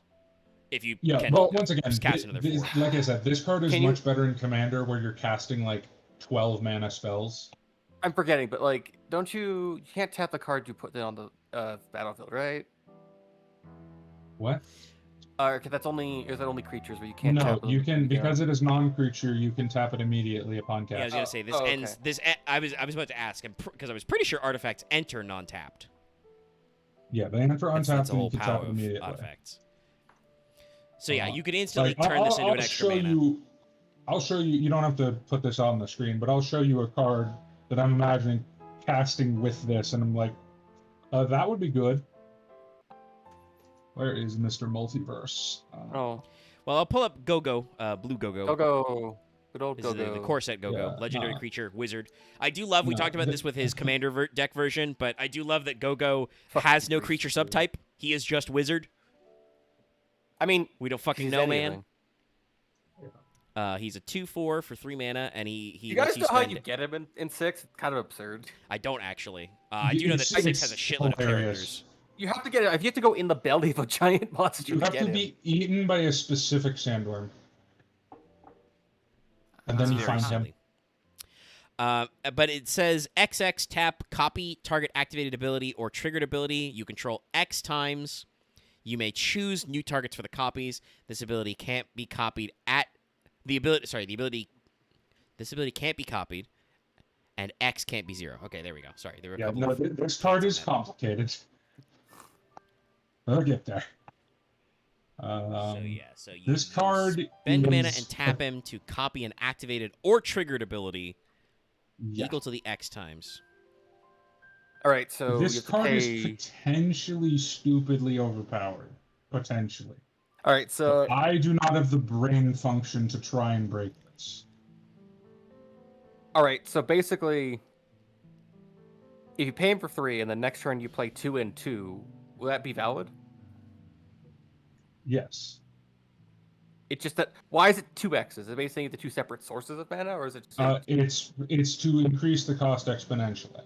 All right, so for 1 and 1 you have to be like 2. Okay, Yeah, okay, so to gotcha. copy it 1 times, you can pay 2 mana. To copy it 2 times, you pay 4 mana. To copy it 3 times, you pay 6 mana.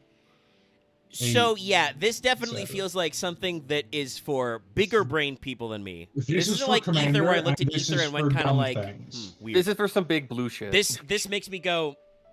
Yes. This does This is something. the I don't know what best that does, Commander but this card. does something.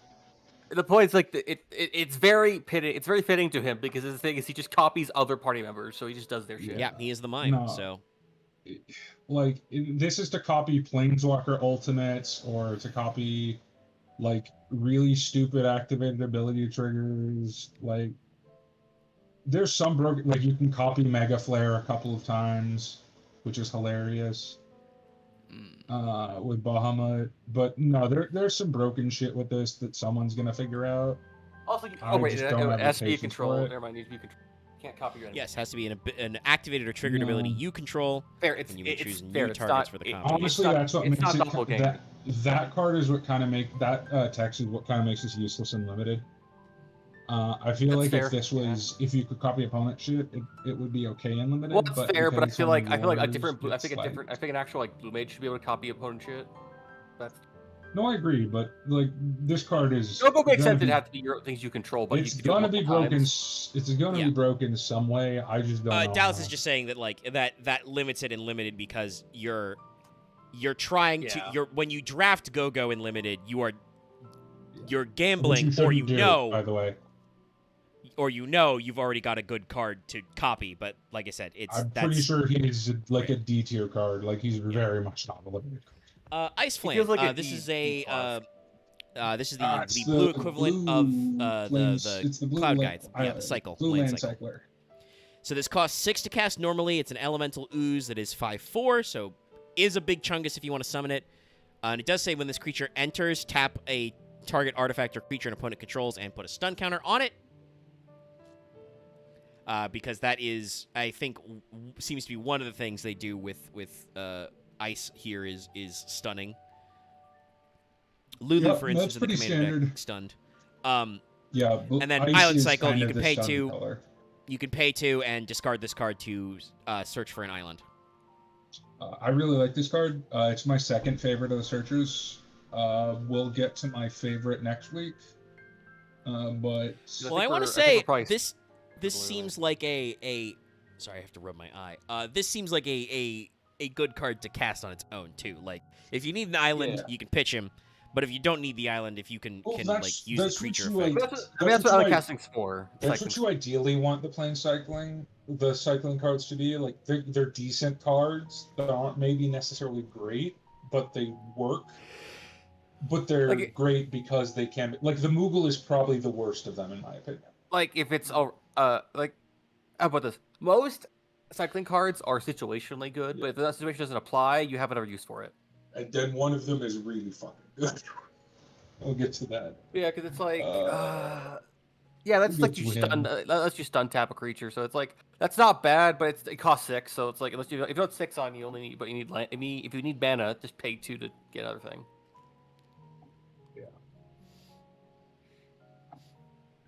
And obviously, these cards' win rates are brought down generally on aggregate sites because they're played in most decks that run those colors, successful or otherwise. So, yeah. And you also don't necessarily want to open these cards, is the other problem, because that's what win rate generally is opener or drawn. Yeah. But I value these cards heavily, and I would consider this the second best of them.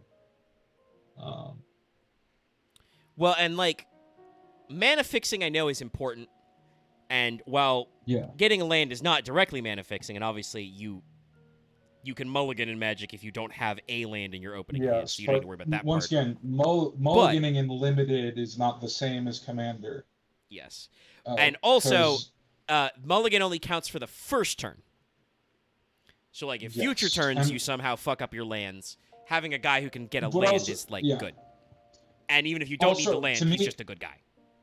To me, when I view these like cycling cards, and this is not advice. Do not take this as advice, because people yell at me because I unoptimally build limited decks all the time, and then I beat them anyway, and I laugh.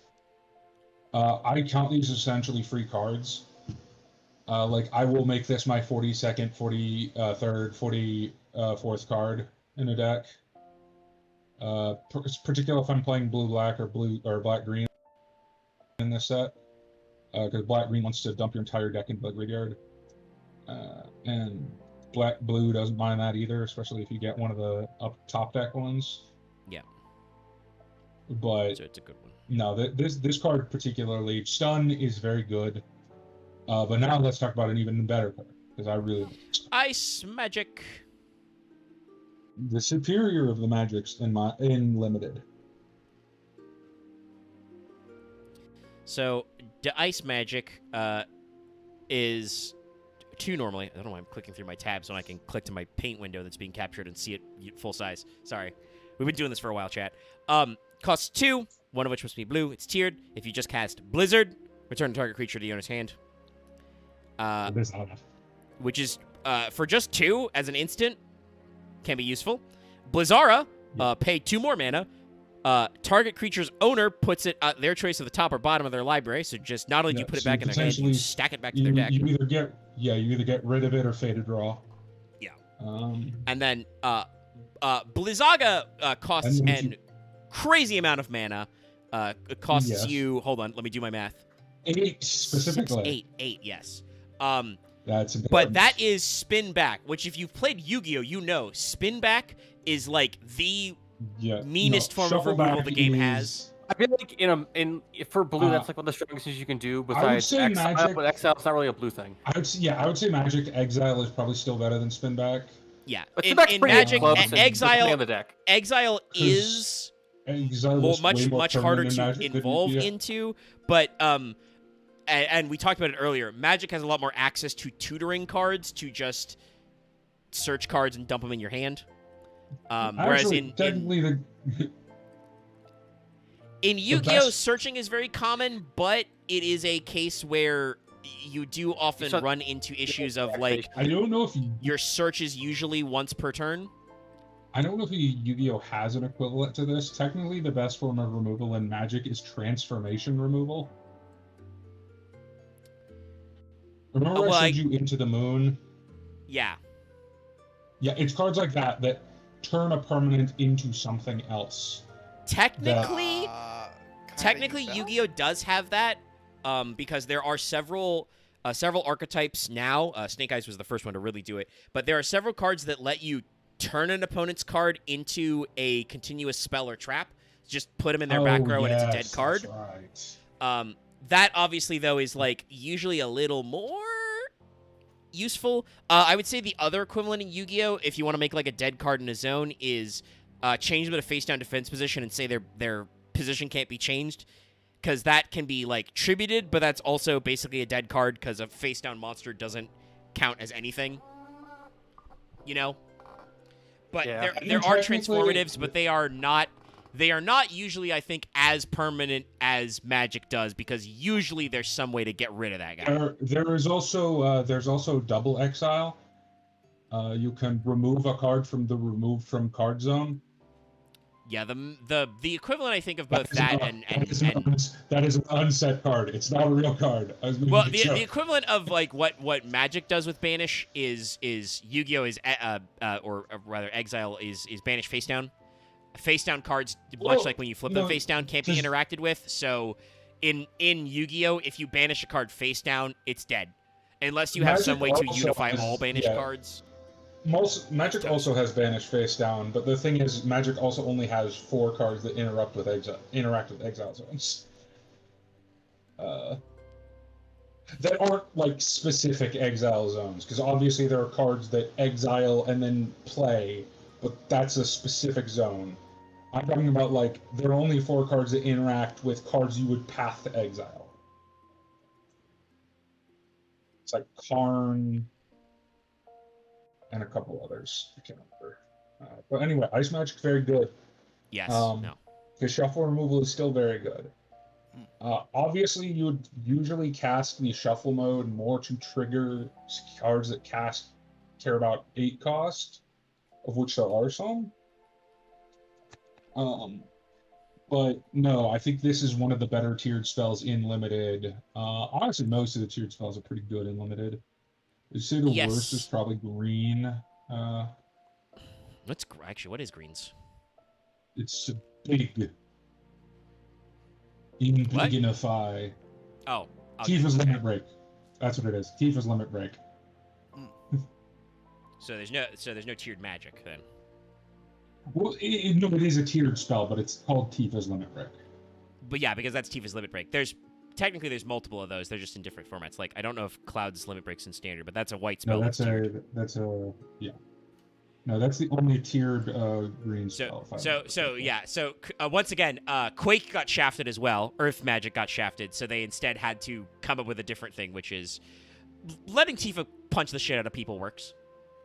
Yeah. Sorry, this is not a dig at Wizards and the Magic people. This is me commenting about how Final Fantasy has always been this way. Wind, water, and earth spells get shafted in most games. I don't know why. Just make Quake. Well, no, they have Blizzard goes right there. I will say, as a weird thing to say, I end up finding that Kingdom Hearts is usually good about giving like elemental spells to everything, because like I remember Quake being a big fucking deal, or like fucking Meteor was also pretty good in those games. Those are only in Birth by Sleep, yeah. Burst by Sleep in 3DS. I mean, but they put them in, and even the original Kingdom Hearts, one did have like stop, did have Aereo as like the barrier. Like they did stuff. It definitely feels like they.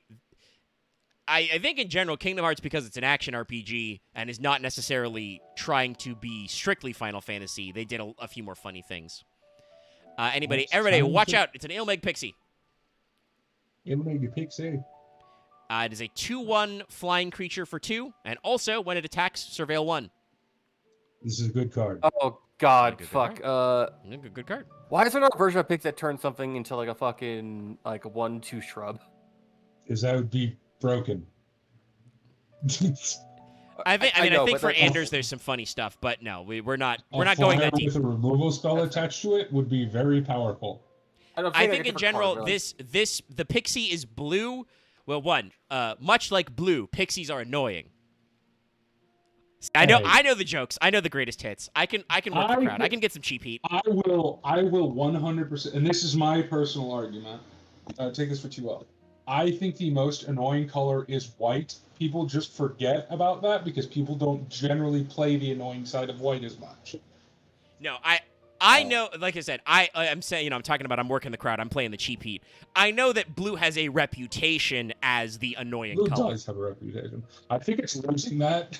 Mostly because But- in Commander, it's probably the most middling of the colors. But we talked earlier, flying creatures is also a blue thing. So a Ilmeg Pixie as a, flyer, perfect. This card's just good. It's just good. Nothing more to say. No ads. It's not fancy. I play this in most blue decks. This feels kind of like a meat and potatoes type thing of just like, yeah, this card's just good. 100%. It's not great, but it's This good. card's You need good. low. This is the thing about Magic, because it has a resource system. You need cards that don't cost like 8 mana to cast and just are good to play. I kind of like this more than I like the Drake, but I could be convinced either way. The Drake probably has like situational advantages because it creates an extra little guy.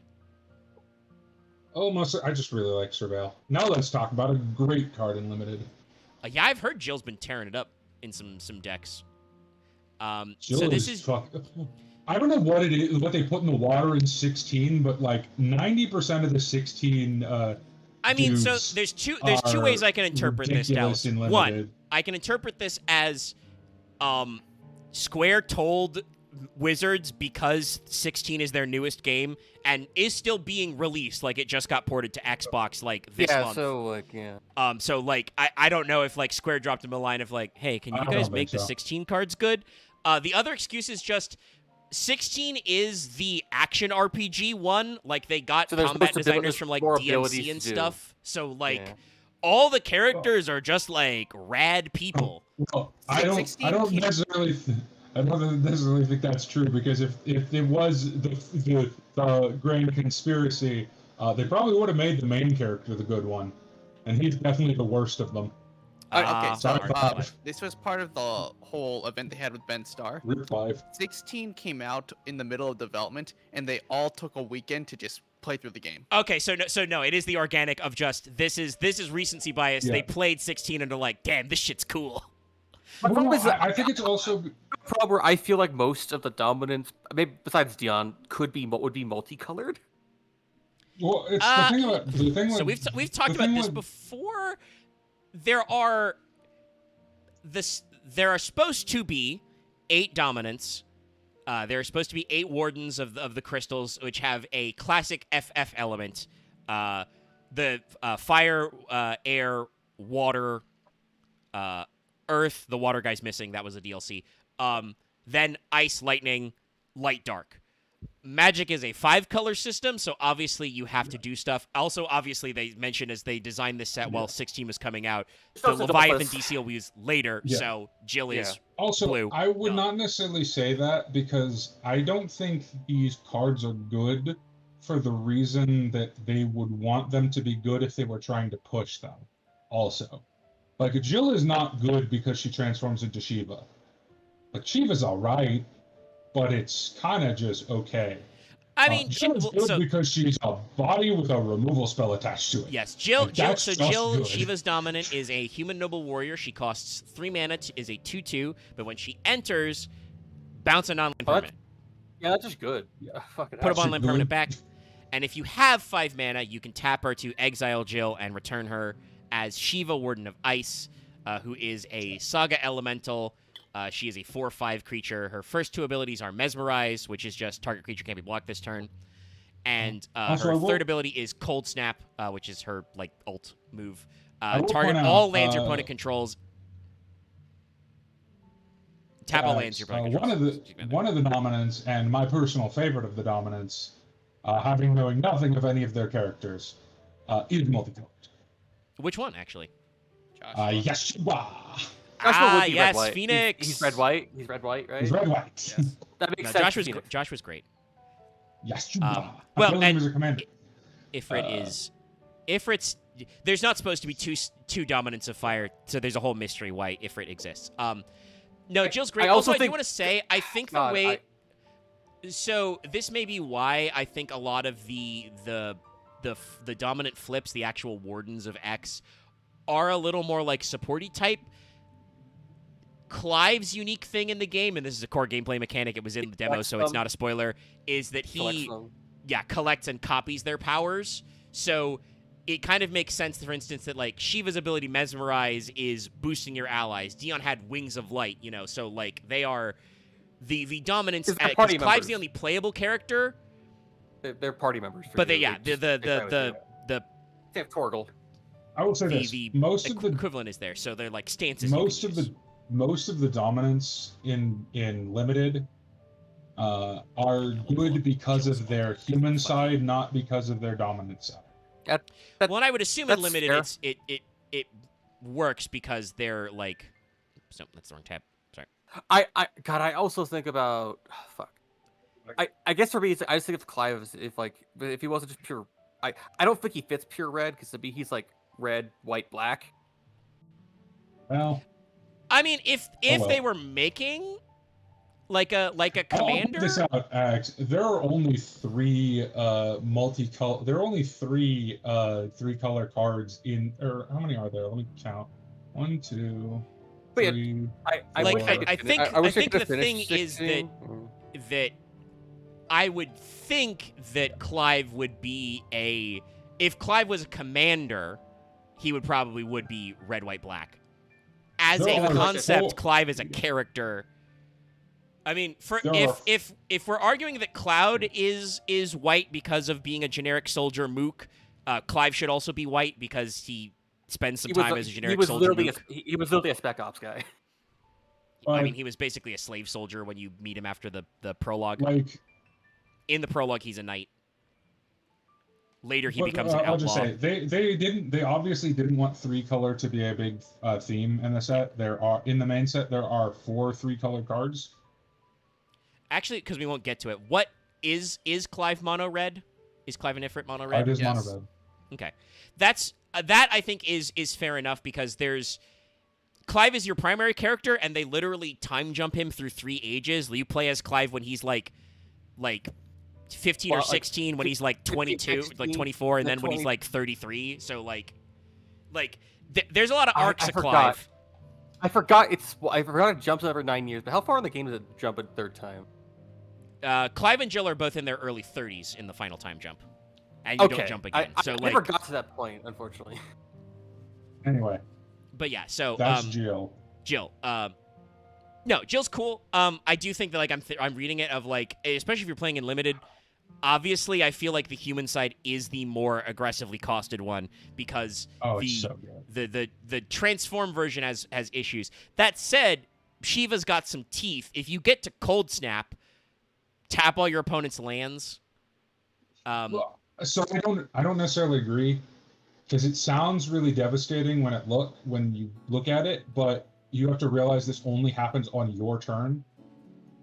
Unless you get the Titus thing, but I don't know if that works. Yeah, hold on, let me read. Is she legal in Commander? No, because even if you do that, the ability only triggers on upkeep. She's legal in Commander, yeah, everything is.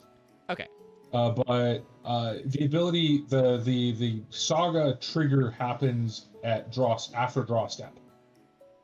So you can't by adding a counter, it doesn't force the trigger, you just add a counter. Okay.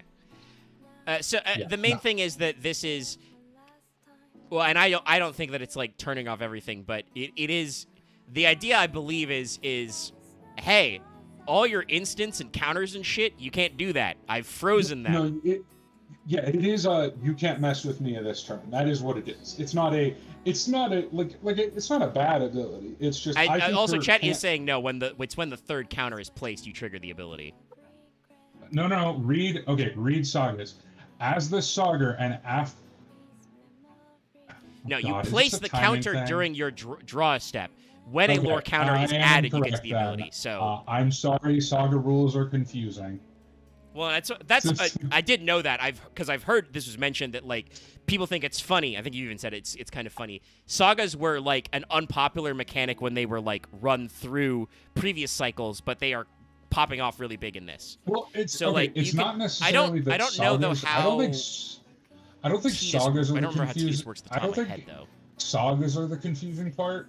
I think it's messing around with sagas in ways that aren't intended causes problems with rulings. It's also a lot more text than Magic players are accustomed to. Yeah.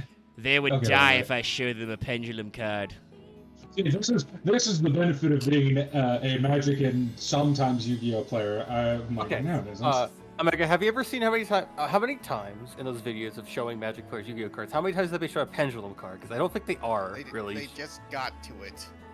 All right, cool. Yeah, I 'cause think hope that just he's, happened in the I SEMO hope he video that happened. I hope he experienced brain death for like 2 seconds. I will say this, and I fully believe this, and as Yu-Gi-Oh players, you can disagree with me if you want. As someone who's played both games, Magic is infinitely more complicated than Yu-Gi-Oh.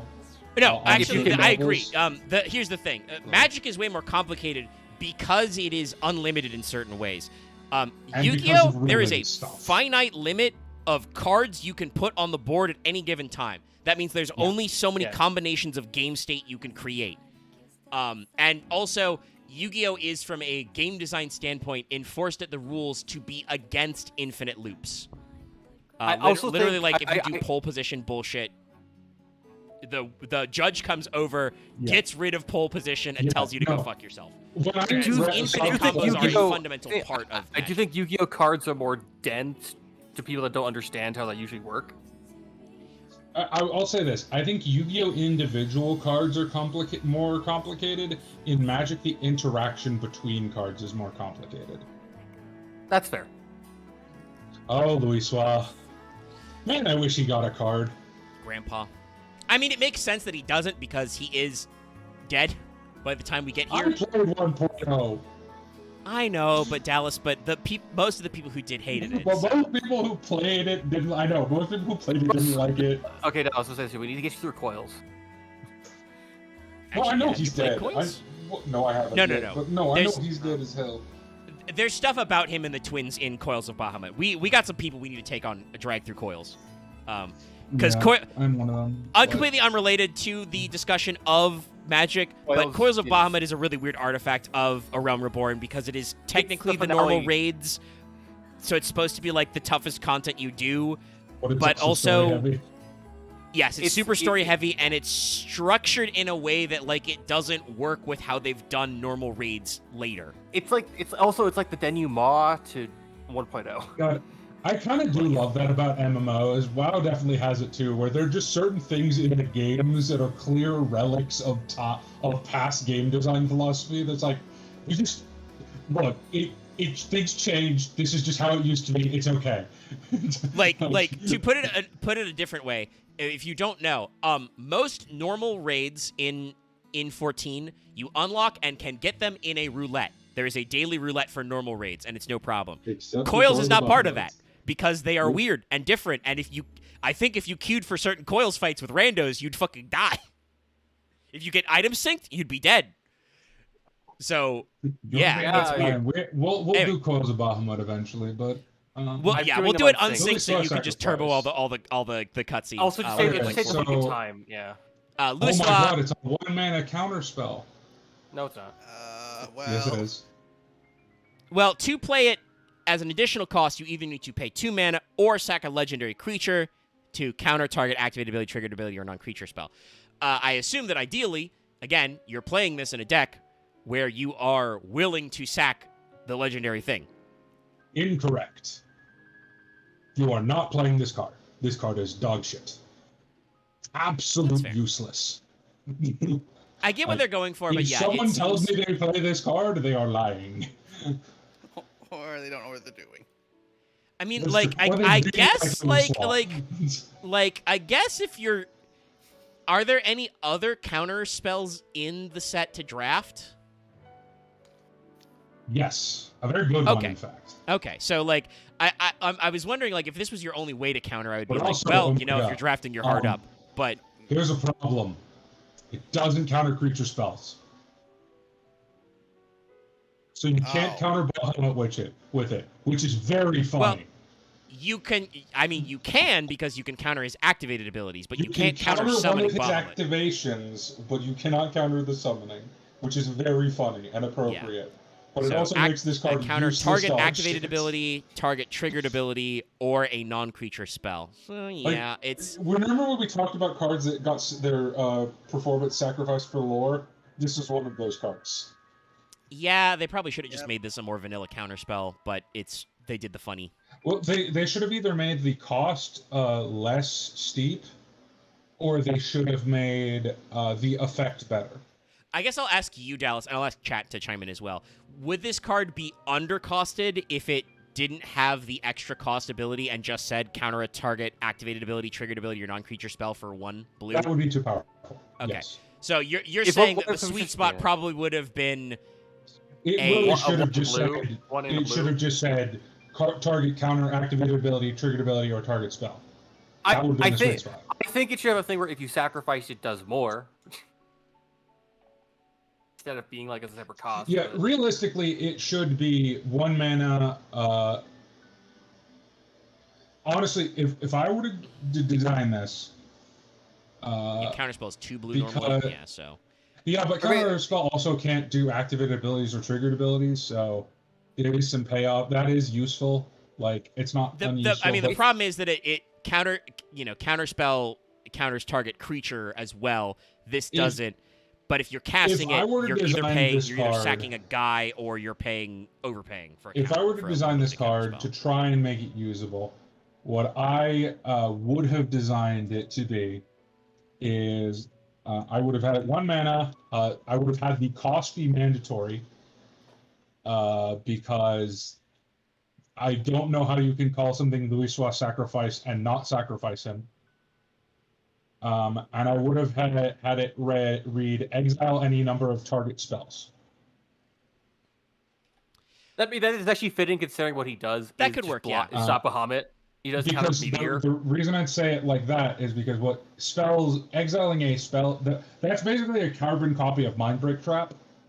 Well, we which talked is about this another magic earlier card. when we talked about Ultima. End the turn as in exile those cards from the stack, including this card, so it's gone. Like that would work. Yeah.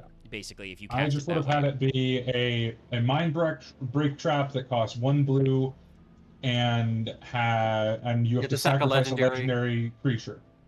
Hmm. Or is it Alright, permanent or time for the creature? It bus. should have been creature. All right, Every time everybody get By the the party way, bus. The lunar whale. The whale Costs bus is 4, it's alright. 3/5. It It's is a fine. legendary You can artifact, play the so this top means that card, now the yeah. rules, this can be a commander.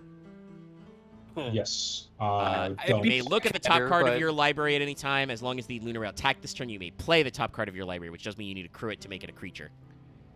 So it can attack. So this but is still. one of those things that suffers from Magic's design philosophy in other formats. Like in Limited, I think this card's pretty good. It might be good enough in Standard to do some things. Problem is, in any other format, this card has a contemporary card that's just better. If anyone remembers the Reality Chip, this is just the worst of the Reality Chip, which is a 1 mana artifact creature. Pay 3 to equip. As long as this card is equipped to a creature, you can look at the top card of your library and you can play it. So Yeah, so it's just in worse the reality in, chip. in formats where you have access to this card, this is But like I is said, indeed worse than in that. limited, it's pretty good. Because it's a one. Mostly, it's good because it's a 3/5 crew 1, which is pretty good with flying. Pretty good for an artifact, but yeah, pretty good or stats. for a vehicle. What? Magic Magic Damper from Damper. 13 got Fang, who I did like. Mhm. Even though, if I remember rightly, Fang, at least early in, because I didn't beat all of 13, I got caught somewhere around, probably whatever boss everybody says is the part where you get stopped and have to grind, that's probably where I got stopped and had to grind, and I didn't. But I had all 6 party members. Fang didn't seem like a really deep character, but she was cool, and that was enough. And she has a spear. She gets more depth in 13 too as a magical space lesbian. I mean, the it important was- thing is that she is a Dragoon, and her summit is Bahamut, so we are keeping with the theme. Well, but there's some other stuff that we'll get into when we see her card. yeah, Yes. There's some stuff with her and Vanille. Also, yes, yeah. no, that Yeah. because they were both introduced, her and Vanille are like, first of all, Well, very they're gay. happy Pride, everybody, very gay coded. gay. I don't think they kiss because I Square don't wasn't think ready that's for that. coded anymore. I don't think it's coded. they fuse together into a giant lesbian robot, don't they? Kind of. Well, not a robot, but we'll get to I that. I mean, Well, that well, is we still won't get into that. subtext. That is still Maybe that's- subtext. That is Yeah, not it's- text. okay. But Can I it's say- very can we coded. get to- Okay, it's So okay. they're- How it says it's between subtext and text, it's like elevated subtext. Yeah. It's like very obvious. So, but Vanilla's green and Fang is black. Can we just show them at the same time Yes. next week? Yeah. When we get to them, we'll bring them up. But this is Magic Damper. It's a 1 blue cost for an instant. Target creature you control gets 1/1 and gains hexproof until the end of turn. Also, you untap it. This seems good. Yeah. No, One I'm mana not for all usually that? One for, like, I'm not one, just to finish off because I got cut off, but I'm not usually one for the like forcing sexuality, keying on cards, on characters. This is one of those where I'm like, nah. They knew what they were doing. It's alright. This card's okay. Seems okay. Yeah, it seems useful. I mean, it's 1 mana. You become untargetable. You get 1/1, and you're untapped if you needed it. That for 1 mana and an very instant, okay. that's got utility. I just Does stuff. I think how she's holding the fucking spear just looks fucking weird to me. That's This guy because doesn't know this is anything about 13 and spears. yes, this is because this is well. Also, you do hold a spear like that. I guess technically it's Which more of a side's the key. top? It's more of a key. It's the bigger tentacle head- part. So the what she's doing right now is she's doing what you do with a spear when you need to use your other hand. Yes, like you tuck it behind you. You can swing it out. It- You don't just thrust with a spear. You can also sweep, slash, etc. Spears are very Yeah, utility. So Yeah. Technically, this is more of a Qigong stance than a spear stance by all technicalities because she's doing the whole weird her power stance, but Yeah. that's like- because this is made by Japanese developers and they deal more with Qigong than they deal with spears. Yep, fair. I can't remember what the Japanese equivalent is. It's Nadachi? Naginata. No, that's not right. Naginata. That's the bitch. Yeah.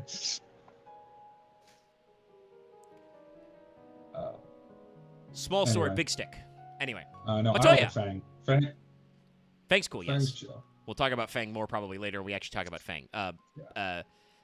Magic Damper seems good.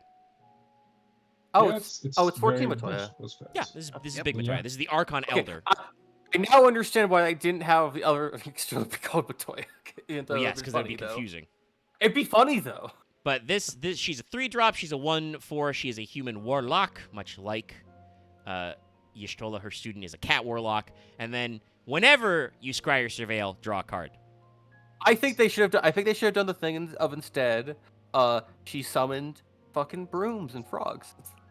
This card is very, very I mean, commander if coded. she did, she could also be a version who summons like frog tokens or broom tokens. This also works though because this has synergy with certain other decks, I believe, that do these things. You know, like there's scrying and surveilling in blue that she's going to synergize with other characters. I think there's No. even scrying and surveilling in other blue 14 characters.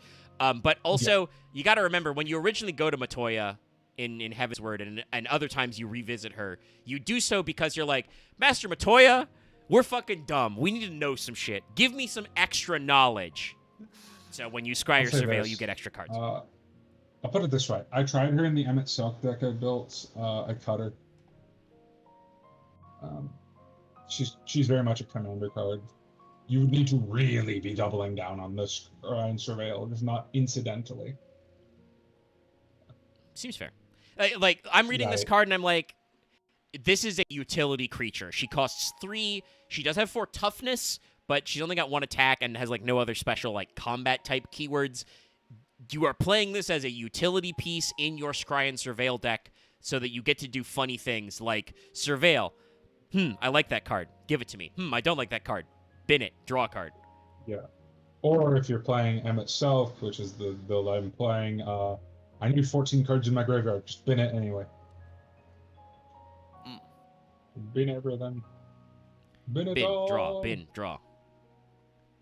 Yeah, but like I said, she's just too slow in non-commander formats. She's not great statted. Memories returning, talking about the joke about flashbacks. This normally costs you 4 manas to cast. It is another 8 card. Reveal the top 5 cards, put one of them in your hand, choose an opponent. They put one in the bottom of your library. Then you put one in your hand, then they put one in the library, then you put the other in your hand. So, and that it is a flashback cost, which is 9. So if you're not following it the way this works, yeah, this is Squall and Crew Squall and the remembering Crew. like their orphanage memories, right? Yeah. Yep. Yes. So the way this works is, yeah, you look at your top 5 cards. You're going to add 3 of those cards to your hand, but your opponent gets to pick 2 of them to put at the bottom of your deck. So you are absolutely not getting your second best card. Whatever your first best card is, you get to put it in your hand. But your second best card, your opponent is putting it back. Well, by that point, then it doesn't matter because you'll probably then just search. You'll just know what to search and tutor for later. I mean, you always know what to search and tutor for. It doesn't matter. It's at the bottom of your deck, so... I'll say this. I think this card could be good, but it's so confusing. I don't know. This is a card that's, like, super situational. It's like if you can do a painful choice where every single the 5 cards that you reveal suck and your opponent has no good picks, seems good. In general, like add your best 3 cards.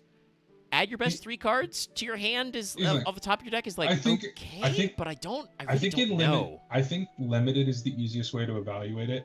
In limited, 4 mana draw 3 is good. So in limited, this card is good.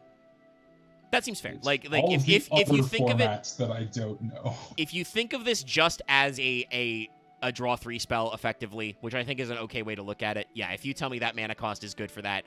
And we did talk about how that is supposed to be one of the things that blue is doing is draw.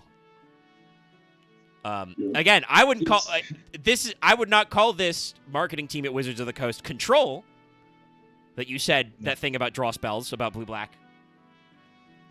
But drawing cards is one of the things they said in one of the draft formats for blue, and 4 draw 3 seems fine. Yeah. God help you, you might cast it for fucking 9 to do it again. I mean, in limited, you might I mean, by that point, if you're at 9, you have nothing left. You might as fucking well. Yeah, I guess that's the thing, right? If you've gotten to 9, you probably didn't draft any non-cost cards. You are much more prone to running out of hand in limited than you are in commander. Like most flashback cards are things you basically have as backup plans. At least when I played them in commander, flashback cards usually it's not a thing you aim for. It's like this is a thing you can rely on later if needed. Yeah, as Caesar said in chat, it is effectively painful choice in the sense that you're going to look at 5 cards and you go, "Ooh, this is my best card. Give me that." Yeah, like I could see this being very playable in commander. Standard, I have no idea. Hey, it would depend if they get away to make it cheaper. I feel like you said, this is a card that in formats that are not draft is like, I don't fucking know, man. How valuable is it to look at 5 cards? How expensive is this alt art? Hold on. It's a really good alt art though. Like it's actually like really fucking good. No, because if it's not expensive, I'm going to buy this. I think it's only Dallas is 8 one of your favorites? Dallas is 8 one of your favorites? $2. 8 is Dallas one of my likes favorites. 8. Yeah. I need to pray that all. I mean, I don't want them to be bad because that would be funny. But I need to pray that all the cool alt arts in 12 aren't good, so I can buy those. Okay, I hope we at least get to a 12 card today because I want to see you. I want to see you get picky about it. I'm gonna say this: 7 alt arts. Just don't. I will not. No, I know better, Dallas. I know better. It's 7. It's like the most giga hyped Final Fantasy ever, and also. The remakes are actively coming out, so everybody fucking remembers this game. Guys, are you gonna kick me out? I think 7's kind of overhyped in some ways. I mean, I'll say this: the original 7 is a little overhyped. There's an ancient and 7 hate train you can join in X. I don't need to be part of a hate train. I just think 7. I think there's other players that do certain. I'll say this. Okay, let's go over the thing. That thing about what overrated means. All it means is this thing I like isn't getting as much attention as this thing that I don't like as much. Like I'll I say will this. say this. I think like if you want to phrase it as like overly praised, yeah, I think the original 7 is overly praised. Parts of it are very janky. It was Square's first 3D modeled PS1 RPG. You know, of course there's going to be cuts. And parts of it don't mesh because their design philosophy was literally throw everything at the wall, see what sticks. But it makes a very unique game that is very memorable to a lot of people, and it is doing things in the storytelling that are absolutely worth it. That's why I'm personally very excited about the remake games. If you want to tell me the remake games are overhyped, then I'm going to be like, 1, they're not all out yet, so you can't say that. But also 2, I will fight you because those are very strong forms of storytelling because they get a chance to rebuild everything, put it all together, and like make it all make sense, and also make all the important plot shit that was optional not optional. They also add extra. There's also an extra 30% of other shit in there too. I'll say this, and this is because it ties back into 8. The reason I don't like 7 is because I don't like the combat. I also don't like 8's combat, and I would really like a remake because I think the story is immaculate, and I think the other parts of the game actively hold it back. I like the romance. You're probably gonna get that. Hopefully. I think we'll get to an 8 remake someday. I liked the. Okay, sorry. No, are you thinking about when you're about to say Axe? Because I do want to interrogate Dallas on this. I like the romance in 8, but that's me being weird because I like Renoa. I think you want to say I think a much less controversial statement because I think I can say this about every Final Fantasy entry actually. I think 8's overhated because I think most when vocal minorities like shit on Final Fantasy games, they're usually overblown. They are exaggerating and it's not really worth it. There's no way 8 can be as bad. 13.3 seems like it. 13.1 just seems just kind of like mediocre in places. Well, and that's the thing, Dallas. I don't think most people go out of their way to hate on 13.3. They just start hating at 13, and we assume that 2 and 3 are thrown in there. I don't know if there's like a vocal hatred for 13.3 specifically, you know? No, because no one played because anyone who hates 13 didn't play the sequels. Yeah, exactly. Like I don't think the hate fandom got to 3. But no, I think 8's a little overhated. But what I was gonna say was that was really quick that like that's interesting to me, Dallas. So are you thinking about ATB style combat specifically, or are you thinking about abilities like materia and junctioning? I just don't like ATB that much. I don't know what it is. The transition from because 7 and 8 specifically are the two rough ones for me. Because I love 6 and I like 9 just fine.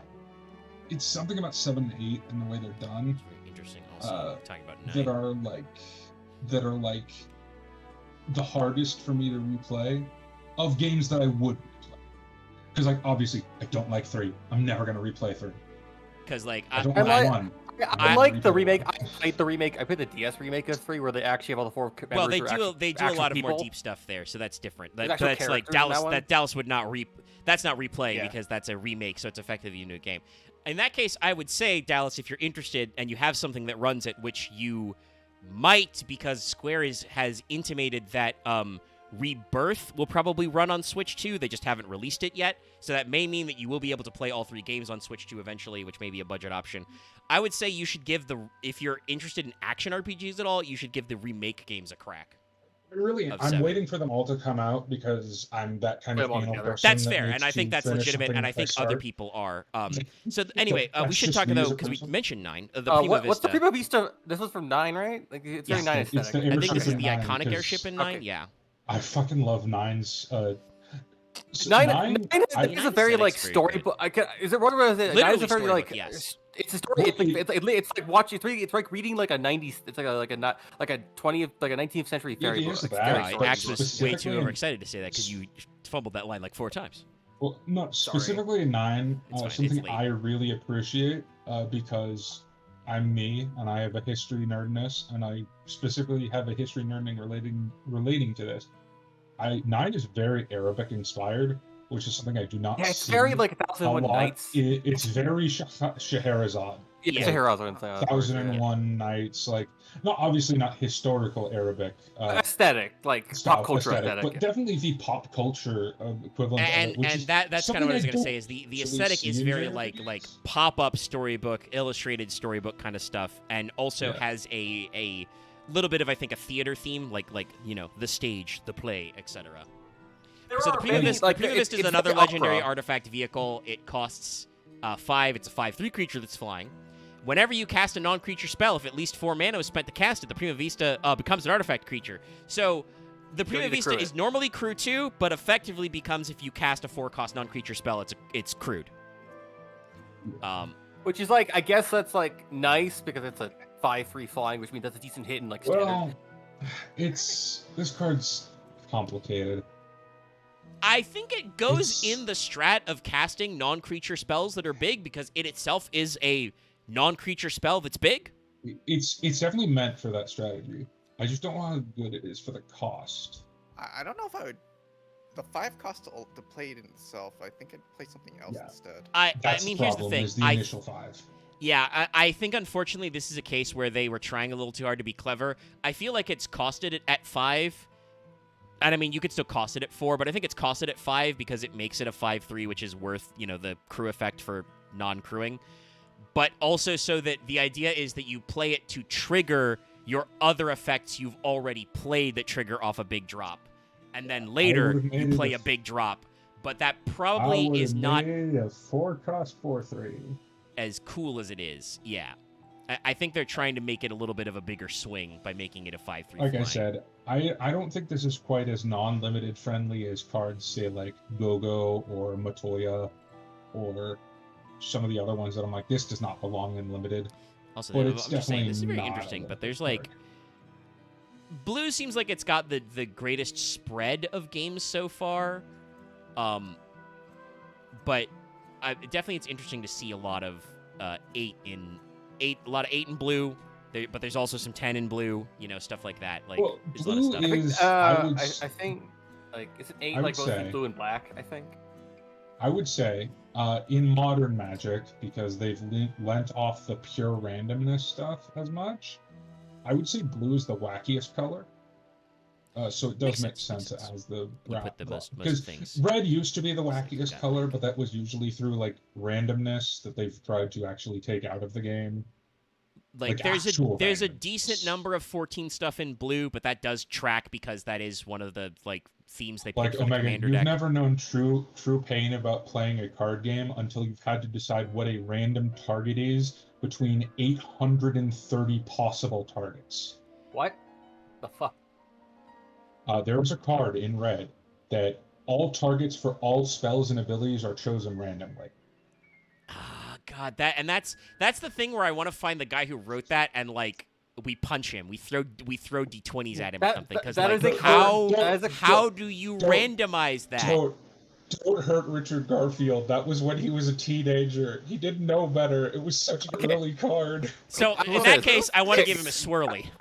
He deserves okay, the listen. swirly. Okay, no. That's where you have the card where you have to like fucking erotic and say like maximum targets 20.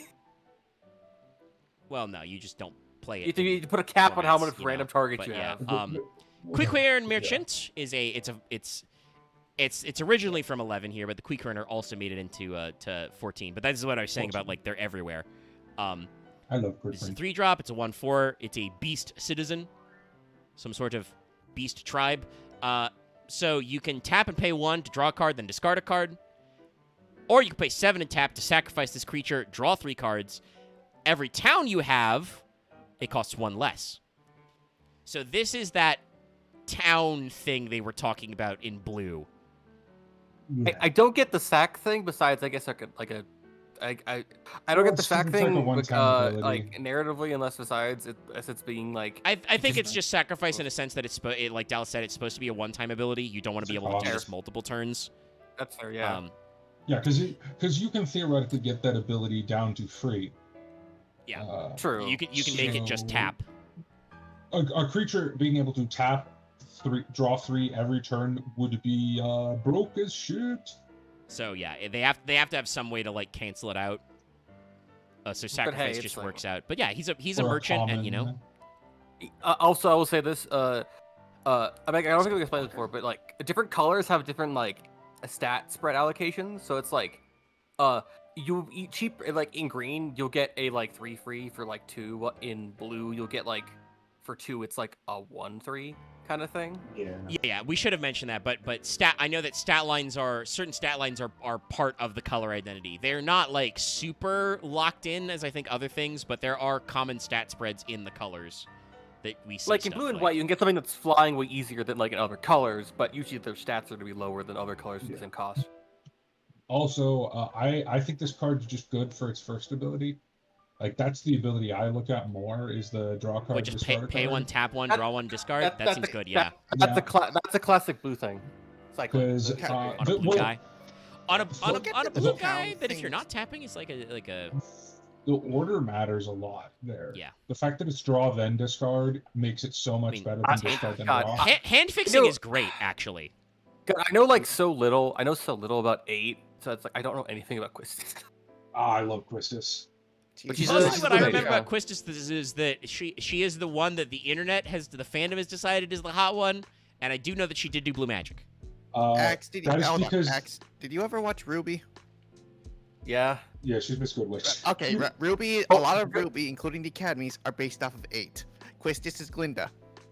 Oh my Yeah, God, you're right, because no. it's based off Dead Fantasy a bunch of them. Yeah. Well, it's Uh, not based off Dead Fantasy. What I'm assuming is that Monty Ohm, may he rest in peace, was a it. huge nerd who liked Final Fantasy. 8 was Yes. definitely one of them. So yeah. Anyway, No, he Quistis specifically is said in she's interviews 2/2. that he liked it. She's a human wizard, and she has the keyword here, blue magic. When she enters, you may cast a target instant or sorcery card from a graveyard. The mana of any type may be spent. If that spell would be put into the graveyard, exile it instead. So she, Also, the fact magics. that the fact that the internet considers her the hot one, they are cowards and do not recognize Ultimicia's superiority. Well, if I- Dallas, I think if 8 came don't out like it. today, that would be the Yes. thing. If she wasn't polygonal, if she was Don't less like polygonal, Ultimicia's hairstyle. That's fair. isn't she But also if she like? if she came out evil as today fuck? and like people could actually like be like, "Oh, evil woman, mommy, please step on me." Not that Quistis doesn't have that vibe, despite the fact that she like most of the characters is like what, Well, no, like she's not 18, evil. 19 She's very tops. nice. No, she's like older. She's 20s. She's Okay, like she is in her mid- 20s, Mid, alright. mid to late 20s. Like she's actually an adult. Yeah. But And but I'm like pretty sure she has Ultimisia is flashes definitely in those like cutscenes. Yeah, let's see. Compared to a Yeah. mimic actual blue maging. Let's see here. Cast. But Okay, she- just copy anything in the grave. Okay, yeah. Yeah, she just No, she, she's she actually just really fucking copies good. another spell. Uh, Yeah, for 3. And she's still That's- she's still like a 2/2 body left over. It's interesting. I That's a think classic in, three thing. The classic in blue thing. limited she's kind of just okay. But in constructed, I think she's a lot In better. limited, she is a card that is going to be more good based on how well your opponent's drafted. Well, no, it's or you because it's either graveyard. Well, it's true. If Any you've got some graveyard. broken shit to copy, but it's the kind of thing that's like, she's inherently situational. In draft, in limited cases where you don't Yeah. know what you're gonna get in the graveyards, yours or your opponent's, you're gambling a little. Like I do think she's. What's up? Assuming there's We're not getting anything good into to it steal. today. In We're not getting into it Commander, today, unfortunately. in Commander, if a player is knocked out, their life is 0. Is their Yes. graveyard still on the play? No, all of their graveyard is gone, not exiled. It's just gone. Their permanents are gone. Everything they own is gone. It is removed from the game in a different way than exile. They are Okay, out that- of the that's a shame, game. But They are that's no still like longer in Commander, in- you have access to 4 graveyards. But no, yeah, Yeah. And the thing about it is it's not even just that. It's in constructed. You can build your deck to have like spells that are ridiculously expensive that you can cast with her. And then you can pay any mana cost to cast. Which makes them Yeah. effectively colorless it's spells. Just good. It's fun. It's just very good. Or you can double cast certain really good cheap spells, like realm sketching, which I actually think is a very good card. So this is a sub theme I'm Very good noticing in comment. general is that obviously it makes sense because in Magic, blue is a color that is associated with intellect and arcane stuff, but also they're called blue mages. So all the blue magic and blue magic adjacent shit seems to be Yeah. in blue. So that's all your miming like go-go to copy, Realm to sketch. Well, She was the like, Pictomancer, so she, copying is painted also abilities. like just a blue, like copying Oh, yeah, cloning is a blue thing. Copying, mimicry, memory altering is also a blue thing. So But, like, it makes it's sense that all interesting. the blue. Yeah. It's funny then that blue magic in Final Fantasy is that way. So it means that blue magic can be blue. Copying spells is interesting because that's kind of like blue and red. Like copying like instants and sorceries, double casting, that's blue and red. And copying permanence is kind of blue and black, but copying's always blue. But yeah, so that makes that blue we can put in, and then obviously double casting, depending on circumstances, can be red because that's a thing that's Like, been associated blue with red is the red spell mages. slinger color. That Like, said, I will say if you have a player who copies a spell 30 times, they're blue and red. Red Mage in 14 is known for that, but that's because the 14 crew is a lot of the same guys as the Evil East crew. I don't remember if double cast was Red Mage is really a more Red of Mage like a- thing until Red Mage- Tactics Advance. I always associated red, and this is before Tactics Advance, obviously. Yeah. I was associated red mages more as like what Bard is in FF, like, because to me, red mage's signature spell was always haste. Well, Like, and that's what the you thing, did. right? You had, Is that you had that- three in 2. You had 3 red mages and a monk, so your monk got like 18 attacks. Well, that is the thing that Red's original role in Final Fantasy was I don't want to pick just black or white. It's you get a little bit of white magic, you get a little bit of black magic, and you also usually got the ability to like equip swords and sometimes like heavy armors. So you the original Red Mage was like especially in FF1 was literally the jack of all trades role. Yeah, I always But- I always consider red mage a support. That's just me. 'Cause Later I encountered games them go for first the in- kind of like in Tactics Advance Red Mage, which is a Vera only job, by the way, which is why it was so annoying to me that I couldn't find a good Red Mage hat as Vera for so long. Thank God we are It's fixing so that. annoying. Well, hey God, Dallas, did Red- you know? Vera- Did you see from the live letter? The next patch, we're gonna we're fixing a lot of Vera hats, including I the know, ability to hide your happy. ears if we have to. It's great. If your ears do fuck up the hat, you can hide them. Otherwise, fuck it, man. Let's go crazy. But the Viera Red Mage I'm was just lucky I you played got monk.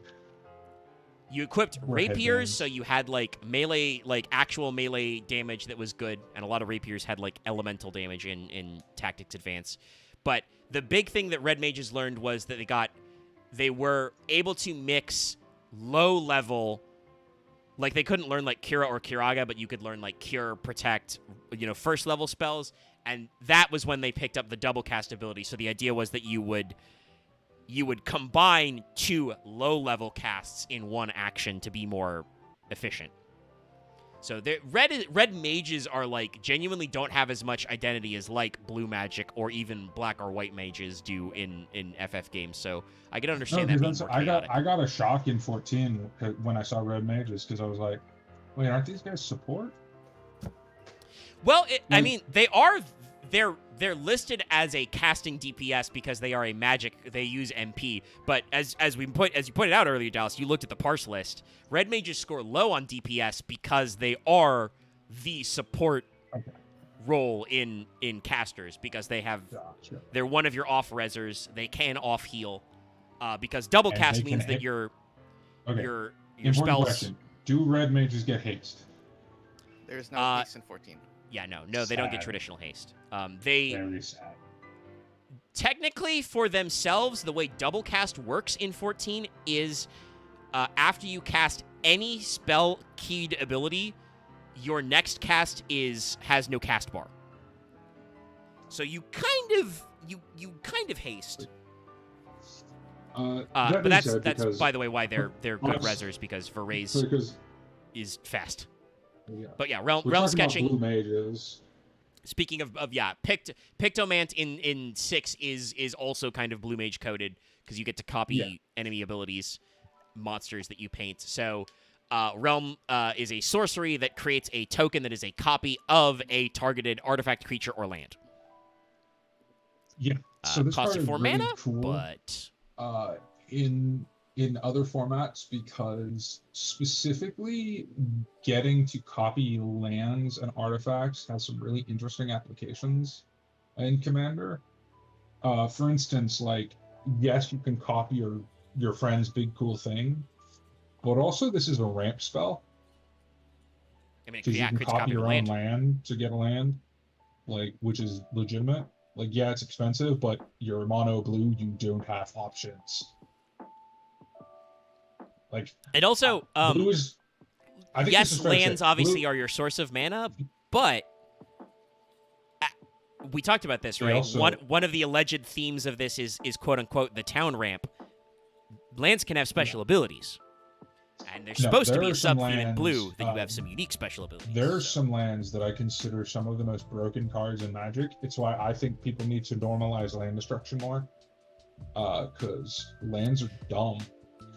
Lands Yeah, can I do don't know if dumb I would want to things. normalize like anything that destroys like multiple lands at a time, but definitely like I think that I get why Magic players are about that. I feel like it's the equivalent of like hand ripping in Yu-Gi-Oh, where it's like, hey, I need think- those to play the game. But I think non-basic land destruction should be fair game. yes, that's what I was Basic going to lands, say. get The it. moment you Get make it. the lands a part of the game interaction that is not just resources, does have to be fair game because Like what if town your control, opponent like, has a town's land thing that now, yeah. does No. something really annoying? It's- In fact, I think I like, know the there are town- lands that do I something was- annoying. Isn't there? I mean, I know there are enchantments, but I feel like I think I saw a Yu-Gi-Oh guy look at a land. I'll Is there a show you land that like this turns all fucking other card. land into like mountains or something? No, I'll Yeah, fucking Blood show Moon. this card. That turns all Yeah, cards that's into enchantment. there's That's there's It enchantment. turns all cards into basic. Oh my mana. god, I'll show you this card. Here's something. Glacial Chasm, land. Pay 2 life. Sacrifice a Cumulative, land. so that gets bigger every turn. Okay. Ugh. This is a Okay, floodgate. so This is a that's what I- Yu-Gi-Oh style floodgate. This shit sucks. This is gravity bind. Dallas is upkeep It's optional. not gravity bind. Cumulative upkeep is optional, so you can have it die at any time. This is IO. Yeah, no, this This is card fucking pre-errata IO. okay. Dallas posted Glacial Chasm. It says it's not quite, Yeah, it's it's- not quite as bad as IO. It's, okay, but Let's basically, be a little- you let's be a little hasty here. Okay, so in Yu-Gi-Oh term, basically this is that This is what it says creature Messenger of you Peace. control can't attack, but your prevent all damage that would be dealt to you. Yes, that's right. This is It's literally Messenger of Peace. Yeah, this is Messenger of Peace, except better. Yeah, because Um, there's not even like a weenie, so it's just like you can't attack with creatures, but all sources of damage that would be dealt to you are just prevented. yeah, That's Yes. crazy as hell. Yeah, and this card is an old card. yeah. So like that's definitely I agree that like once we're getting out of the basic zone, Like I that's said, mean. But non-basic land hate needs to be like there's this ability that they used to put on cards that I loved so much that was like it was whenever you destroyed a land with it, your opponent would search for like a non-basic or a basic land to replace it. I just need like more mass versions of that. It's just like all your land bullshit you're doing, no. Have an island. this is I just six. realized this Yeah, is very funny because six we're gonna mana end check. on monocolor Y'shtola. Oh, But this is the intro to yes. 6. This is Retrieve the Esper. It costs 4. It's a sorcery. Participate in genocide. I mean, what? Honestly, that's a big... Hey, if you... once again, talking about this. If you've ever wondered if Final Fantasy is political, yes. There's a reason why Final Fantasy is full of militaristic, Yeah, no. totalitarian empires, some of which are mean- explicitly fascist-coded. Six is probably the most. 10 and 6 are the most political. It's funny because it's like it starts with Honest- I will- fascism, but then it becomes about nihilism, like halfway through. Dallas, I think you would also say probably you'd put 14 in that category once you've played all of it. I'll say that. Let me rephrase that. I think 10 and 6 are the most most political that people who use that word as a bludgeon would use against. Because Yeah, would no, say even I 10 think Politics or anything. 14 doesn't get into that form of political until, like, I want to say, 10, like... 10 especially. Endwalker? I would say 10 is probably worse than 6 about, like, no, this is very specifically about criticizing something that's very important to certain people. Yeah, Oh, 10 is yeah, about but, organized religion. If you Yeah, haven't but watched 10 it, there's a channel called Moon Channel who has a video on why there's a lot of god killing in JRPGs. good watch. Yeah, because it wasn't explains what because yeah. what these religions have meant to Japan. Yeah, because Yeah, isn't 10 like is, wasn't Shintoism made in like the 20s?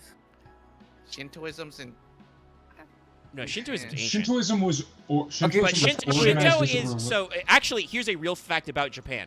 We think of Shinto as a religion. Most Japanese people don't. When asked what their religion is, Yeah. like if they go to a church, they don't say they're Shinto. The Shinto, the like natural beliefs. Yeah, if they say they're religious, they say they're Buddhist. Okay. But so Shinto it is wasn't- mostly so it wasn't cultural just- to Japan. Okay, so it wasn't until the 40s where they actually made it the state religion. Okay, that's what no, it was. Shinto as a church is a result of, and this is my hypercritical against Japan part. Shinto as a religion, as a traditional organized religion, was a result of Japan's hyper nationalist fascist era. Yes, it was part of their trip during the first half of the 20th When century. Japan became a death cult. Because I read the Bucha Bill say, because I think he said that like Shinto was invented back then, or more of it was made a religion then. So I No, misremember it was it. made in The a start of social- that, like, Okay, so that explains actually all the god killing a bit more to me more, because that makes more sense to me of being like originally it used to just be like. well, and also the way nature that like practice. Shinto works is just like you can't kill gods like that in Shinto, man. The mitama of the god that's enshrined actually the soul has 5 parts, brother. The Like, only way to kill a god is to stop a It's leading much man. more esoteric because it's about your relationship with natural phenomena and like Yeah. we translate kami as God, but it doesn't have to mean it that way. It's I nature feel like I'm spirit. getting too Orientalist with this, but I will genuinely, also say that they don't mean God when kami gets translated as God, though they do use kami also to mean I capital will G also God say in their this, language. Omega. I think you are being very kind. I won't be as kind. 10 is very explicitly anti-Christian. Oh the no, Catholic actually, Church when I specifically. should Sure, like, yeah. yes, because Also, that's Japanese, that's the thing I was going to Japanese talk about Christians Christian have very, earlier. very bloody history actually. So That's and the thing. Like, I think post World sorry, War II fascism, a lot of Christian ideals came with capitalism from the West, and that's caused a lot of problems in Japan. yes, Yeah. the enforced Westernification of like I don't want to say that Imperial Japan was cool because they weren't, but the U.S. occupation of Japan also was not great in many ways and has had lingering cultural consequences for them. Like I don't want to say Japan gets a free pass because we occupied them, we put them in internment camps. That was very bad of us to do. I should also They should were mention not something importantly. Doing great first, but two wrongs don't make a right. The bubble crash was actually a thing facilitated by America and a bunch of other cultures trying to destroy Japan's lead in the economy. I'll also say this. The reason I brought up 10 specifically is because I feel like 6 is critical of religion in the sense of like it's critical of the existence of God and like meaning in life. 10 is literally like, yo, the Catholic Church on some fuck shit, man. Yeah, Yeah, but like, I don't think what I said about the bubble was fake. I think don't. that's- I'm not an I think it's expert enough in conspiracy. economics to talk about. But like, I they put the I dollars to think bubble that the crash, bubble so- bursting was a We're off natural track, result of capitalism bullshit, but we're not going to get into Yeah, that. No. let's talk about No. magic. I just want to say, talking about before we grab, and actually let me Sorry. double check what the next card is. We already have retrieve the Esper. That's right. So we didn't talk about it. Sorry, Retrieve the my Esper. fucking stream preview No. is like it keeps lagging. we like, talk like what this 5 or card 10 minutes does? behind. No, we didn't say what it does yet. Yes. Let me just say one final thought though. If you're curious, I believe this is why a lot of JRPGs, not just Square ones, but JRPGs in general, have this weird relationship with churches that are very explicitly like Catholic coded, but are probably a 50-50 coin flip if they're good or evil, and usually also their worship is very esoteric. This is what TV Tropes calls Very Crystal heretical. Dragon Jesus. Because the Japanese people don't always get what Westerners mean by like church-going stuff because their experience is very different. Neither do Western Christians, but Also that's true. not. That's a different thing. I'm That's gonna completely get you in trouble. I don't want to. I don't Literally want to say Christian, that yeah. like Japanese interpretation of Catholicism or Western religions is perfect because they did do a lot of religious persecution of Japanese Christians. That's Sorry. literally Amakusa Shiro's whole deal is that like the Tokugawa shogunate thought that was a dangerous foreign influence, which it was, but also not cool to massacre and burn down your own citizens. because It was of that. also a thing. It's also a thing in Semi-Remnant, actually, because one of the guys in that Also, plot is a you Married didn't- Christian. Yeah. Also, looking towards the future, you didn't do a lot better. Yeah. No. So like, yeah, there's problematic stuff in there, but yes. Retrieve the Esper, talking about, fascism coded. This is a flashback of like getting to Esper crystals. I don't know if this is This is even a sorcery. This is a sorcery that creates a The- 3/3 blue robot warrior artifact creature token. There are so many fucking words in that. If this spell was cast from the Yes. graveyard, put 2/1/1 counters on it, so it becomes a 5/5 robot warrior. And it's So flash. it's a It 3-mana flashback. It costs 3/3 6. or a 6-mana 5/5. Typically costs 2 more, which is not that bad actually for doing it from grave. No, I think this card's pretty good. And Obviously, honestly, like, you're playing this in one of the blue decks that probably wants you to be making artifact Yeah. creatures. or putting stuff in the graveyard, or No making matter non- what, like it's a non. If you're and like some people may be thinking, oh well, why don't we just have a creature that's a 3/3 that costs this much? Because it's a non-creature spell that creates the token, so it Yeah, it 'cause works in those decks as well. Like this, it's no, this basically this good is in a all lot of of the effort. green. Copy it It's and do it basically again. good. It's good in all the green decks except for probably the blue-green town deck. Dallas accidentally said green. I think it's good in blue. He means because it's a blue card. No, I said it's good in all of the blue decks except for the blue-green town deck. You said green, but we. You said green the first time, it's but that's not okay. good. Oh, I said green. Yeah, you said it's good in all the green decks, but the town one.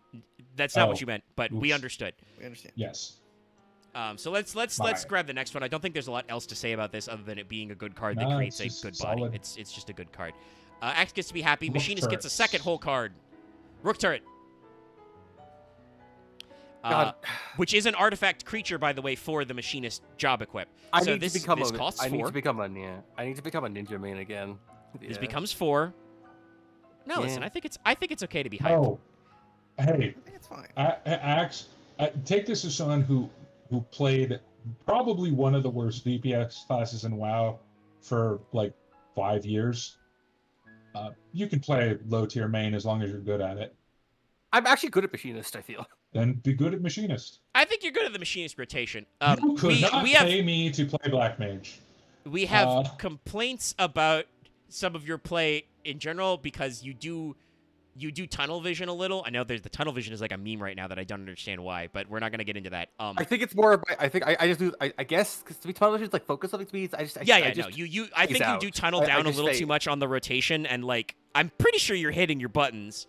It's just that Yeah. like that means that sometimes you fail to seize the tactical advantages of playing a ranged DPS, which means you can be as close or as far from the boss as you need to be to do mechanics. And that's up to okay. a point. That's Up to a point. It's like it's only 15 yalms usually. But that's still a thing that nobody's perfect at. Yeah. A Rook turret is a artifact creature construct. It costs 4. It's a 3/3 with flying, which is good. And it is a artifact creature, which obviously works for the machinist job. So I think this is another one that has application in decks. And it says whenever another Oh. artifact you control enters, you may draw and you may discard, or you may draw I and think then what it discard. is- I Sorry. think the Queen Automaton should also be a card, but I don't think it's here. I don't know what it is about this card that has made it so underwhelming. It feels like it's overcosted, but It's it's like- blue, so like it's- making a but 3 it's flying not has to, overcosted. it has to be 4. Flying, so It that has seems to be normal. I mean, it is for a blue, No, yeah. Omega, don't get me wrong. I don't think it's like it. I don't know what it is about this. Is one of those cards I genuinely don't know why every time I've played this it has felt underwhelming. Yeah, I don't every know. I time guess I it play just. it- I feel like it just doesn't. It's like it the could be- perfect storm honestly, of I feel like like not it should good be. enough. I feel like it should be a 2/4. Maybe it should be a That might maybe be it should be a better. little less. I don't know. I think I can see it, Dallas, because like I'm looking at it and I'm like, this seems like a good card. I am also very whelmed by this card just reading it. I'm like, this seems nice. I'm not like Also, excited Bruno, about it. As a machinist guy here, Seems okay. I find the What? Rook turret not that fun anyway. I think Well, the yeah, Queen it is just a kind of good a- upgrade. A weird passive thing. It's Like it very has low synergy. performing I guess it in just general. the I don't problem know I what think it is is. go Chris Charlie, because you may be about to say something I'm about to say. I think the effect is good, but it's like we know that it's the 4 cost mana is the thing about this deck, but I think at this point at this cost the effect isn't worth it. Well, and I was Point gonna of the say the effect is not Actually, very wait. whelming. on play. You have to be Wait. entering But artifacts into control to activate If the we're draw doing- one, discard if one. we're doing a blue artifact deck, you're not going to play it at 4 anyway because 3 of it's colorless, so you can discount 3 of that usually. So it's like No. I mean, in some cases, you only play it for like 3 or 2. I mean, you might be able to discount it, discounting this. but in the set, you're not, and that's the thing I want to say is like, in a set, like Dallas said, Yeah, no, I don't know if I'd want to I draft agree this with because you. like it works with the I would've 4-cost said- like Starlight said, I but would've like said this card is not good enough. then fair. you It doesn't feel good gotta enough, yeah. then you have Yeah. because basically what I'm reading this is this actually no I've got why this card feels a little underwhelming. It's because it's about a 50-50 split between playing it in the pure artifact combo decks and playing it in the 4-drop deck. So it's a 4-drop, Yeah. and it's technically costed correctly, but But then it's it also also a has a creature. synergy. Yeah, it's a creature, so it doesn't count for that. And It it also has a doesn't do anything when you summon it. synergy It doesn't do the unsummon. with playing more artifacts, but you have to pay 4 to play it in the first place, so like... It looks like it.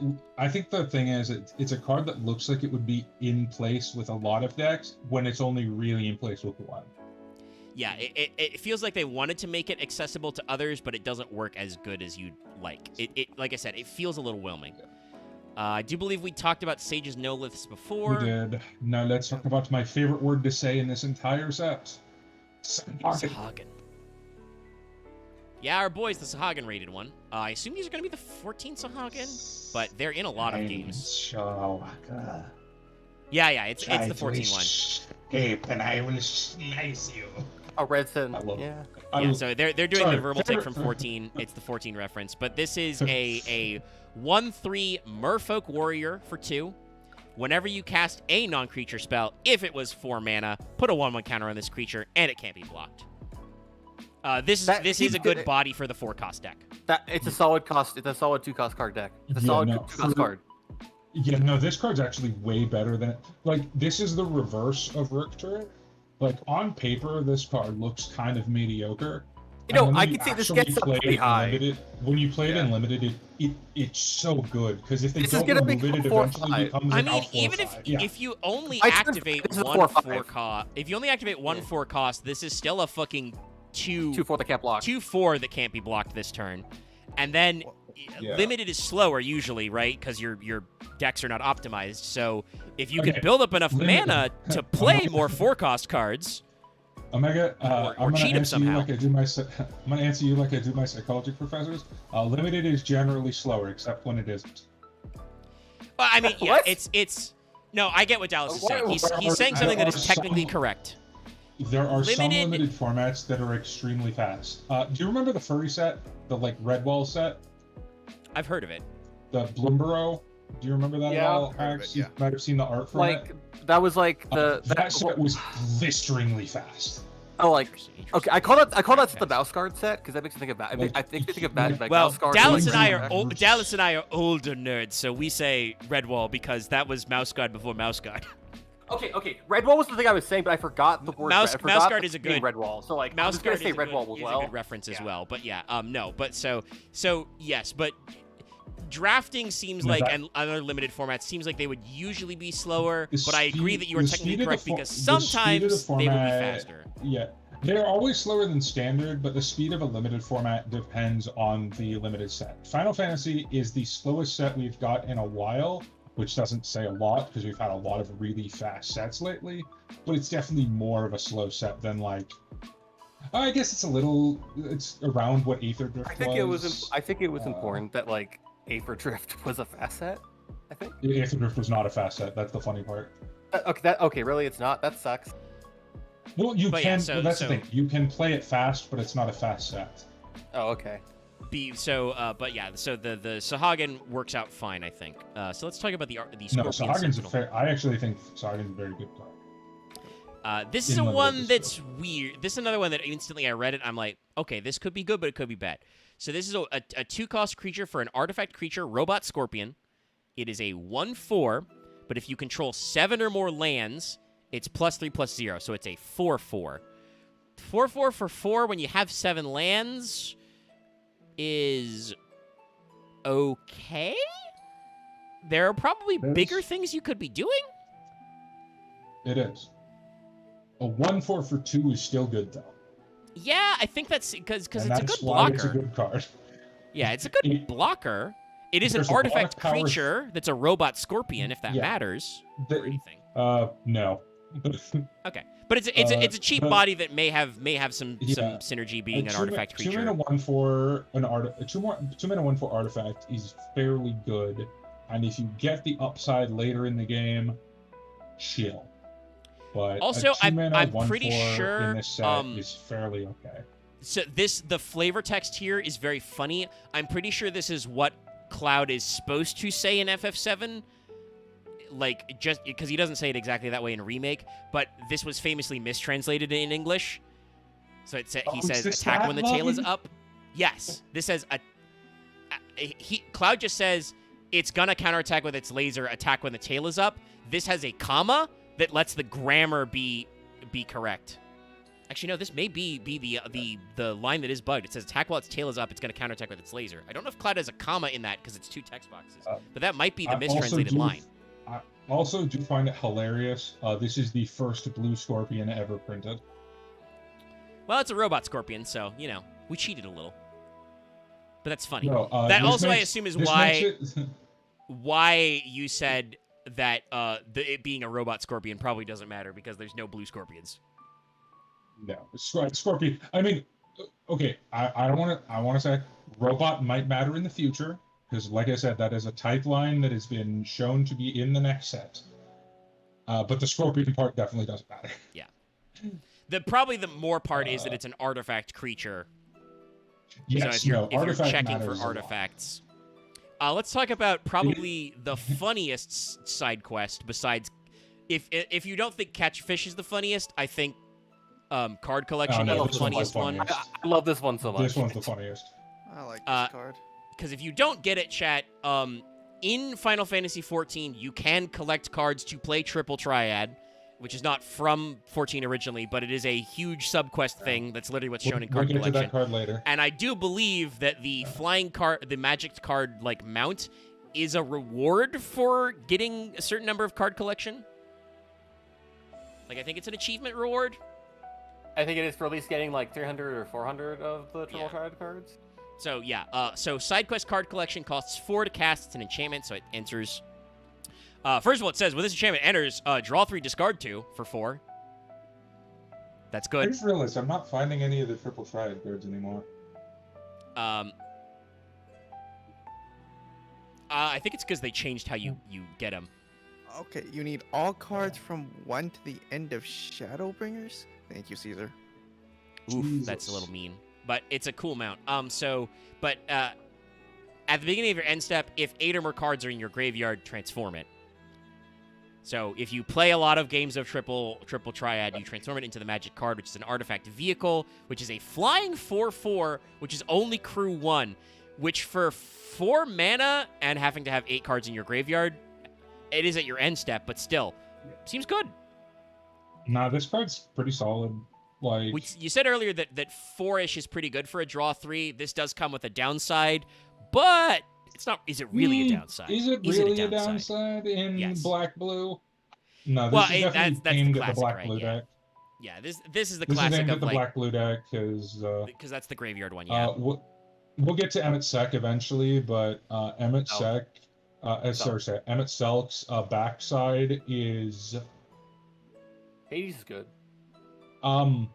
so it's one of the most broken cards in Magic's history, printed as a creature. Oh, good. It's Yeah. more accurate. Big chunks. He's a well-graced So how much like Yawgmoth is Emmett Selk? Uh, Probably less mean than Yawgmoth, I would say. I will say this. He's more. Well, he's pretty more, catty, He's more Dallas. sad. He's more sad and like Okay, separated emotionally. does he want to extinguish all sentient existence? No. Technically. No. Yeah, I'm gonna say the actual answer, Big Dallas, is asterisk. yes, but actually no. Big Or ass. possibly Okay, no, then but he's actually less- yes. then he's less mean than Yawgmoth. He's not Because Yo- sadistic. No, Epic Well, is more he's by his much less mean than Yawgmoth. He's then, more. 'cause He's more. Yawgmoth- Yawgmoth is like literally a Well, yeah. Xeno horror guy. Yeah, well, no, he was originally a dude, a really sexy dude, to be fair. Okay, no, I'm saying the more he was always obsessed of like doing bio horror shit. Well, yeah, no, there is one card of Yawgmoth, and it's him torturing someone in the background.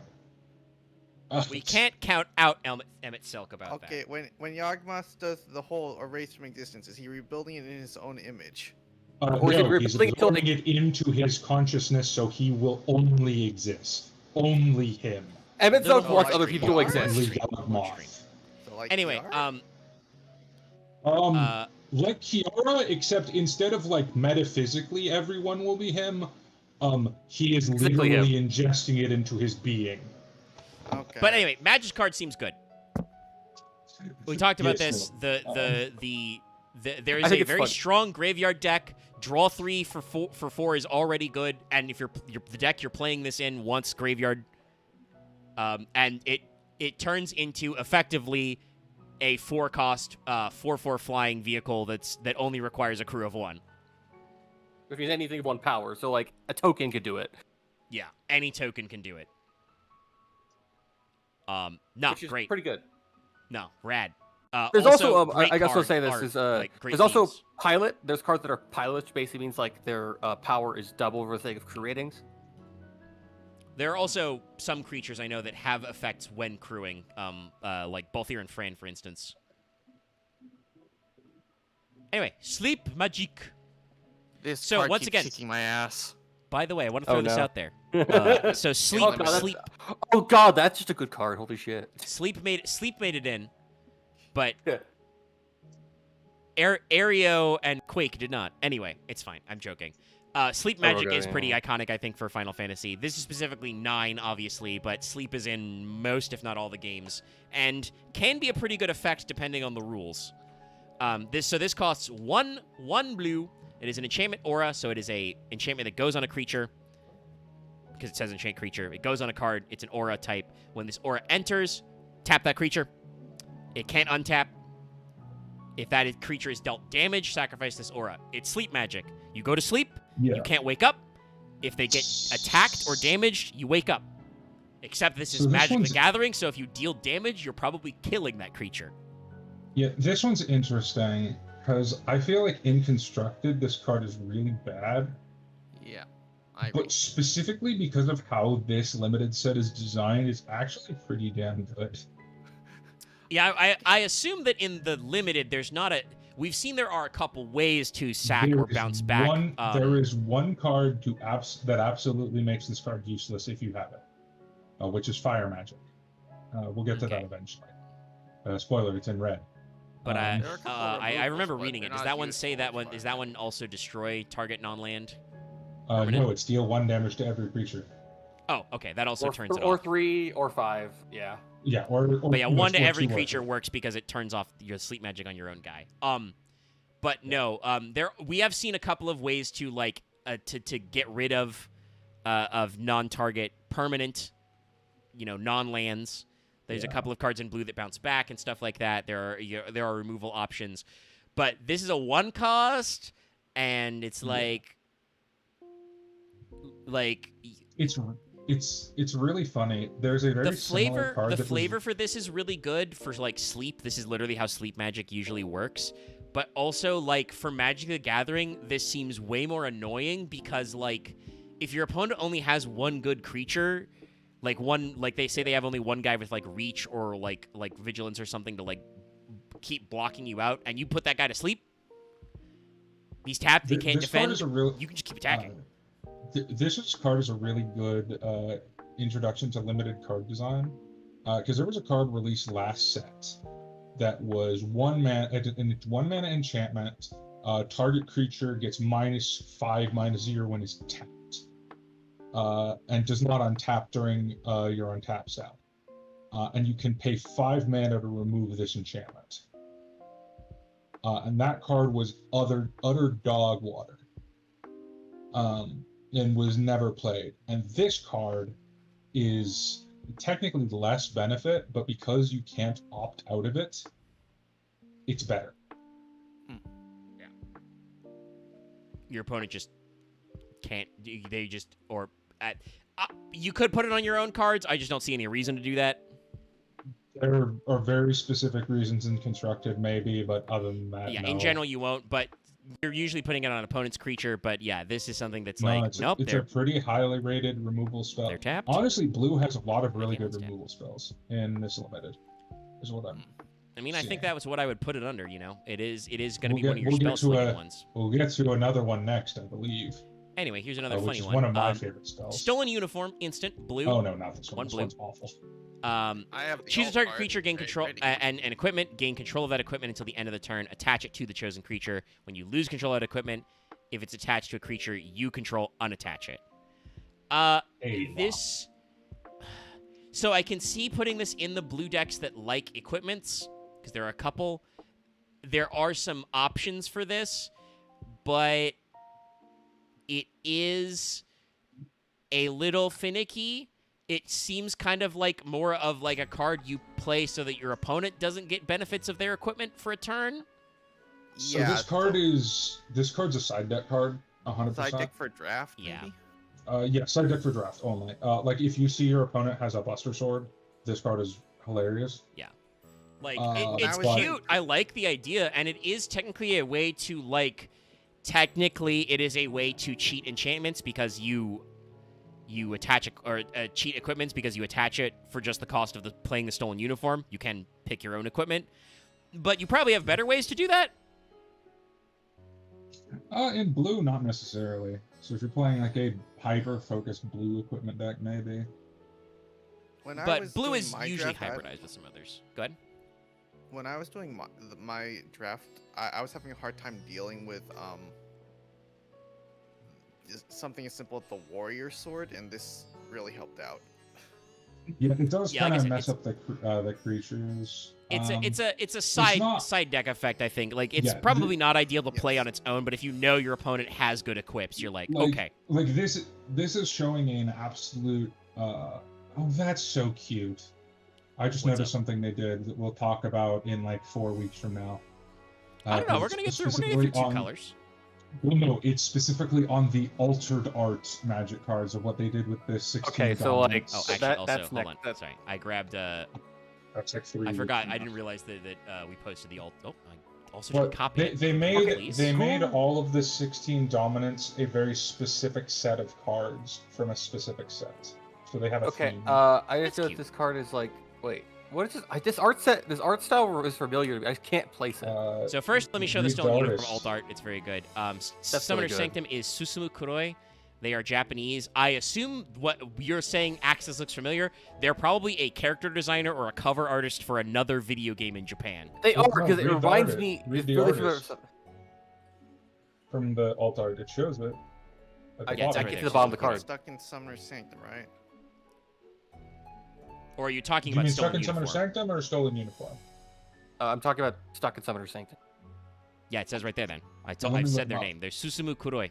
Oh, it's fair. It's just been cut up on the stream, so I can't. I just couldn't type it out. Oh, is it a little too low? Then let me scooch it up. yeah, I it's said too it low. out loud, but yeah.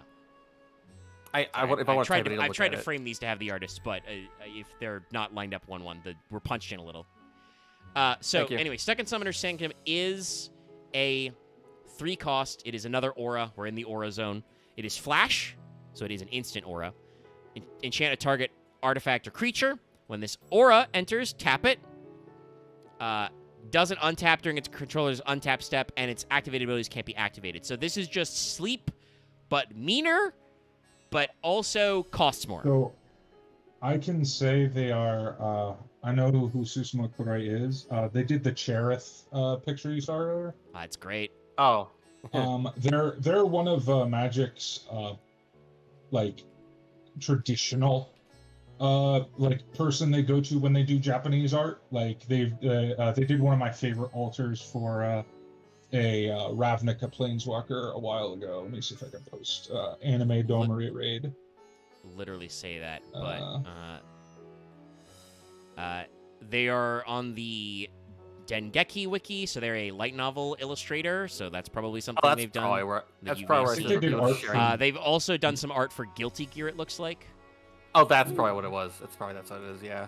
Yeah, they look like they have their fingers in a lot of places. Like not necessarily like the lead on any one thing. No, it seems but like they're like a high caliber freelancer. Oh, they did Vito's anime art. Oh, that makes sense. Okay. Uh, Sorry. don't But yeah, no. So this is another good blue removal card. Yeah. This is, like I said, this is just Sleep 2. Basically, like Sleep isn't actually tiered, despite the fact that most games do have Sleep and Sleep Ga. But this is basically Sleep Ga. This is Sleep but better. You are it's the also target is tapped, but it can tap artifacts or creatures, and it's they also an don't instant, untap, and they which can't is activate really abilities. Important. Yes, it's a flash, so you can cast it as an instant. Yeah. No, this I is think this Sleep is Magic- mean as hell. Sleep Magic is a little better in this set specifically because the ability to like activated abilities aren't that huge of a deal, and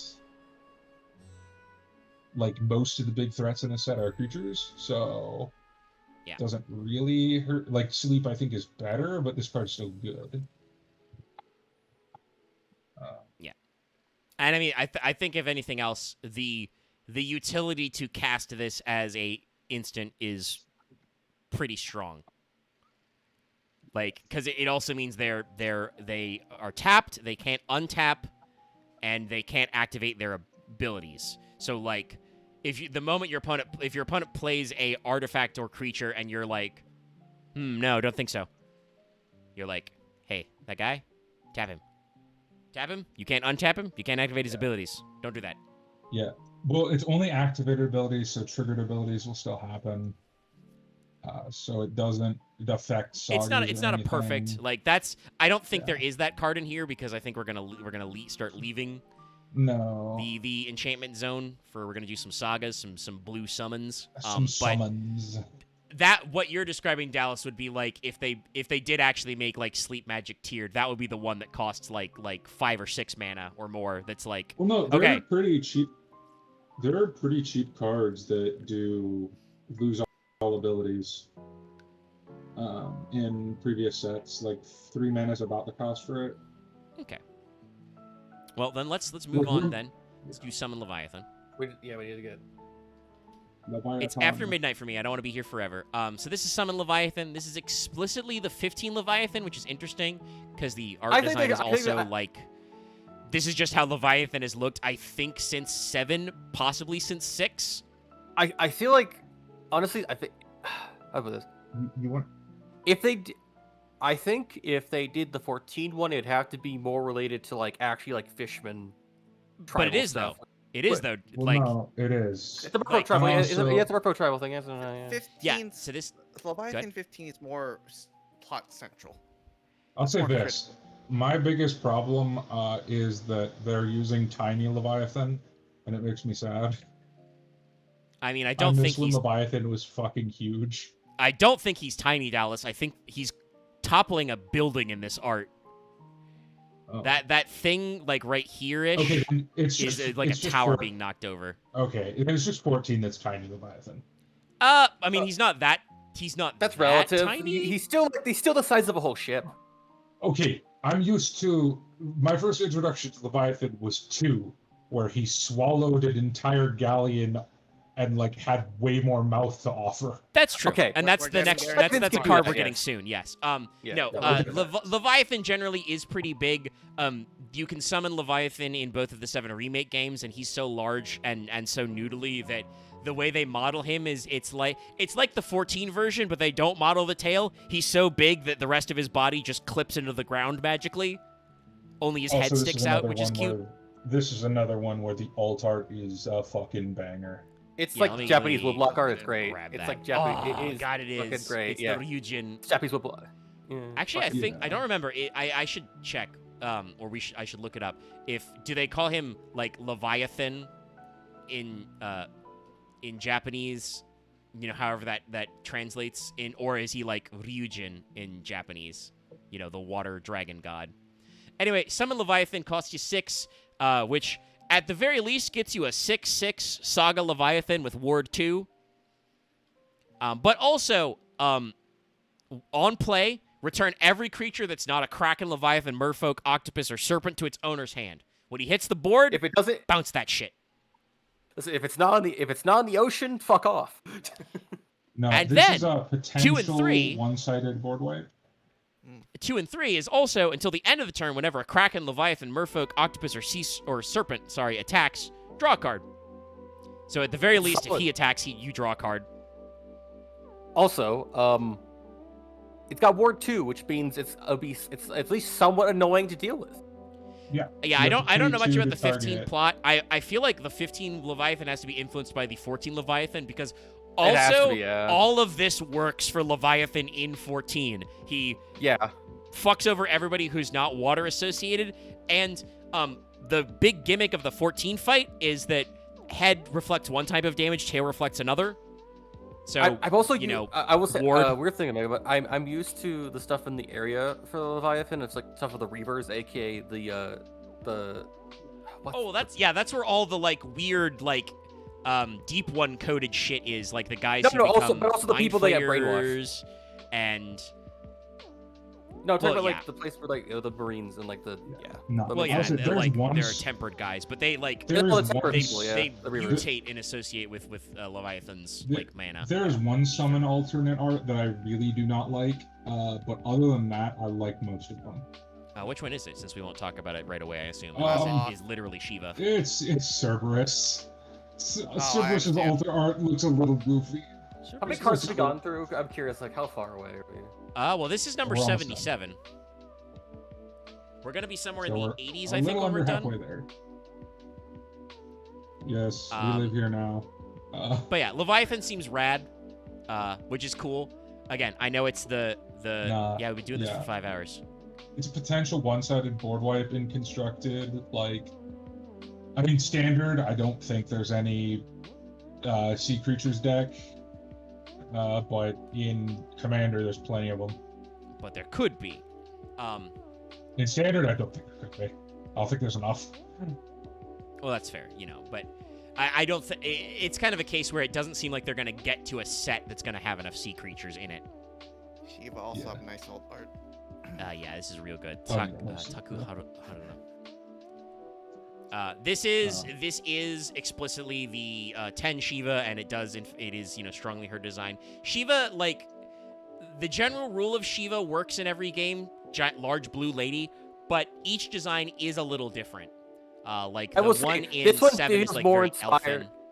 This feels more inspired by like Hindu Shiva. She's got kind of like a bunch of braids or almost like dreads, which kind of fits the more like Pacific Island, possibly Indian Ocean, which would be, Hindu-inspired like vibe they got going on. But yeah, this is Shiva. This summon is also a Saga Elemental. Honestly, it's kind of a shame that they. Well, actually, no, I shouldn't say that. Dallas isn't. I don't remember if Dallas is all the way through Heavensward.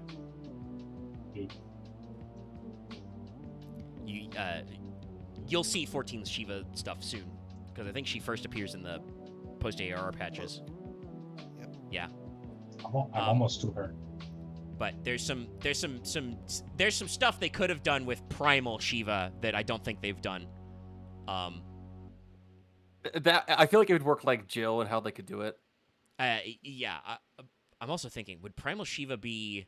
That'd probably be a chance to get a multicolored Shiva. Like I could see Primal Shiva either being white blue or even blue black maybe. Yeah, I was thinking white, blue, black feels like right on for her. Yeah. There's some stuff there. We don't need to get into it. Anyway, Summon Shiva. This is, again, drawing on mostly the 10-1, but there's a lot of wiggle room. She is also another 5-drop for a 4/5 for just a Saga Elemental. But her abilities are, the 1 and 2 are Heavenly Strike. Tap a target creature, stun it. Very common for a lot of the ice shit we got going on. But that's, just ice them, freeze them. And then, Diamond Dust. Draw a card for each tapped creature your opponents control. Yep. Pretty decent. Your opponents untap at the start of their turn, right? Mm-hmm. Yeah, so that can be pretty good, especially in Commander for each creature your opponents control. Yeah. If they've been using This their card creatures is- and they're tapped. This card is decent. There's decks that focus on tapping down. and we've talked about it. That's a thing that I think Blue has a couple of tap put a stun counter on him cards, and White also had several cards that tried to tap some guys. So there's some decks You that'll got the do it. colors. Yeah. So it's got some stuff. And like I said, I would personally, I don't know if it would be like actually that's a good question. Can you play your Sagas as commanders? They're not legendary. Right, they're not. Okay, yeah. So yeah, you can't make her a commander herself. I feel like there is a commander deck where we would try and make this work just because I'm getting greedy. I'm like, draw a card for every tapped creature my opponents control. What if I had, 3 times as many opponents? That means I'll draw 3 times the cards, right? But it's only if you but remember your hand size. It only goes 7. But you That's just discard gonna that increase your at hand the size. True. But you Fair but you really also just have a land card playing commander that just takes you have hand size. You have no maximum hand size. Well, and the thing I'm going to say about Shiva is, like, you'd get this during your draw step as well. So, like, I'm thinking about the greed. We've talked before that raw draw power isn't as advantageous in Commander, but it could be, because you could be drawing a lot of cards. You got a lot of cards to draw. Just her... Well, okay, when I say draw power isn't as primo in Commander, what I usually mean is draw. There are a lot of cards that draw in Commander, so you don't need cards that are dedicated to draw. Yeah. But this is like a payoff for you use her for the stun counter effect, and then at the end it's like, okay, it's your draw phase. Add the 3rd token, draw a shitload of cards for your opponent's tapped creatures. Ooh, yes. And Dallas has shown me there's a legendary creature, Human Warlock, who is indeed blue-white, and she has a tap ability. Hilda of the Icy Crown. So yeah, no, there's a deck here. Sick. I'm glad that I've looked at probably less than 1,000 Magic cards and understood them. Probably possibly less than 500, but I'm starting to develop a sense based on the set of like, what would be a thing that I can commanderize versus others. But hey, it's swallowed by Leviathan. This shows you how big the FF2 Leviathan is. He's fucking big. He's eating a galleon. This costs 3. It's an instant. Choose a target spell. Surveil 2, and then counter the chosen spell as the person plays 1 for each card in your graveyard. So you get to look at 2 cards, and then presumably, hey Bozo, you are putting. Or pay 12. Yeah. Also, just in general, presumably, if you're using this effect, you're just like, fuck you, by the way. I don't care what those 2 cards I just surveilled are. They're going to the graveyard. So you're paying at least 2. Feels good for Emmett. No, this is a blue-black. This is for the blue-black strat.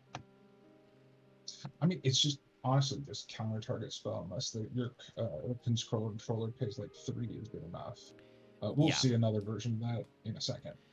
But this also goes, I think, back to what we talked about with like why Louis Sois is a little weird. There's other counter spelling in this strat. This one isn't quite as analogous, but we'll get to another one. It's just makes the use of card greater. Yeah, like this is like it actually like. It's more than it's more of a counter spell, damn. But I guess it's because the idea it's like. Well, it's not. It's dependent on how much you're committed to graveyard. It's not a literal counter spell, so it does not. I assume it doesn't. I assume there's like rulings and spell speed shit with like a spell actually. Being it's an instant though. It's instant you can. Well, yeah, but like I don't know if there's like specific interactions with counter cards that are counters, but it is instant, so you can play it anytime. I think this is mostly just you're playing it because it says counter, but also it's Surveil 2. So oh my god, I'll put it this way: there are no cards that supersede each other. It's just if they're instant, it's whatever played goes on the stack. Okay. With the exception of one card that literally on its text says no other cards may be played until this resolves. Okay. Syncopate? Syncopate. I've never heard of that one. So this is also, Dallas mentioned it, this is literally our next counter spell. This is X plus 1 blue. Counter target spell unless its controller pays X. If the spell is countered that way, exile instead of putting it in your opponent's graveyard. Stupid sexy Kuja. I think that's Kuja. It's Kuja, right? I think it's That's Kuja. Seymour. Yeah, Oh yeah. Seymour, Oh, Seymour it's X. Seymour. Sorry, let me They scoot look up. I mean, like, I'm real. God, I wish there There's was. a couple I of wish weird there- hair tentacle guys in Final Fantasy. I know we're not gonna get to Kuja until like probably next week or the week after that, but Wow. I kind of wish there was a thing of transform Kuja. I mean, There there is. is. Also, by the way, if you want Oh, to say, is it- okay, sorry. syncopate, if you're curious, is a verb. Displace the beats or accents in music or rhythm. So strong beats become weak and vice versa. Or shorten a word by dropping sounds or letters in the middle. As in, Gloucester is spelled with a lot of extra vowels, but you can spell it with only 2 vowels. So, I don't remember exactly what that's got to do with Seymour, but the idea of, like, it does say, like, has a syncopation type effect where you're like, that thing you're doing, I'm fucking with it. We're changing the weaks to strong. Alright. But we're scooching Is along, my we're boy scooching along. next? Is my boy next? Is it him? Well, no, it's a knife. Damn it. Okay. Soon.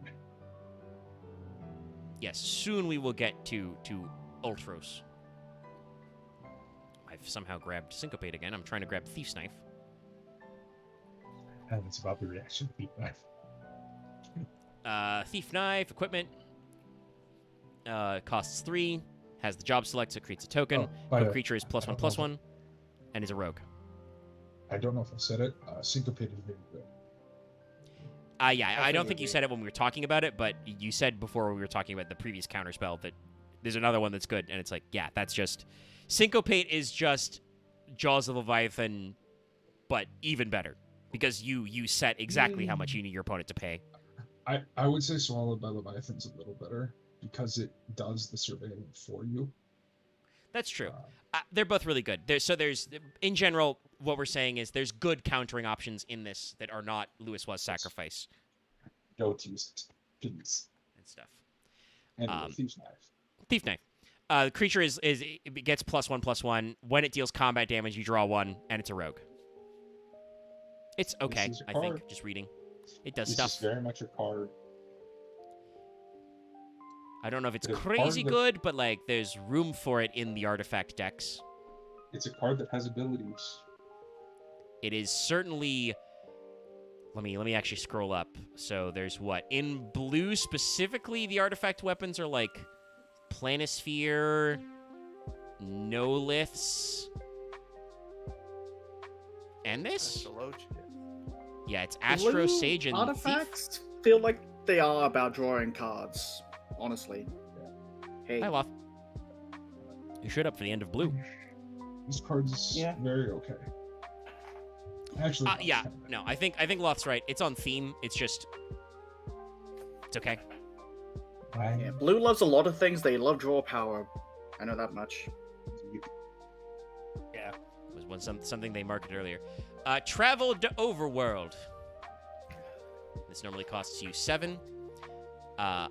Which 2 of which must be blue, but it says affinity for towns. Affinity, I believe, is a general keyword. It's just affinity for a type of land.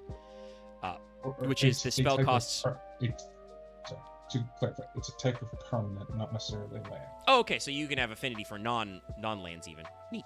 Affinity the first affinity keyword was affinity for artifacts.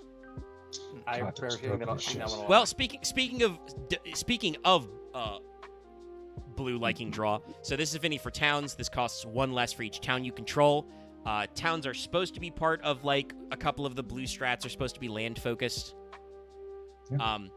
And this lets you draw 4 cards. Yeah, it's good in the town. Yep. mode. I don't know why you would play it anywhere else, but it's good in the town. Mode. Not, Yeah, it's affinity for towns towns. were You very would. hard to get in In limited. sealed, oh yeah, no, in sealed, it's you can't. Yeah, in Draft, you draft. can do it.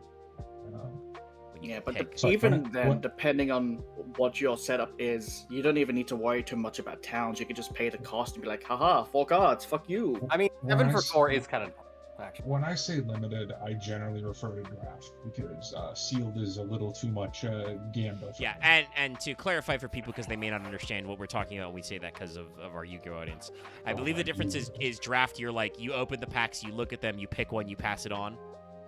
Mhm. Is meant by draft. Or if you open too much money, you go up to the cashier, pay for your pack, or you just leave if your pot is being identified.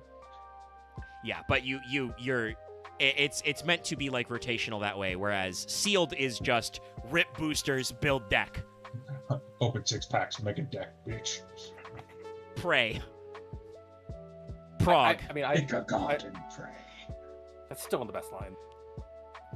white. Well, that's just because I think I like the white strats better out of the two colors we've looked at. We'll see what I think when we look at all the others. Like, honestly, I think my I think you personal might like the red playstyle or the would black probably... one. Yeah, I'm about to say, I think the red-black strat, that what they called Black Mage aggro, is like... It's no, that funny. sounds funny. It's yeah, funny. That sounds like we get to I cast don't some think big-ass I don't think it's amazing, but it's fucking funny. I very much enjoy blue in this set, mostly for blue, black, and blue, white. But yeah, he's a boy. I definitely think that blue is very flexible. Like, we talked about this, how some of the two color types for blue, their identities are way shakier. But hey, here's Ultros, the obnoxious octopus. He's a legendary I octopus. appreciate that he's called obnoxious. I also love the fact that he's currently fighting a man in blue. That is a woman. Fighting a person that- in blue. I can't. I'm sorry. I Well, misgendered Rosa? this tiny person. No, that's Celeste, I believe. Oh, that'd be solid, yeah. It's hard to tell from the angles. I'm Really like- hard to tell besides it being I blonde. see that she's got a sword and she's blonde. Yes. Anyway, Ultros is a legendary octopus. He's 2/1 for 2. Whenever you cast a non-creature spell, if you paid at least 4, tap a target creature, put a stun counter on it. Paralyze him. He's part of the forecast deck, yep. Whenever you cast a non-creature spell, if at least 8 mana was spent to count it, put 8 1/1 counters on Ultros. Okay, Big this is basically octopus. basically I think it's Ultras becoming his boss fight, I think. Like, actually. Axe. He is 6 boss fights. You fight him I'm used to seeing what I see in 6 is him jumping around, fucking around in, like, Typhus and, like, Typhon Okay, and you shit. fight him before that. Like you literally like he is. He's a one of the recurring most boss in recurring 6. characters. Much like how Yeah. he's...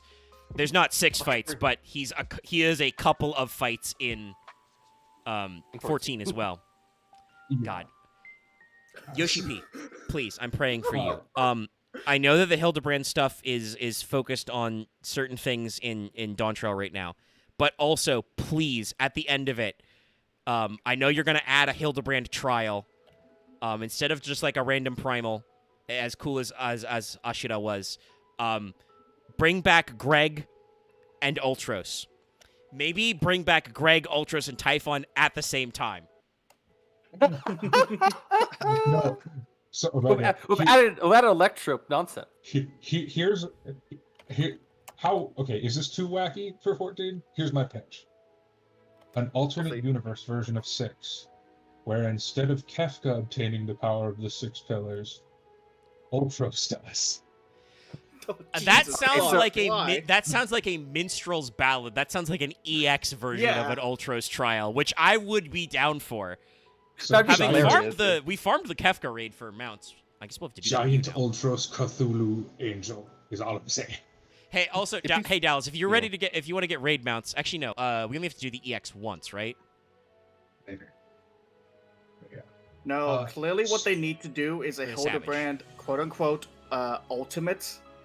You do go through all the God, fucking Hildebrand trials. Ultimate, please, because I bet So- the try hard Ultimate raider. Well, I don't know how many are. I've heard some people actually say that serious raiders are actually not that disappointed that there's no Ultimate coming in the next patch. It's just one There's a thing lot that of work. people who are trying to levy complaints about 14 are using as ammunition. I don't actually know how down bad they are, but I do think there would be some tryhard guys who would probably be frustrated that it was kind of a joke fight, but also it would absolutely clap your cheeks. Anyway, Ultra seems good. for the 4-cost deck. So- He is another 2-drop creature that's good. So And getting a Caesar's cost card kinda- won't be that hard, Let's actually. say this. Caesar's kind of right. In the limited set, because of just how things are costed, the 8 ability really won't trigger that often. However, I'm going to try and build this man as a commander because Well, that's what I was it's gonna say. fucking He's funny. a legendary creature. He's a You cheap can do it. commander, so you can cast him multiple times. You know, if he I gets. mean, isn't mono blue bonked. like mono blue? Isn't mono blue kind of boring though?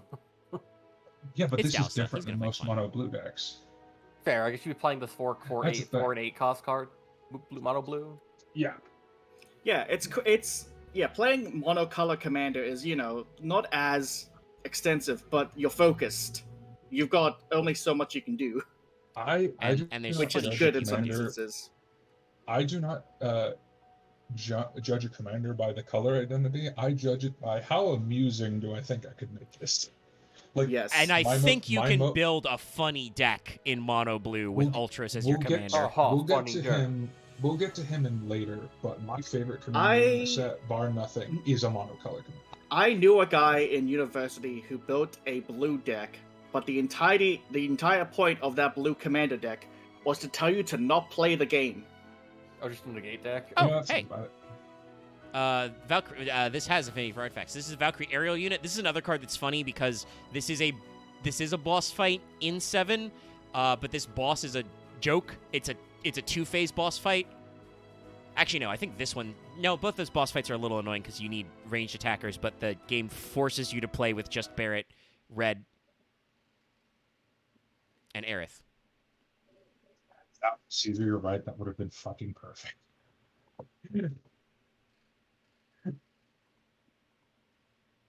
Sorry, chat. My Little fucking snot goblet. my background music lagged. I was confused for a second. Yes. Also, Typhon as a partner for Ultras would be super funny. But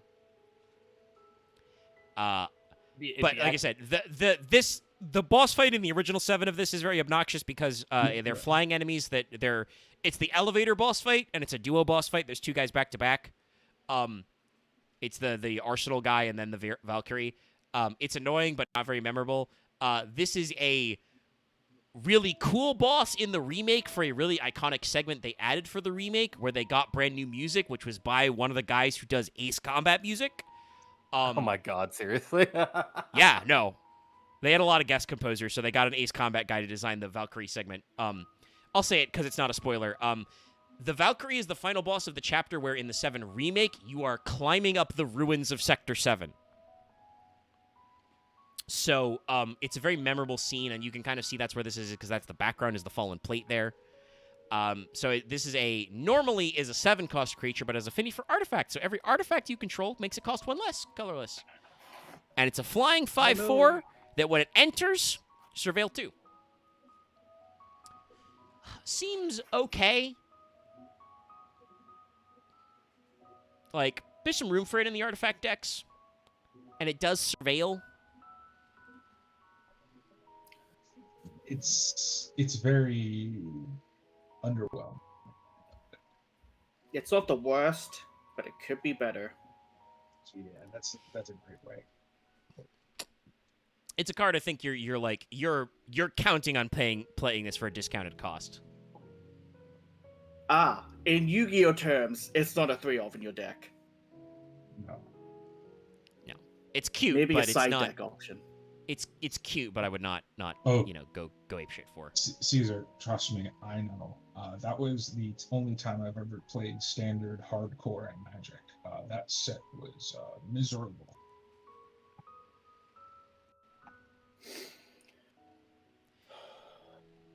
But we're going to talk about the Wada Crystal. So this is the crystal for blue. Again, talking about why the Wind Crystal was white. It's because, well, there's only 5 colors, and Magic and Final Fantasy is usually at least 6 elements, often 8, sometimes even more. So Omega, technically, there is a 6th Magic color. Is it colorless or for X? No, it's purple. What? So there was product released God, this was like 1995. Called Vanguard cards. This was Commander before Commander existed, where you took And a they had, like, a character unique. and to put it as your character, and they considered themselves to be purple. No one knows why. This has Very never weird. been brought up by Wizards again. They've just left it. No. What are you talking about? This doesn't exist. Well, I will say that is funny. Purple is the color in FF that's usually associated with lightning. Lightning damage is usually purple or yellow. Yeah. The water crystal is blue. It costs 4 to cast. It's legendary artifact. Blue spells cost 1 less to cast. That's not that that's not their cost becomes less. They cost less to cast. If your opponent would mill 1 or more cards, they mill that many cards plus 4 instead. And then you can spend 6 and tap. Your opponent mills cards equal to the number of cards in your hand. So I know self-mill is a strat. Is milling out your opponents a strat that other blue decks are going to build towards? From what I've heard, this might be the catalyst to jumpstart the mill strategy going forward. Okay. Because that's kind of what like, if you have a mill strategy, this is a good card to play. I don't remember reading that many of the cards in the FF sets that do actually mill your opponent. Like, it punishes them for... Dust has muted his voice. Yes, that's fine. I will relate what he says. We're going to be out of here very fast. There's, like, literally one more card. It's a shame because it's Y'shtola. It's the mono blue Y'shtola who's super interesting. So I'm sure Dallas will have to text some stuff about it. So, like, if you're playing a piecemeal mill strat, I mean, it means your opponent's milling 4 cards instead of 1, minimum. Which can be useful. I know that, like, mill comes from Magic because that's the original source of the card Millstone that milled. But I don't know, like, how much it's got out there. I think making blue spells cost 1 less works, and obviously the blue decks are the ones that want 4 cost drops. Thank you, Dallas. As Dallas is bad saying in Commander, text. Yeah. Yeah. Bad in Commander, good in Constructed. That makes sense. Yeah, your opponent has less cards to deal with. Decking out is, I believe, a win con in Magic still. Yeah. Yeah. Blue's overdrawing some. Yeah, so, like, if you're looking at smaller cards and you're building a more focused mill strategy, this works. It just reads a little weird because, like I said, that, like, I don't think that any of the cards in set do a lot of milling in blue that we just looked at. We'll get to it when we go over the lands and towns, but the G-Door, the blue town land, mills half the opponent's deck. For like, I think the cost is really expensive though. It's like 6 or 7. I know a thing of I'm used to I sometimes play Commander against someone that plays a blue-black deck. One of their bigger cards is a thing that makes it when you play every time when you play it when you play a card. No, when you cast a spell, lands are fine. You draw 7 cards every time. So basically, you will mill yourself to death in about 8 game actions. So it's like Gravekeeper's Servant, but more. Dallas is saying mill in general is not great in limited context. Which it seems like it isn't because there's not a lot of cards in set that mill. Maybe side deck it in for like if you're playing, for like limited, it might be a side deck card because a lot of the black cards do self mill. Yeah, it works as like a punishment, I think is what I was thinking of. But obviously that means that you're reacting to what your opponent is doing. And mill is a like shortened keyword, so it Oh, okay. I mean, I guess it makes sense. The problem is that like Dallas I should specify in this limited, Dallas is saying that. Which I did think I'm trying to communicate, which is like I'm not reading a lot of other cards that mill like in blue. So like there's not a lot of synergy. They're only 40? Yeah, so adding 4 to that makes that a lot harder. The problem is generating the mill. But if your opponent in black will have cards where they mill as cost, that could be very mean. So it seems like a situational one. Also, I didn't realize this Y'shtola and her full art. She has 2 different flavor texts. That's funny. I guess it's because one of them is original A Realm Reborn Y'shtola, who absolutely is a cat druid because she's a conjurer, I think. Mm-hmm. But then the artist actually drew her like in her iconic costume. But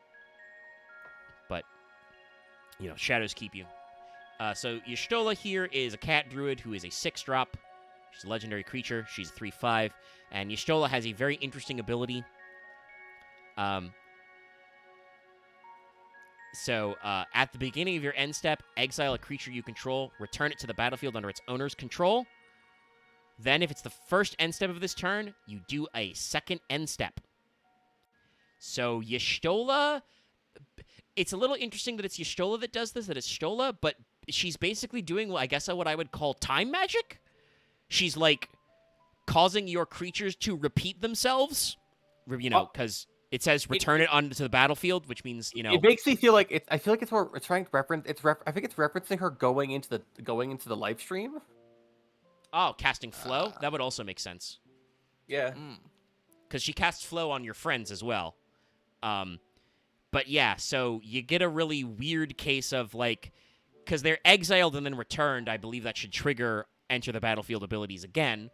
And then also, just in general, doubling your end step means you're going to do weird shit. Yeah, like, I've heard Dallas saying this is one of the better cards, because he feels like there's just some weird, this is going to trigger some weird shit. Yeah, I should clarify, so Dallas doesn't have to type all this out. Dallas didn't say necessarily that Y'shtola for sure would be good. She wasn't proven to be good, but this is one of the cards that he read and was like, this card will become good in some format because she does something freaky. He specifically brought up there's a card called Paradox Haze that doubles... fuck! This motherfucker right here! Dallas has shown Jin... Oh, I don't know how that X is pronounced. Jin-Gitaxias? It's okay, X. Core Augur at the Core Texas Augur. Core That's how Augur. I've heard it been pronounced. Core Augur. I'm sure many of you know what I mean when I say that, but he's a 10-drop, but he says at the beginning of your end step, draw 7, and your opponent's maximum hand size is reduced by 7. Everyone's hand size is 7. Yeah, Normally. Gitaxias. You have no hand size. Your brain is now empty. Now draw and just purge the memories from your brain. Your brain is small. My brain very large. But that would mean that yeah, you would draw 14 fucking cards under Y'shtola. And then that 13 cards in the grave, essentially. Yeah. Ooh. Yeah, several people are saying her using flow. Exiling and then resummoning is called flickering, so it makes sense that it's flow. Caesar has also brought up another good point in chat. Exiling and then resummoning resets your counters on your sagas. Obviously, it doesn't mean you activate their abilities right away, but your next draw phase, you would go back to 1. So this lets you kind of replay some of your guys, which can be very powerful. Especially because, obviously, Y'shtola would be returned by it, but that could mean that you could reset Leviathan to clear the board on your at the start of your turn, which could be very funny. And it feels like a card that, like we said, is on her own. Exiling and returning is good if you have good cards to enter the battle on. And she's still a 3/5 for 6. But just that double end step stuff, somebody's gonna find something freaky. And she's legendary, so she can be a commander. Speaking of mono blue, yeah, someone's gonna try something. Yep. Something weird is gonna occur. Oh, it is enter the battlefield. They play the first one? Yeah, okay. So you probably wouldn't do that with Leviathan. Sorry, like I said, I am new to Magic, so remembering the circumstances of every single mechanic is still tough. I haven't practiced like Yu-Gi-Oh! Listen, my Yu-Gi-Oh! Matchups are pretty good, even though that new event they just launched is bullshit. It's not bullshit. The loner decks suck ass. They're doing a dual trial, which is odd numbers only. So your loner is Adventure, but it's just the giant 7s you can play. Dark Magician, but because you can only play odds, you can't play any of the cool extra deck Dark Magician cards.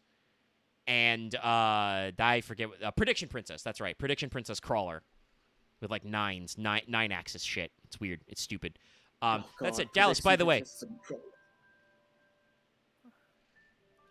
Dallas. Though, you should, if you're not already super back into Master Duel, you should jump back into Master Duel. The new selection pack is DDD.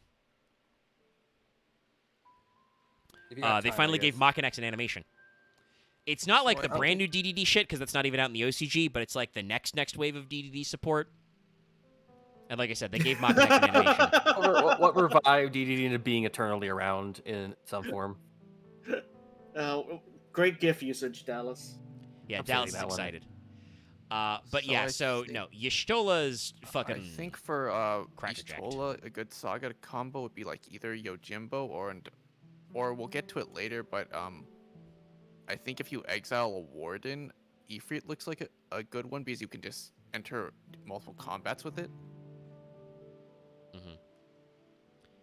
Yeah, and I believe that the Wardens, the 16 guys, don't reset back to their human modes unless you get to the last token. So you could exile him because he's still a creature and bring him back. Yeah, so that could be useful.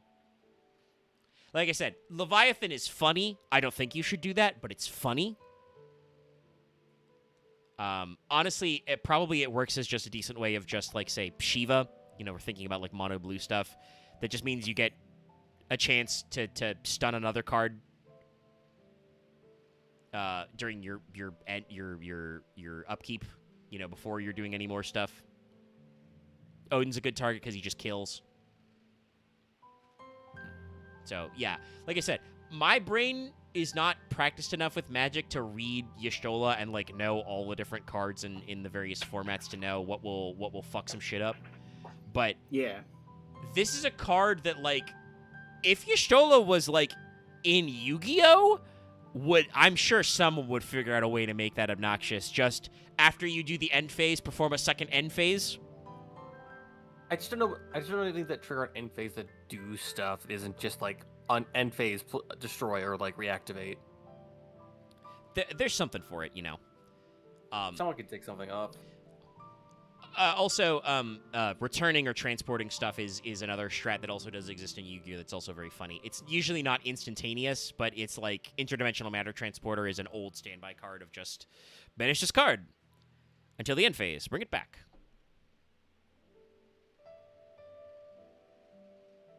But yeah.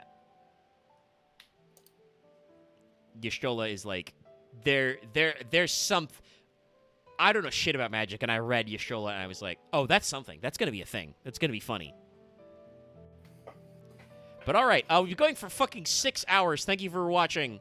The ending will be fast, because it's 1 a.m. Thanks for the boys for sitting through me. Obviously, Mr. couldn't be here for the whole time, but we eventually added a Loth at the end. That was black, and that was white. Next session, we will hopefully not spend 20 minutes yelling about the Yu-Gi-Oh! Ban list, but we will do probably black and red. Yes. Which probably means there'll be a third, which will be green and everything else. multicolor and other weird shit. Artifacts. Yeah, and then the other side, which I guess is smaller. We'll see where we get. Anyway. We'll see. Yeah. Also, yes. Sorry, before we go, to say what Caesar said, yes. There are Yu-Gi-Oh cards that do that, but most that say return do not. There are cards like there's a Centurion Trap that is banish a target card during the next standby phase, special summon that card back. So there are cards that can do the on summon triggers, which is the equivalent of enter the battlefield. But most cards like Interdimensional Matter Transporter don't. Anyway, I still had fun even though this was 6 hours. It's just now that I'm hungry and thirsty. That's fair. So thanks for everybody for tuning in. It was cool. We saw a lot of cards. We saw a lot of card arts that are cool. And you know, there's some good cards here. There are a few bad cards. But I think, you know, the ratio of good to bad cards is not great. And I do want to say, as a philosophical thing, I think Magic has a better excuse to have cards that are just kind of bad or meh, not just because of rotation, but also because explicitly they have limited style formats, drafting Also, and sealed. Also, because I think in some cases for actual like color identity, like there are certain cards that just like do this effect, but the other color does it cheaper and better because that's actually more of a color thing that color does than this other one. Yeah. Whereas in Yu-Gi-Oh, like, pack filler has to exist so we have commons, and like because it's an eternal format, pack filler can be super good. Just look at fucking Dippity. A Light Fiend 0/0, but it's a normal monster, so it's a fucking unexpected die, and Primite, another horseshit target. Yu-Gi-Oh is built on finding funny interactions for cards that are in bulk, but because it is not, there's no. There is an episode that is sealed draft in the anime, so like that's a thing that like people who understand old school Yu-Gi-Oh should be familiar with. Yu-Gi-Oh sets are not designed usually to be sealed draft in a vacuum. There's a reason why we're not doing like, what is it, sealed showdown? Where we just rip one set of packs and play with that set. Like Prague is like the idea is you build on it. But yeah, limited stuff is different. So there's something I think to be said for a lot of the way these work, even if they are rough. Anyway, thanks so much for watching. We're ending on Y'shtola. See you later. Like, comment, subscribe. Tune in for 14 tomorrow. Good night. Take care. Take care.